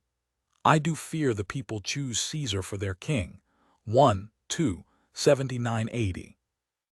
Cassius seizes on the opportunity to express his own anger and perplexity at Caesar's exalted position. "Why, man, he doth bestride the narrow world like a colossus, and we petty men walk under his huge legs and peep about to find ourselves dishonorable graves." 135-38. The key thing, Cassius urges, is to understand that what is happening is not some mysterious, ineluctable fate. The fault, dear Brutus, is not in our stars but in ourselves, that we are underlings. 140-41. And this means, by implication, that it is possible to do something about the imminent threat of tyranny. Brutus is himself highly alert to this implication and has given it much thought on his own. He promises Cassius to continue the conversation in the near future. Before they part, they learn that the shouts of the crowd came when Caesar thrice refused the crown that Antony offered him. This refusal hardly settles the matter. Casca reports a rumor about what the Senate plans to do the next day, to make Caesar a king who can wear his crown everywhere but in Italy. Cassius responds by claiming that he would rather commit suicide than live under such domination. The ability to end one's own life, he suggests, confers a kind of freedom. Therein, ye gods, you make the weak most strong, / therein, ye gods, you tyrants do defeat. 1-3, 91-92. Brutus, as we shortly learn, is also thinking about freedom from tyranny, but his thoughts do not turn to suicide. It must be by his death, 2-1-10, he says. His words are not part of a conversation. They are not even overheard by anyone on the stage. He has conspicuously dismissed his servant. In his orchard in the middle of the night he is brooding by himself. Neither the it in it must be nor the his in his death are specified. We are plunged into a mind in motion, and thus there is no prologue. It must be by his death, and for my part I know no personal cause to spurn at him but for the general. He would be crowned. How that might change his nature, there's the question. It is the bright day that brings forth the adder, and that craves wary walking. Crown him that. 2-1-10-15. Shakespeare had never written anything like this. What are we supposed to make of it? Brutus invokes the general, that is, the common good as opposed to a personal cause. But his long soliloquy undermines any attempt to draw a clean line between abstract political principles and particular individuals, with their psychological peculiarities, their unpredictability, their only partially knowable, opaque inwardness. The verbs would and might shimmer and dance their ambiguous way through the twists and turns of a mind obsessed. The resonant phrase, "there's the question," which anticipates Hamlet's famous words, extends like a miasma across the whole of Brutus's train of thought. Ancient Romans liked to think of themselves as the great figures not of self-reflection, but of action. They would conquer the world and leave philosophical investigations and neurotic navel-gazing to the Greeks. For Shakespeare, however, behind the screen of public rhetoric in Rome there were troubled, vulnerable, conflicted people uncertain of the right course to take and only half aware of what was driving them to act. The danger was all the greater because they were acting on a world stage, and their obscure private motives had massive, potentially catastrophic public consequences. There's the question, Brutus says, not quite saying what the question is. Tangled together, several different questions are tormenting him. In how much danger is the Roman Republic, which I love and will defend with my life? What does Cassius want from me? How likely is it that Caesar, who has just thrice refused a proffered crown, will develop into a tyrant? What is the best way to prevent a disaster? How should my close, long-term personal friendship with Caesar factor into whatever decision I reach? Would it make more sense simply to watch and wait? A piece of proverbial folk wisdom, it is the bright day that brings forth the adder, gives way to a cautionary warning, and that craves wary walking. Both then yield to an incoherent, ungrammatical exclamation, crown him that seems the verbal trace of a fantasy passing unbidden through Brutus's mind. So the speech continues, twisting together the natural with the social, mingling both eyewitness observation and personal fantasy, driving incoherently and fatefully toward an assassination plot whose public justification is a kind of press release the killer is already fashioning. And since the quarrel will bear no color for the thing he is, fashion it thus, that what he is, augmented, would run to these and these extremities. 2-1-2831. We are witnessing the genealogy of one of the great world historical events, the assassination of Julius Caesar, but we are asked to view it both from without and within. The characters in Julius Caesar attempt to define themselves in relation to distinct political and philosophical principles. Cassius claims that he is a follower of Epicurus, which implies that he believes that humans alone, and not the gods or fate, are responsible for their own happiness or unhappiness. Cicero maintains, as the academic school of skeptical philosophers did, that men may construe things after their fashion clean from the purpose of the things themselves. 1. 3. 34-35.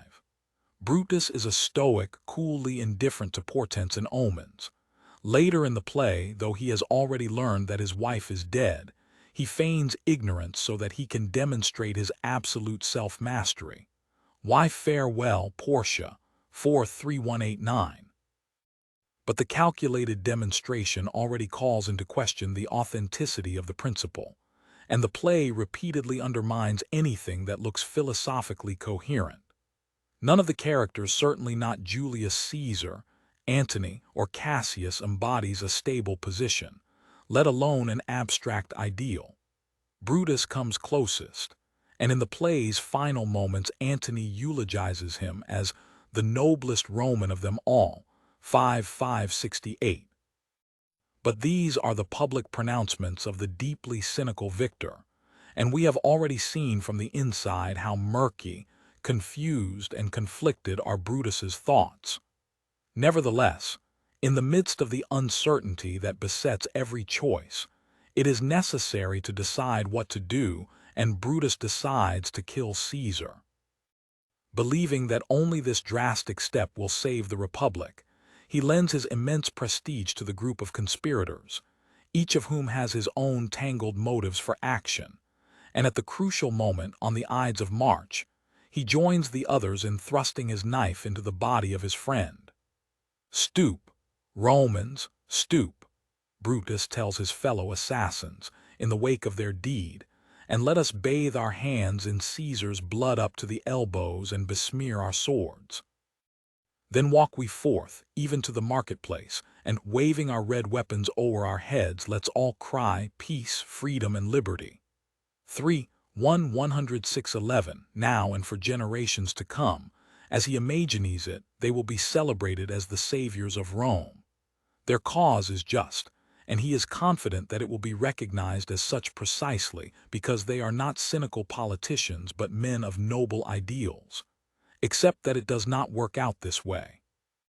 The problem is not only that everyone's motives are inevitably more mixed than shouted slogans suggest, but also that real-world actions grounded on noble ideals may have unforeseen and ironic consequences.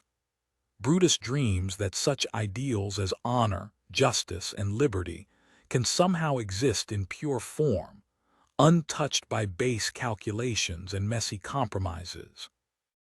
Yet his staunchest attempt to act from pure principle is his refusal to kill Antony alongside Caesar, and that refusal is a political catastrophe.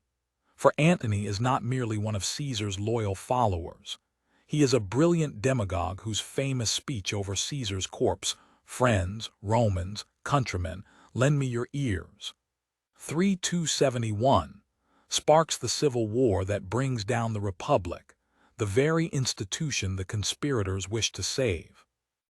Shakespeare makes clear that Brutus's desire to keep his motives free from any taint of self-interest or violence is a mere fantasy. He longs to destroy the threat that Caesar represents the threat of tyranny without destroying Caesar, but even Brutus recognizes that this clean, bloodless defense of liberty is impossible. Oh, that we then could come by Caesar's spirit and not dismember Caesar. But alas, Caesar must bleed for it. 169:71. Shakespeare does not quite ridicule Brutus's refusal to permit the bloodletting that the other conspirators wished to undertake in the wake of the assassination. That refusal bespeaks a certain nobility of spirit that contrasts sharply with the cynical opportunism of Antony and his allies, who immediately seized the occasion to kill their enemies. But the dream of purity is hopelessly unrealistic and hedged about with irony. and it utterly fails to take into account the volatility of the mass of ordinary Romans. Julius Caesar does not offer any solution to the psychological and political dilemmas it mercilessly probes. There is no moment of clear-eyed understanding, certainly not for Cassius, who commits suicide because he hopelessly misconstrues the outcome of the swirling battle at Philippi, or for Brutus, who is haunted by Caesar's ghost. What the tragedy offers instead is an unprecedented representation of political uncertainty, confusion, and blindness. The attempt to avert a possible constitutional crisis, were Caesar to decide to assume tyrannical powers, precipitates the collapse of the state. The very act that was meant to save the Republic turns out to destroy it. Caesar is dead, but by the end of the play Caesarism is triumphant. 10. Resistible rise societies, like individuals, generally protect themselves from sociopaths. We would not have been able to survive as a species had we not developed the skill to identify and deal with noxious threats from within as well as without. Communities are usually alert to the danger posed by certain people in their midst and contrive to isolate or expel them. This is why tyranny is not the norm of social organization. In special circumstances, however, protection proves more difficult than it would at first seem, for some of the dangerous qualities found in a potential tyrant may be useful. Shakespeare's great historical example of this double-edged utility is Caius Marcius, better known as Coriolanus, whose fierce aggression, imperiousness, and indifference to pain made him an immensely successful warrior in defense of Rome in the 5th century BCE. The playwright found the outline of the story in one of his favorite sources, Plutarch's Lives, and he fashioned it into the last tragedy he ever wrote. Coriolanus is set in the very distant past, but the play obliquely addressed immediate and pressing concerns. Food shortages in England, linked to periodic bad harvests, had for generations led to noisy popular protests, with mobs crying out for emergency relief supplies. In 1607, a full-scale revolt erupted in the Midlands, spreading quickly from Northamptonshire to Leicestershire and Warwickshire. The angry crowds, thousands strong, denounced the hated practice of grain hoarding in the hope of a higher price, and demanded that local landlords stop the illegal enclosure of common lands. The principal rebel leader was John Reynolds, called Captain Pouch, because he carried a small bag whose magical contents were supposed to defend the protesters from harm. Reynolds urged his followers to be nonviolent, and for the most part they contented themselves with tearing down the hedges and filling in the ditches with which the landlords were attempting to enclose, for their own profit, lands that had belonged to everyone. The local constables stayed calm, but property owners were deeply alarmed. Shakespeare himself had every reason to share their concern, since he owned lands in Warwickshire, and in a modest way he had himself been hoarding grain. The question, therefore, was how to respond to the disorder. The elites urgently debated the best strategy for dealing with the protests, with some advocating food handouts and the cessation of enclosures, others urging tough measures. Do not attempt any persuasion at all, the Earl of Shrewsbury wrote to his brother the Earl of Kent, until you have some 40 or 50 horse well appointed, which will run over and cut in pieces 1,000 of such naked rogues as these. This grim argument was, in effect, the one that prevailed. In June 1607, dozens of protesters were killed by the landlord's armed servants, and Captain Pouch was seized and hanged. According to a contemporary chronicler, his pouch contained only a piece of green cheese. The Midland Revolt came to an end. Shakespeare's play opens with a food riot in ancient Rome, and Coriolanus is very much of the Earl of Shrewsbury's opinion about the best way to handle the situation. If his fellow patricians would only set aside their misguided compassion, he declares, "And let me use my sword, I'd make a quarry with thousands of these quartered slaves as high as I could pitch my lance. Coriolanus 18991. To his intense disgust, the patricians decide instead to appease the mob by giving them a measure of political representation in the form of 2 tribunes to speak for their interests. In Coriolanus's view, 2 tribunes are too many. The common people, he thinks, should have no representation at all. They should simply have their fates dictated to them. The patrician party, the party of the right-hand file, as one of its principal spokesmen calls it, has a single dominant interest: to ensure, through what we would now call fiscal policy, a grossly unequal distribution of resources, and to protect the property its members have amassed. To this interest, the patricians are willing to sacrifice virtually everything else. They are certainly willing to sacrifice the well-being and even the lives of the poor. The wealthy aristocrats depend on the labor of the lower classes, the agricultural labor of those who sweat in the fields outside the city walls, the labor of the workmen, artisans, and servants within the city, and the labor of the common soldiers who swell the ranks of the army that defends the city against its enemies. It is for this reason that, when the poor, in their desperation, finally put down their tools and riot, the patricians concede to at least a few of their demands.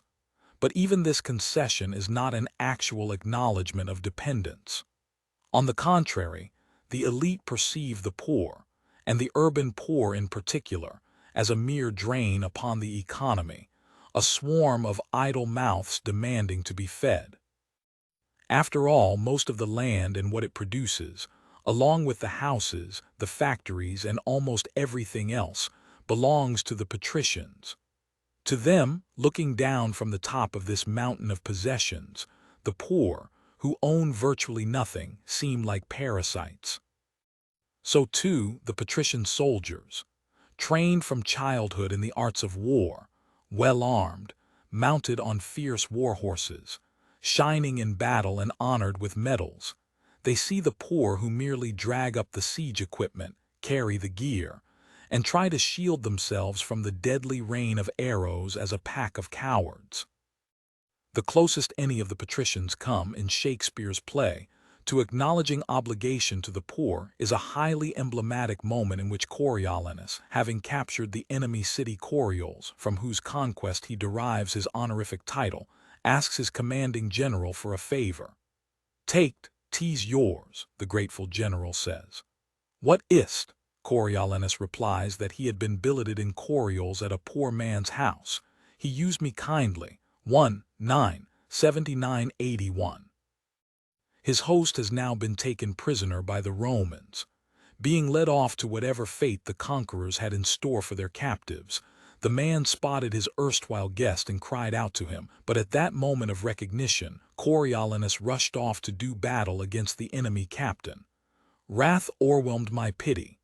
"Now," he asks, "I request you to give my poor host freedom." 1:9:84:85.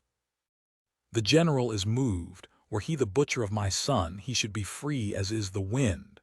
1:9:86:87, and asks for the man's name. Unfortunately, Coriolanus has forgotten it. For the patricians, the plebeians have no names. Still, the poor people who riot for bread in Rome at least manage to make their complaints heard. If only the patricians were willing to release it, they shout, there is more than enough grain stored up, despite the bad harvests, to prevent starvation. The wealthy, however, would rather let the grain rot in the granaries than undermine its market price. And beyond the greed of hoarders, the fundamental problem is that the state's whole economic system has been designed in such a way as not to temper, but to exacerbate the income gap between rich and poor. Though they are responsible for this system, having drawn up the tax code and the financial regulations, the patricians, of course, would never admit that such was their intention.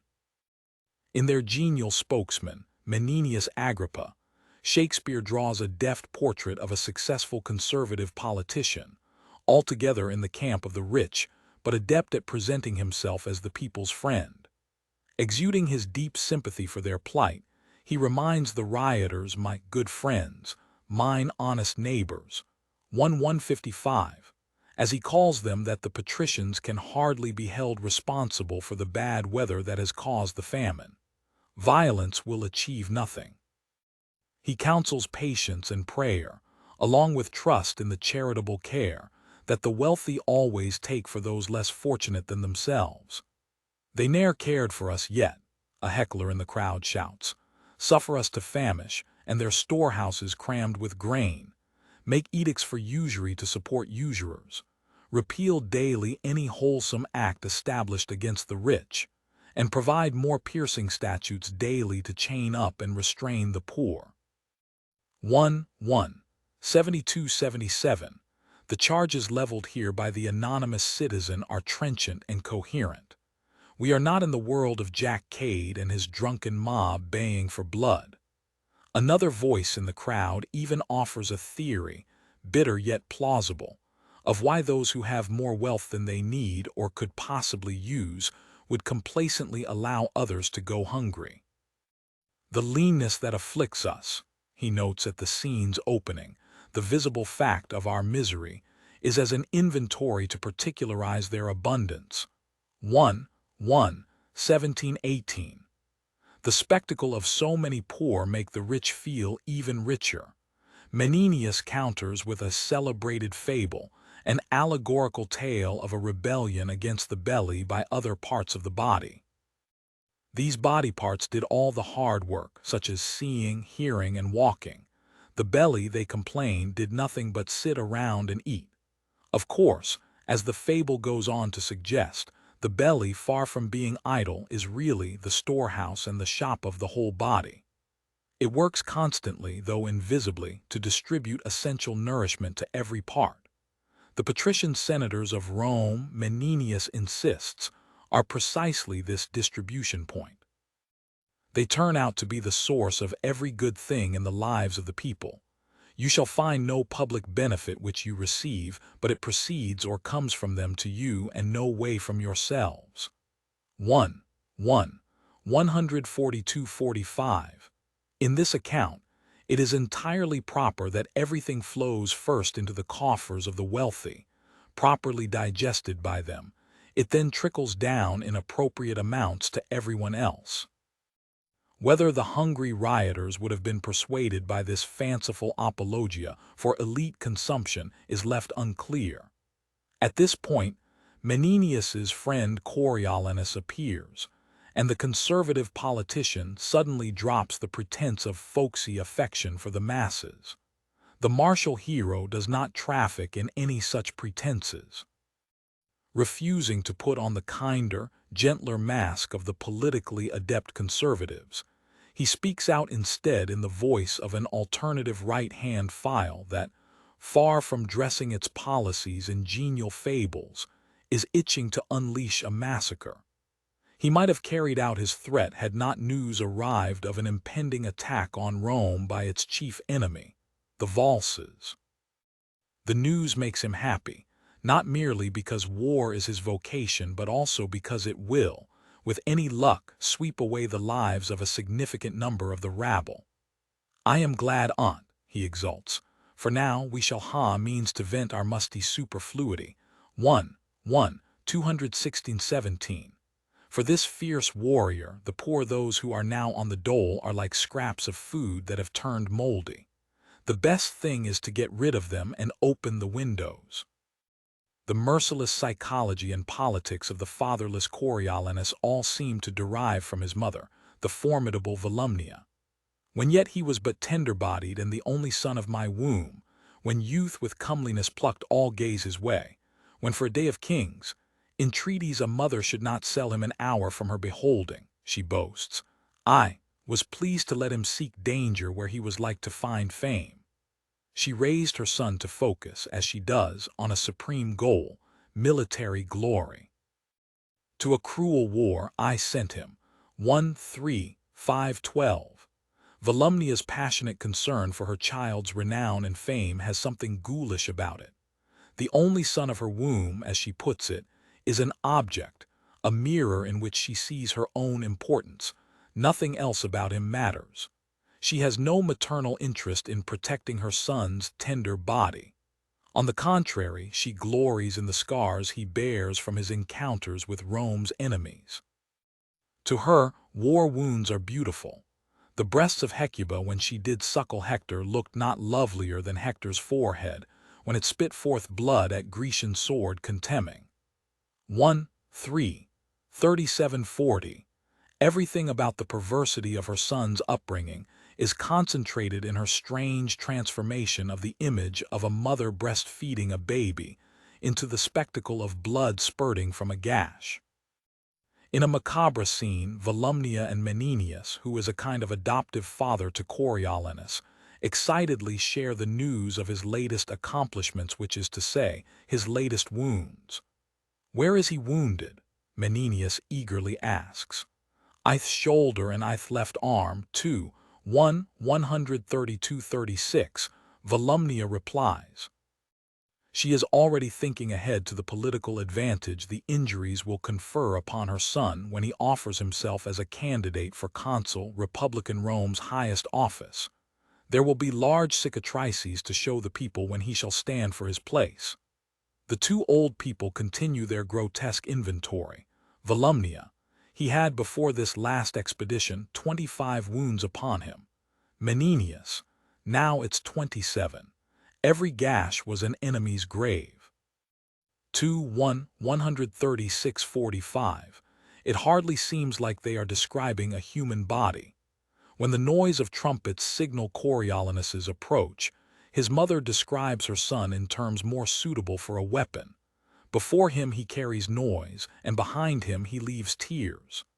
Death, that dark spirit, in's nervy arm doth lie, which, being advanced, declines, and then men die. 147-50. Ever the dutiful son, Coriolanus has not only acquired the scars that so gratify his mother, but also turned himself into the inhuman object she wishes him to be. In battle, as his awestruck general describes him, from face to foot he was a thing of blood, 105-6, and as he has been made a thing, so he makes others.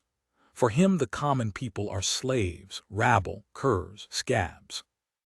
He slashes, burns, and kills everything in his path. Near the beginning of the play, we see Coriolanus's wife, Virgilia, conversing with a friend who asks her how her young son is doing. "Well, good madam," she politely answers, but this reply does not suit the child's martial grandmother, Volumnia. "He had rather see the swords and hear a drum," she says proudly of her grandchild, "than look upon his schoolmaster." 52-53.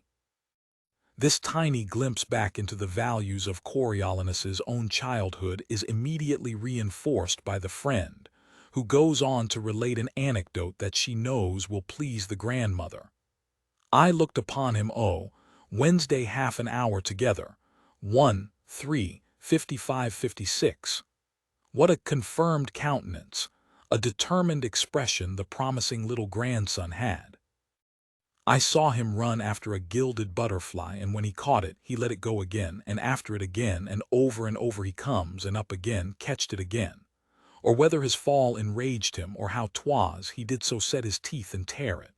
Oh, I warrant how he mammocked it." 57-61. Why does the child's mammocking a butterfly, tearing it to shreds, make it into the play? One of his father's moods. 62. Volumnia delightedly responds. We cannot help but see Coriolanus as the product of a mother like Volumnia, just as we see him, even at his most terrifying, as an extremely dangerous version of a little boy. To be sure, he is a great warrior. People obey his orders and tremble before him. He wields the power of life and death. He can save cities or break them. He can exterminate families, threaten whole realms, cast a shadow over the entire known world. But the menace does not eradicate the perception of his childishness.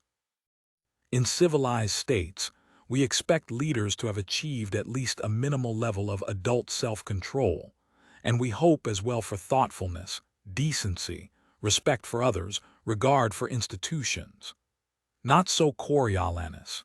Here we are dealing instead with an overgrown child's narcissism, insecurity, cruelty, and folly, all unchecked by any adult's supervision and restraint.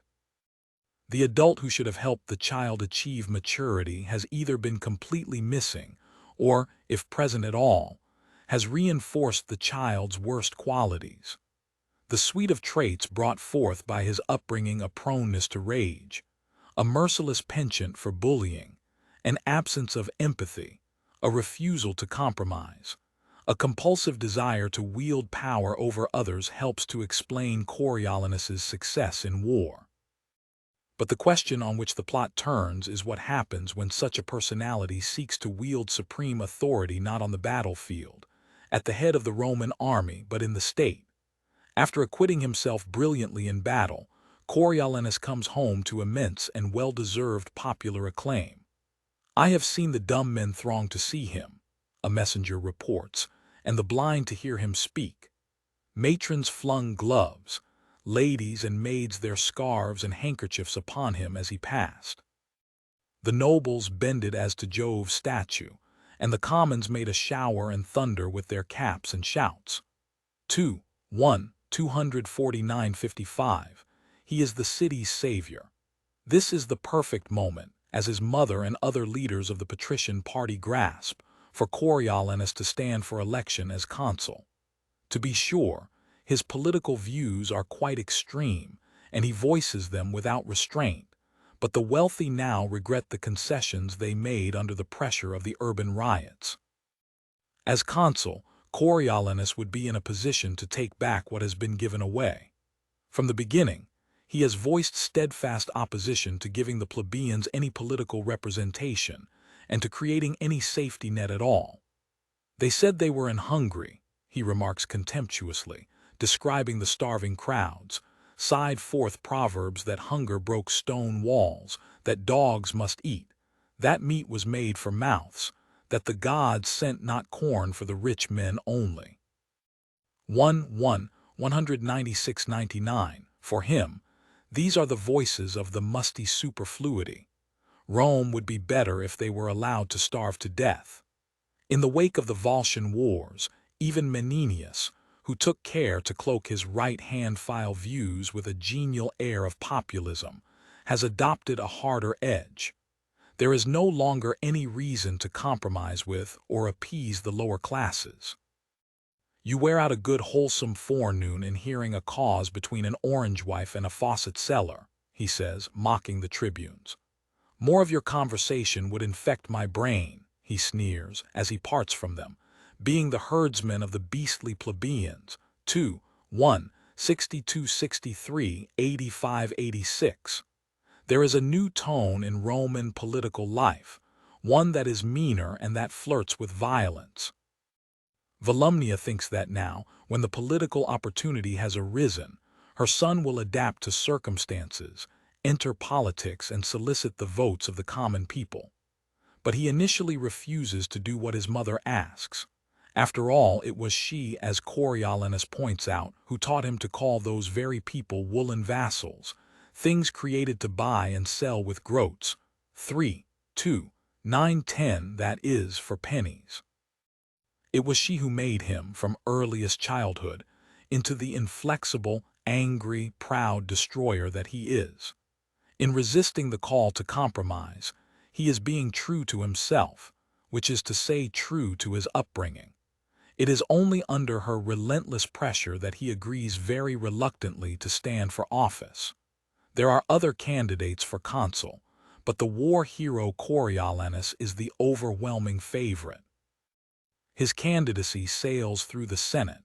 All that remains is for him to obtain the majority vote of the common people, and, given his spectacular combat record and his utter indifference to the spoils of war, that seems virtually assured. He has only to go through the formality of presenting himself to the people and showing them his battle scars. Of course, in principle the voters could still reject him. They know perfectly well that he is not their friend. Still genuinely grateful for his military service to Rome, Many are prepared to give him their votes, their voices, against their own class interests. The wealthy patricians in this play regard the poor as worthless, but the reverse is not true. Shakespeare conjures up the conversations going on throughout the city, as humble people attempt to balance self-interest and obligation, rights and indebtedness. "If he do require our voices," one of the plebeians says, "we ought not to deny him." "We may, sir," another counters, "if we will." "We have the power in ourselves to do it," replies a third, "but it is a power that we have no power to do." 2, 3, 1, 5. These are, as Shakespeare depicts them, the small but precious perplexities of free elections. The whole procedure depends on all parties sharing a fundamental respect for the system. Quite simply, Coriolanus needs, in the customary, time-honored way, to ask for the people's votes. His anti-democratic extremism, however, cannot abide even this minimal show of respect. To the wealthy senators, men of his class and his values, he acknowledges an obligation. "I do owe them still my life and services."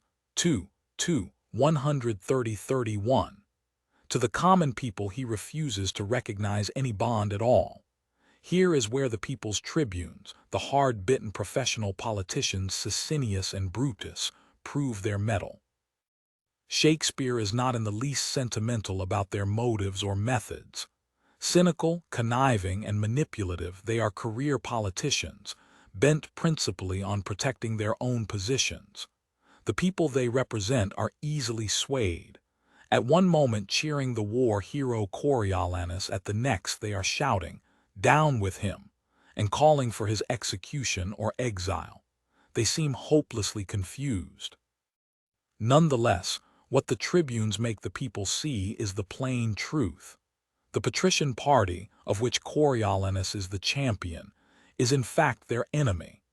Calculating correctly that Coriolanus will be brought down by his arrogance, his extremism, and his violent temper, they steadfastly insist that proper procedures be observed.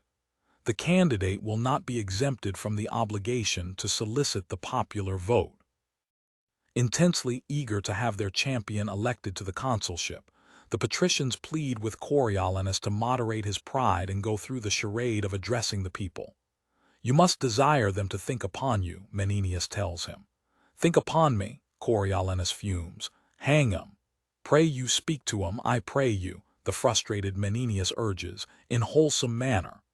"Bid them wash their faces and keep their teeth clean," is his sneering reply. 2, 3, 51-58.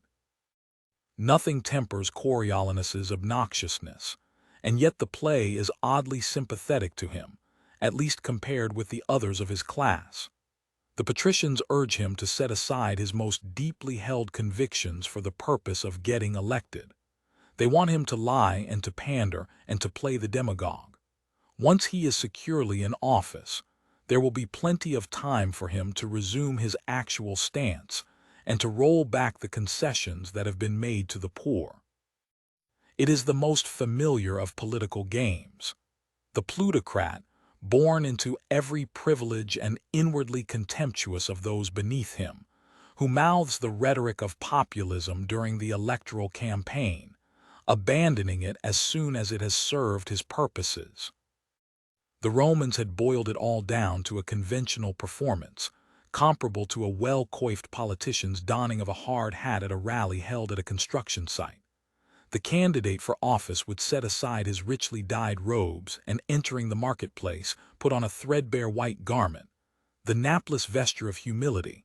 2-1-2-2-2.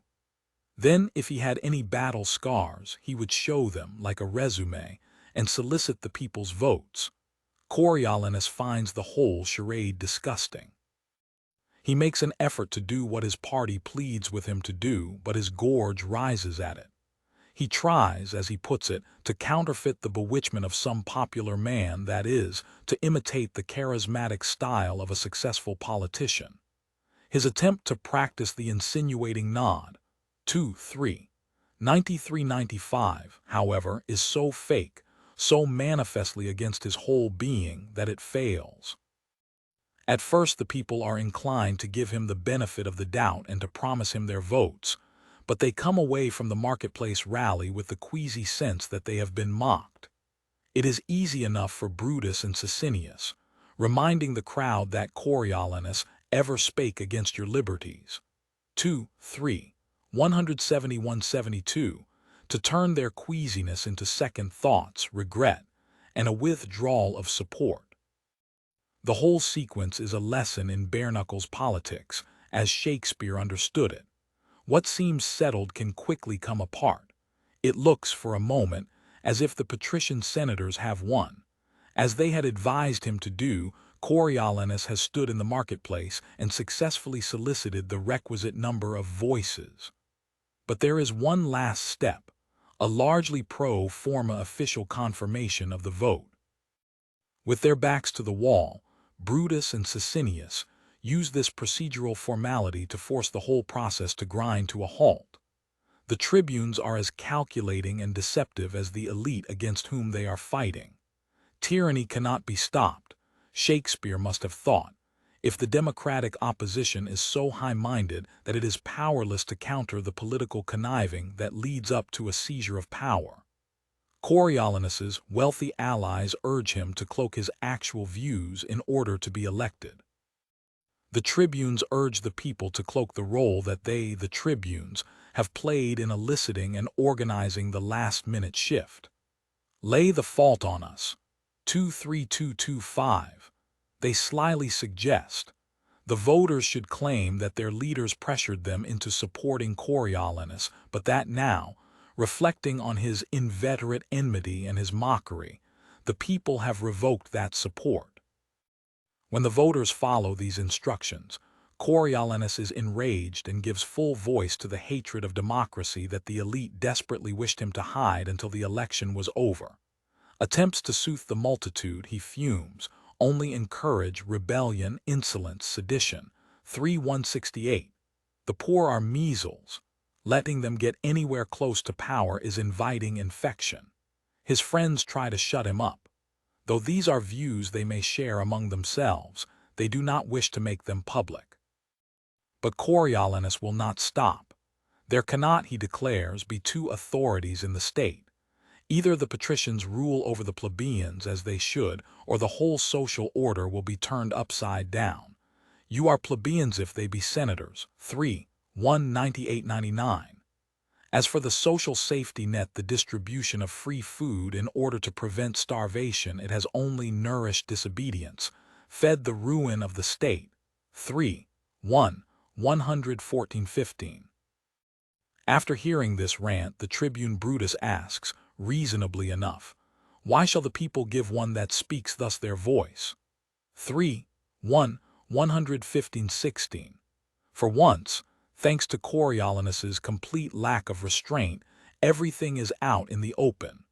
The more moderate senators had been willing to concede just barely enough to ward off a major public health emergency and massive social protest.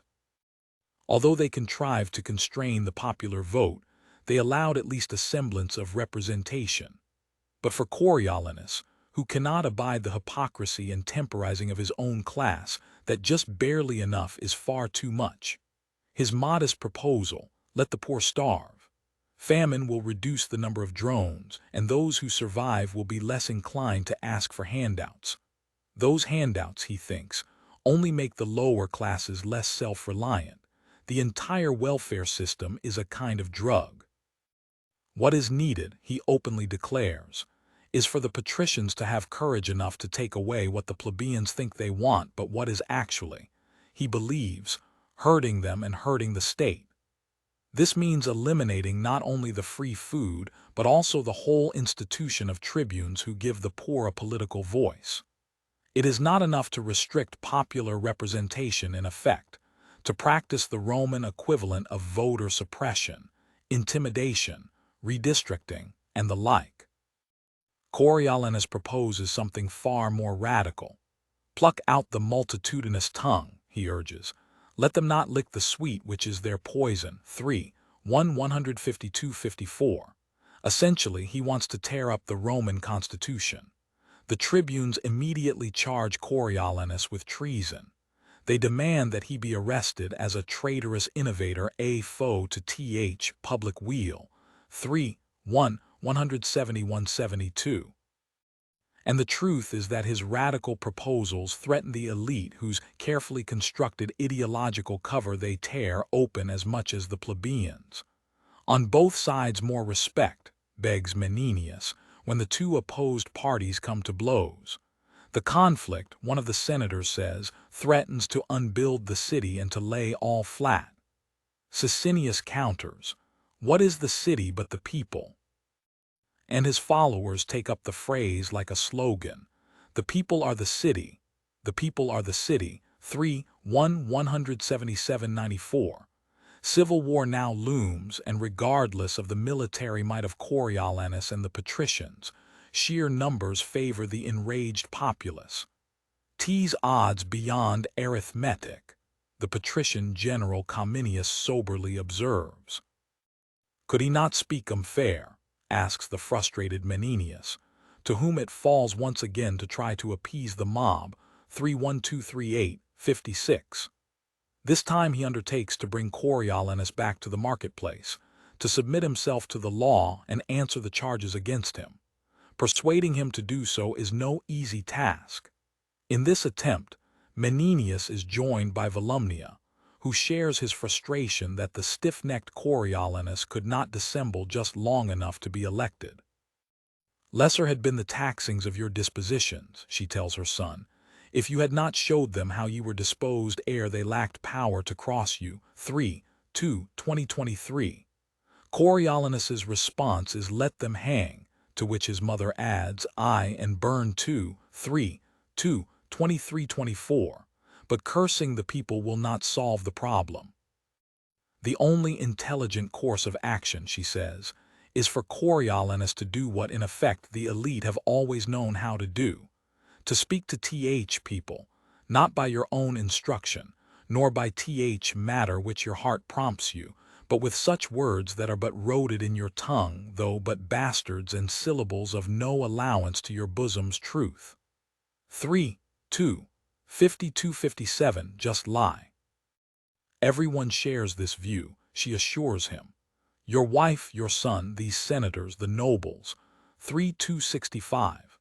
It is in Coriolanus's power to solve the crisis he has provoked. The price he needs to pay is simply to behave, for once, like a politician. But for him this price is unbearably high.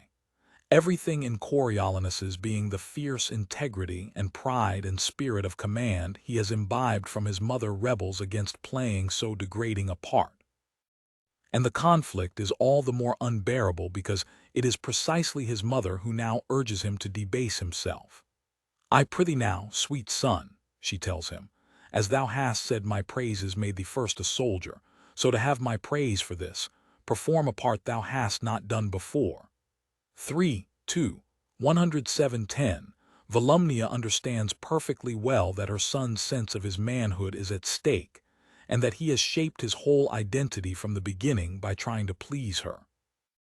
The scars that cover his body were never meant for theatrical display before the people. They were adornments offered only to her. But now, devastatingly enough, she tells him that he has been trying too hard. "You might have been enough the man you are with striving less to be so." 1920. Or rather, he hears from his mother a demand for a different, even more painful form of masochism. She wants him, in his view, to be a beggar, a knave, a weeping schoolboy, or a whore. Worse still, she wants his throat of war to be turned into a pipe small as an eunuch. 112-14. All right, he says, for her and her alone he will in effect castrate himself. "Mother, I am going to the marketplace." 32131. In the event, as with his earlier effort to solicit votes, Coriolanus's attempt to play the politician is a disaster. The tribunes know that he is psychologically unstable, and they exploit his weakness perfectly. They denounce his attack on the time-honored structures of government as an attempt to set himself up as a tyrant. "You have contrived to take from Rome all seasoned office, and to wind yourself into a power tyrannical." 6163.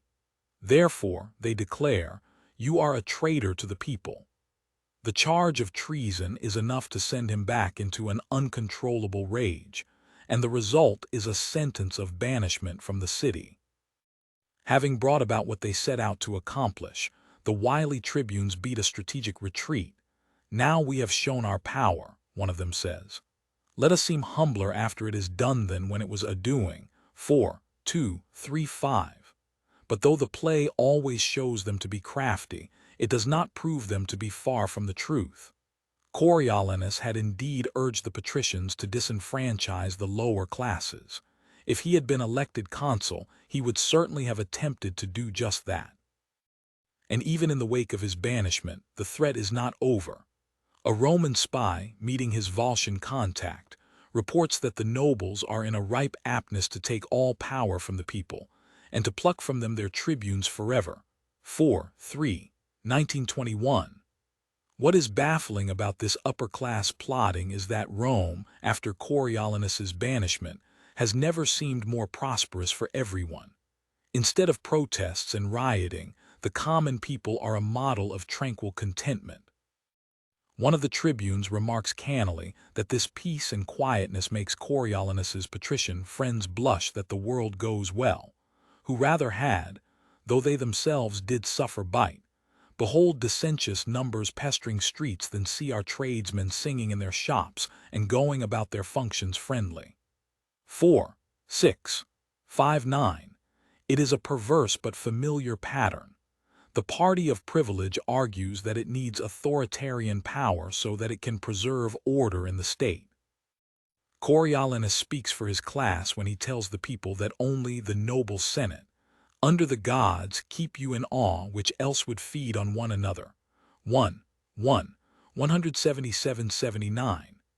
Then when the wealthy are proven wrong, when the state, rich and poor alike, turns out to thrive under a more democratic system, they long for the disorder they promised to quell. And what of Coriolanus? His rage was prompted by the charge that he was a traitor to the Commonwealth, as if he, who had shed so much of his noble blood for Rome, were no better than the lower-class spy we see reporting to the Volscians. Yet in the wake of his banishment, it is precisely to the Volscians that Coriolanus turns. "My birthplace hate I," he says, "and my love's upon this enemy town." 4:23-24. The plot twist is worth dwelling upon. It is as if the leader of a political party, long identified with hatred of Russia, forever saber-rattling and accusing the rival politicians of treason, should secretly make his way to Moscow and offer his services to the Kremlin. Whatever had been the source of Coriolanus's martial heroism, it was certainly not love for the people, and not even loyalty to the abstract idea of Rome.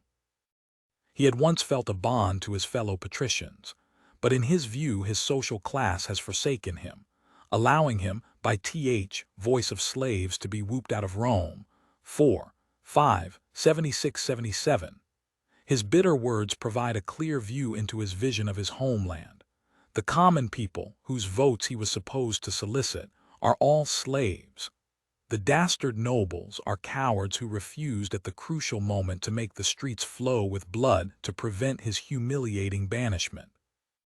Now he longs for revenge against his entire cankered country. 4:574-90. When Coriolanus arrives in Antium, the Volscians' capital, the enemy general Tullius Aufidius could rightly kill him, for the Roman warrior has shed much of their blood. But Aufidius grasps that he can make good use of the banished man's rage against his erstwhile countrymen. "Most absolute sir," Aufidius calls him, giving him command of half of the Volscian army and licensing him to devise the military campaign, "as best thou art experienced, since thou knowest thy country's strength and weakness." 4:5-138-39. At first, when rumors of Coriolanus's betrayal and an impending attack under his leadership begin to circulate in Rome, the tribunes refuse to believe them. With the city prosperous and at peace, they think that such fears are fake news, invented by certain patrician factions, only that the weaker sort may wish. For 670, Coriolanus home again. Even Menenius believes the rumors to be unlikely, since there is no way that the bitter enemies, Coriolanus and Aufidius, can form an alliance. But when it becomes clear that the approaching enemy army is not fake news, the patrician response is instructive. They do not cry out against Coriolanus's treachery and curse him for his violent betrayal of everything he had professed to love and defend. They turn instead on the plebeians. "You have made good work, you and your apron men," Menenius jeers at the tribunes. "You that stood so much upon the voice of occupation and the breath of garlic eaters." 4, 6, 95-98. It is all the fault of working people, with their stinking breaths and their presumptuous insistence on being heard. They and not Coriolanus have betrayed Rome. The tribunes try to reassure their constituents. "Be not dismayed," they tell them. "The terrifying reports come from a faction that would be glad to have this true which they so seem to fear." 4, 6, 149-51. The observation is just the patricians so hate the plebeians that they perversely welcome Coriolanus's treason, but the people are right to be afraid. The play wryly sketches the immediate commencement of historical revisionism. "I ever said we were throng when we banished him." 4, 6, 154-55. One of plebeians remarks. "So did we all," adds another.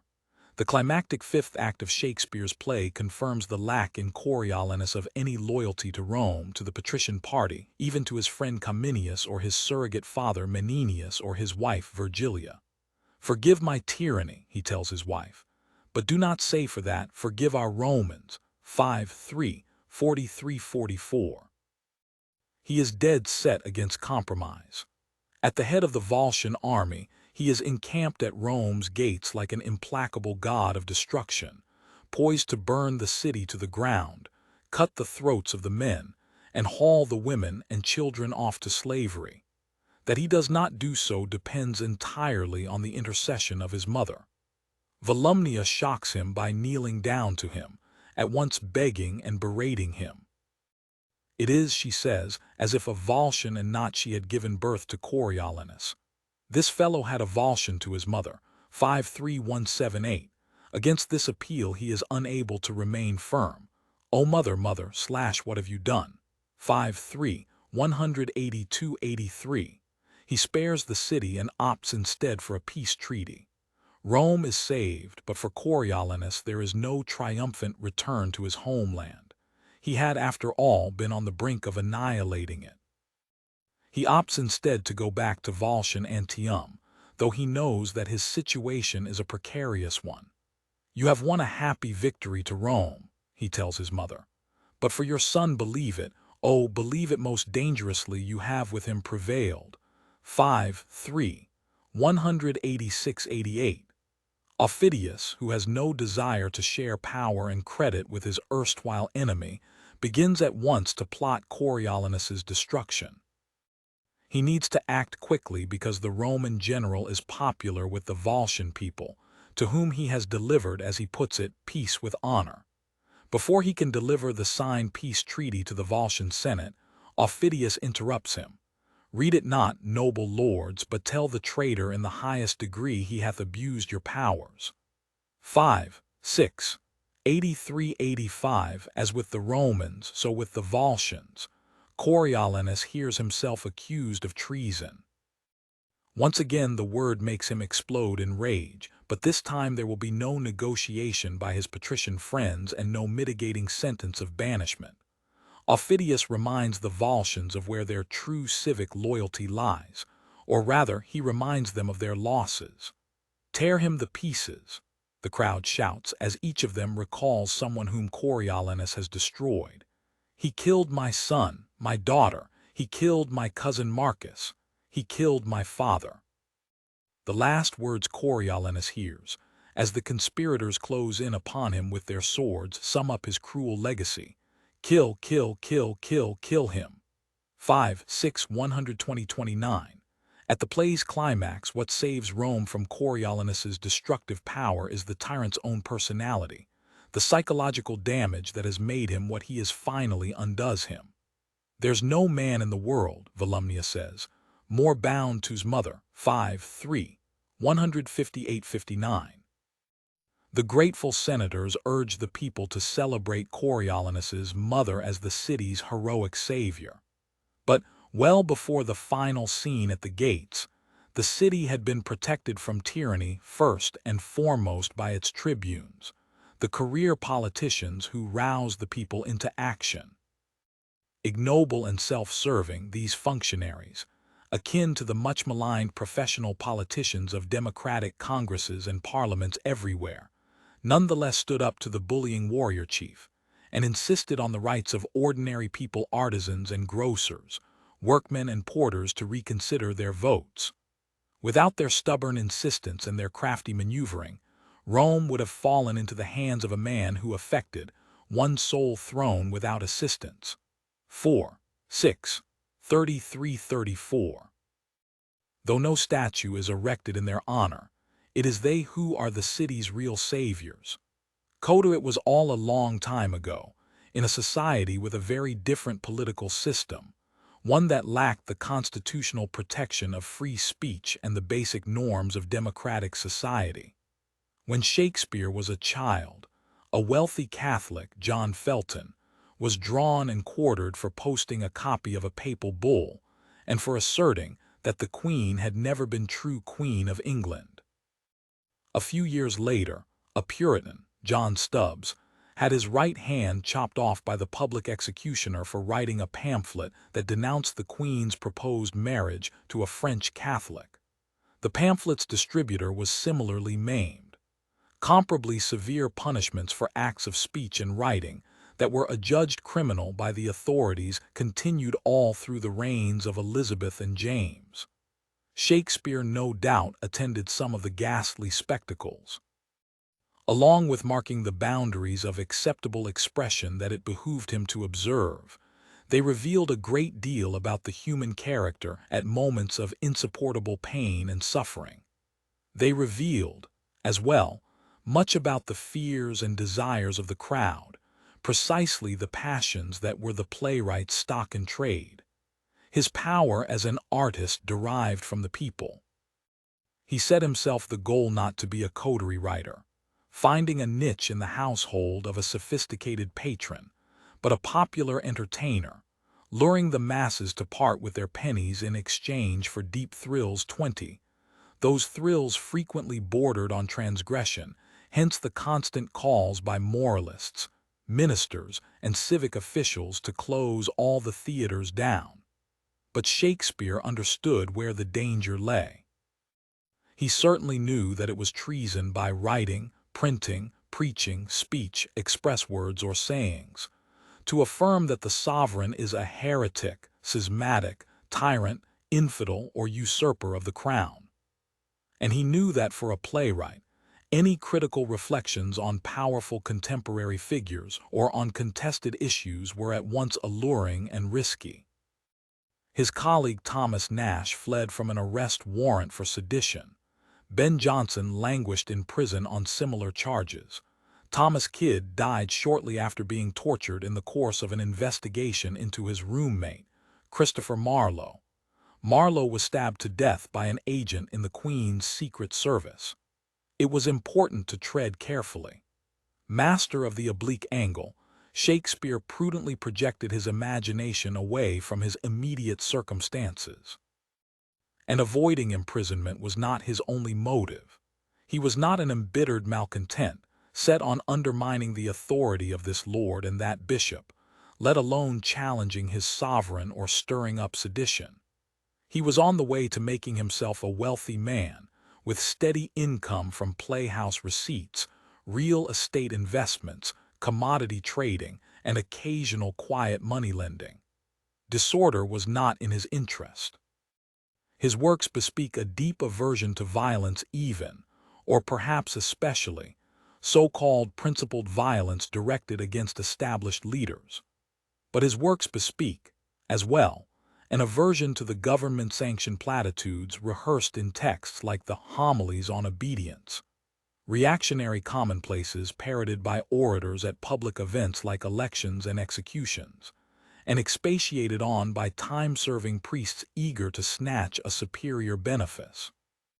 Perhaps Shakespeare thought that the official strategy, the celebration of those in authority, a belligerent refusal to acknowledge gross economic inequity, the perpetual invocation of God's partisan support for whoever was on top, and the demonizing of even the most modest skepticism had the very opposite effect of what was intended.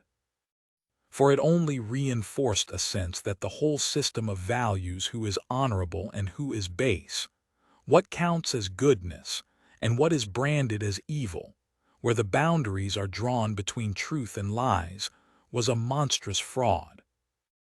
It was Sir Thomas More, from whom Shakespeare borrowed so much of his portrait of Richard Roman III, who put the matter most clearly almost 100 years earlier. When I consider any social system that prevails in the modern world, More wrote in Utopia, I can't, so help me God, see it as anything but a conspiracy of the rich. Shakespeare found a way to say what he needed to say. He managed to have someone stand up on stage and tell the 2,000 listeners, some of whom were government agents, that dogs obeyed in office. The rich get away with what is brutally punished in the poor. Plate sins with gold, his character continued, and the strong lance of justice hurtless breaks. Arm it in rags, a pygmy straw does pierce it. If you said words like these at the tavern, you stood a good chance of having your ears cut off. But day after day they were spoken in public, and the police were never called. Why not? Because the person who spoke them was Lear in his madness. King Lear 45153, 160-61. As we have seen, Shakespeare reflected throughout his life on the ways communities disintegrate. Endowed with an uncannily acute perception of human character, and with rhetorical skills that would be the envy of any demagogue, he deftly sketched the kind of person who surges up in troubled times to appeal to the basest instincts, and to draw upon the deepest anxiety of his contemporaries. A society locked into bitterly factionalized party politics, in his view, is particularly vulnerable to the fraudulent populism. And there are always instigators who arouse tyrannical ambition, and enablers, people who perceive the danger posed by this ambition, but who think that they will be able to control the successful tyrant and to profit from his assault on established institutions. The playwright repeatedly depicted the chaos that ensues when tyrants, who generally have no administrative competence and no vision for constructive change, actually get possession of power. Even relatively healthy and stable societies, he thought, have few resources that enable them to ward off damage from someone sufficiently ruthless and unscrupulous. Nor are they well equipped to deal effectively with legitimate rulers who begin to show signs of unstable and irrational behavior. Shakespeare never looked away from the horrible consequences visited upon societies that fall into the hands of tyrants. Alas, poor country, laments one of the characters in Macbeth's Scotland, almost afraid to know itself. It cannot be called our mother but our grave, where nothing but who knows nothing is once seen to smile, where sighs and groans and shrieks that rend the air are made, not marked, where violent sorrow seems a modern ecstasy. Macbeth 4:3, 165-70. Shakespeare registered as well the full measure of the violence and misery that are generally required to get rid of those who cause such suffering. But he was not without hope. He thought that the way forward was not assassination, a desperate measure that, in his view, usually brought about the very thing it was most attempting to prevent. Rather, as he imagined toward the end of his career, the best hope lay in the sheer unpredictability of collective life, its refusal to march in lockstep to any one person's orders. The incalculable number of factors constantly in play make it impossible for an idealist or a tyrant, a Brutus or a Macbeth, to remain securely in charge of the course of events, or to see, as Lady Macbeth dreams she does, the future in the instant. 1:556. As a playwright, Shakespeare strikingly embraced this unpredictability.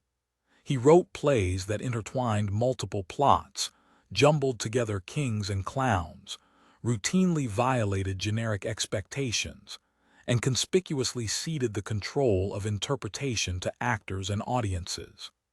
There is in this theatrical practice an underlying trust that an extremely diverse, random body of spectators will ultimately work things out. Shakespeare's contemporary Ben Jonson once floated the fantasy that the members of the audience should be permitted to assess a play according to how much they paid for their seats. It shall be lawful for any man to judge his 6 pennorth, his 12 pennorth, so to his 18 pence, 2 shillings, half a crown, to the value of his place. 21. Nothing could be further from Shakespeare's evident conviction that everyone in the theater has an equal right to form an opinion, and that the results in the aggregate, however messy, will finally confirm the success or failure of the enterprise. A comparable conviction seems to underlie the depiction in Coriolanus of the city's narrow escape from tyranny, an escape that emerges from a confused tangle of causes.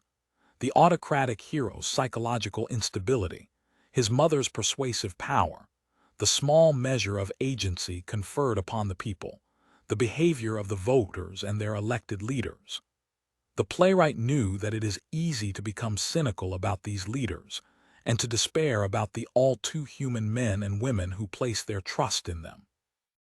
The leaders are often compromised and corruptible.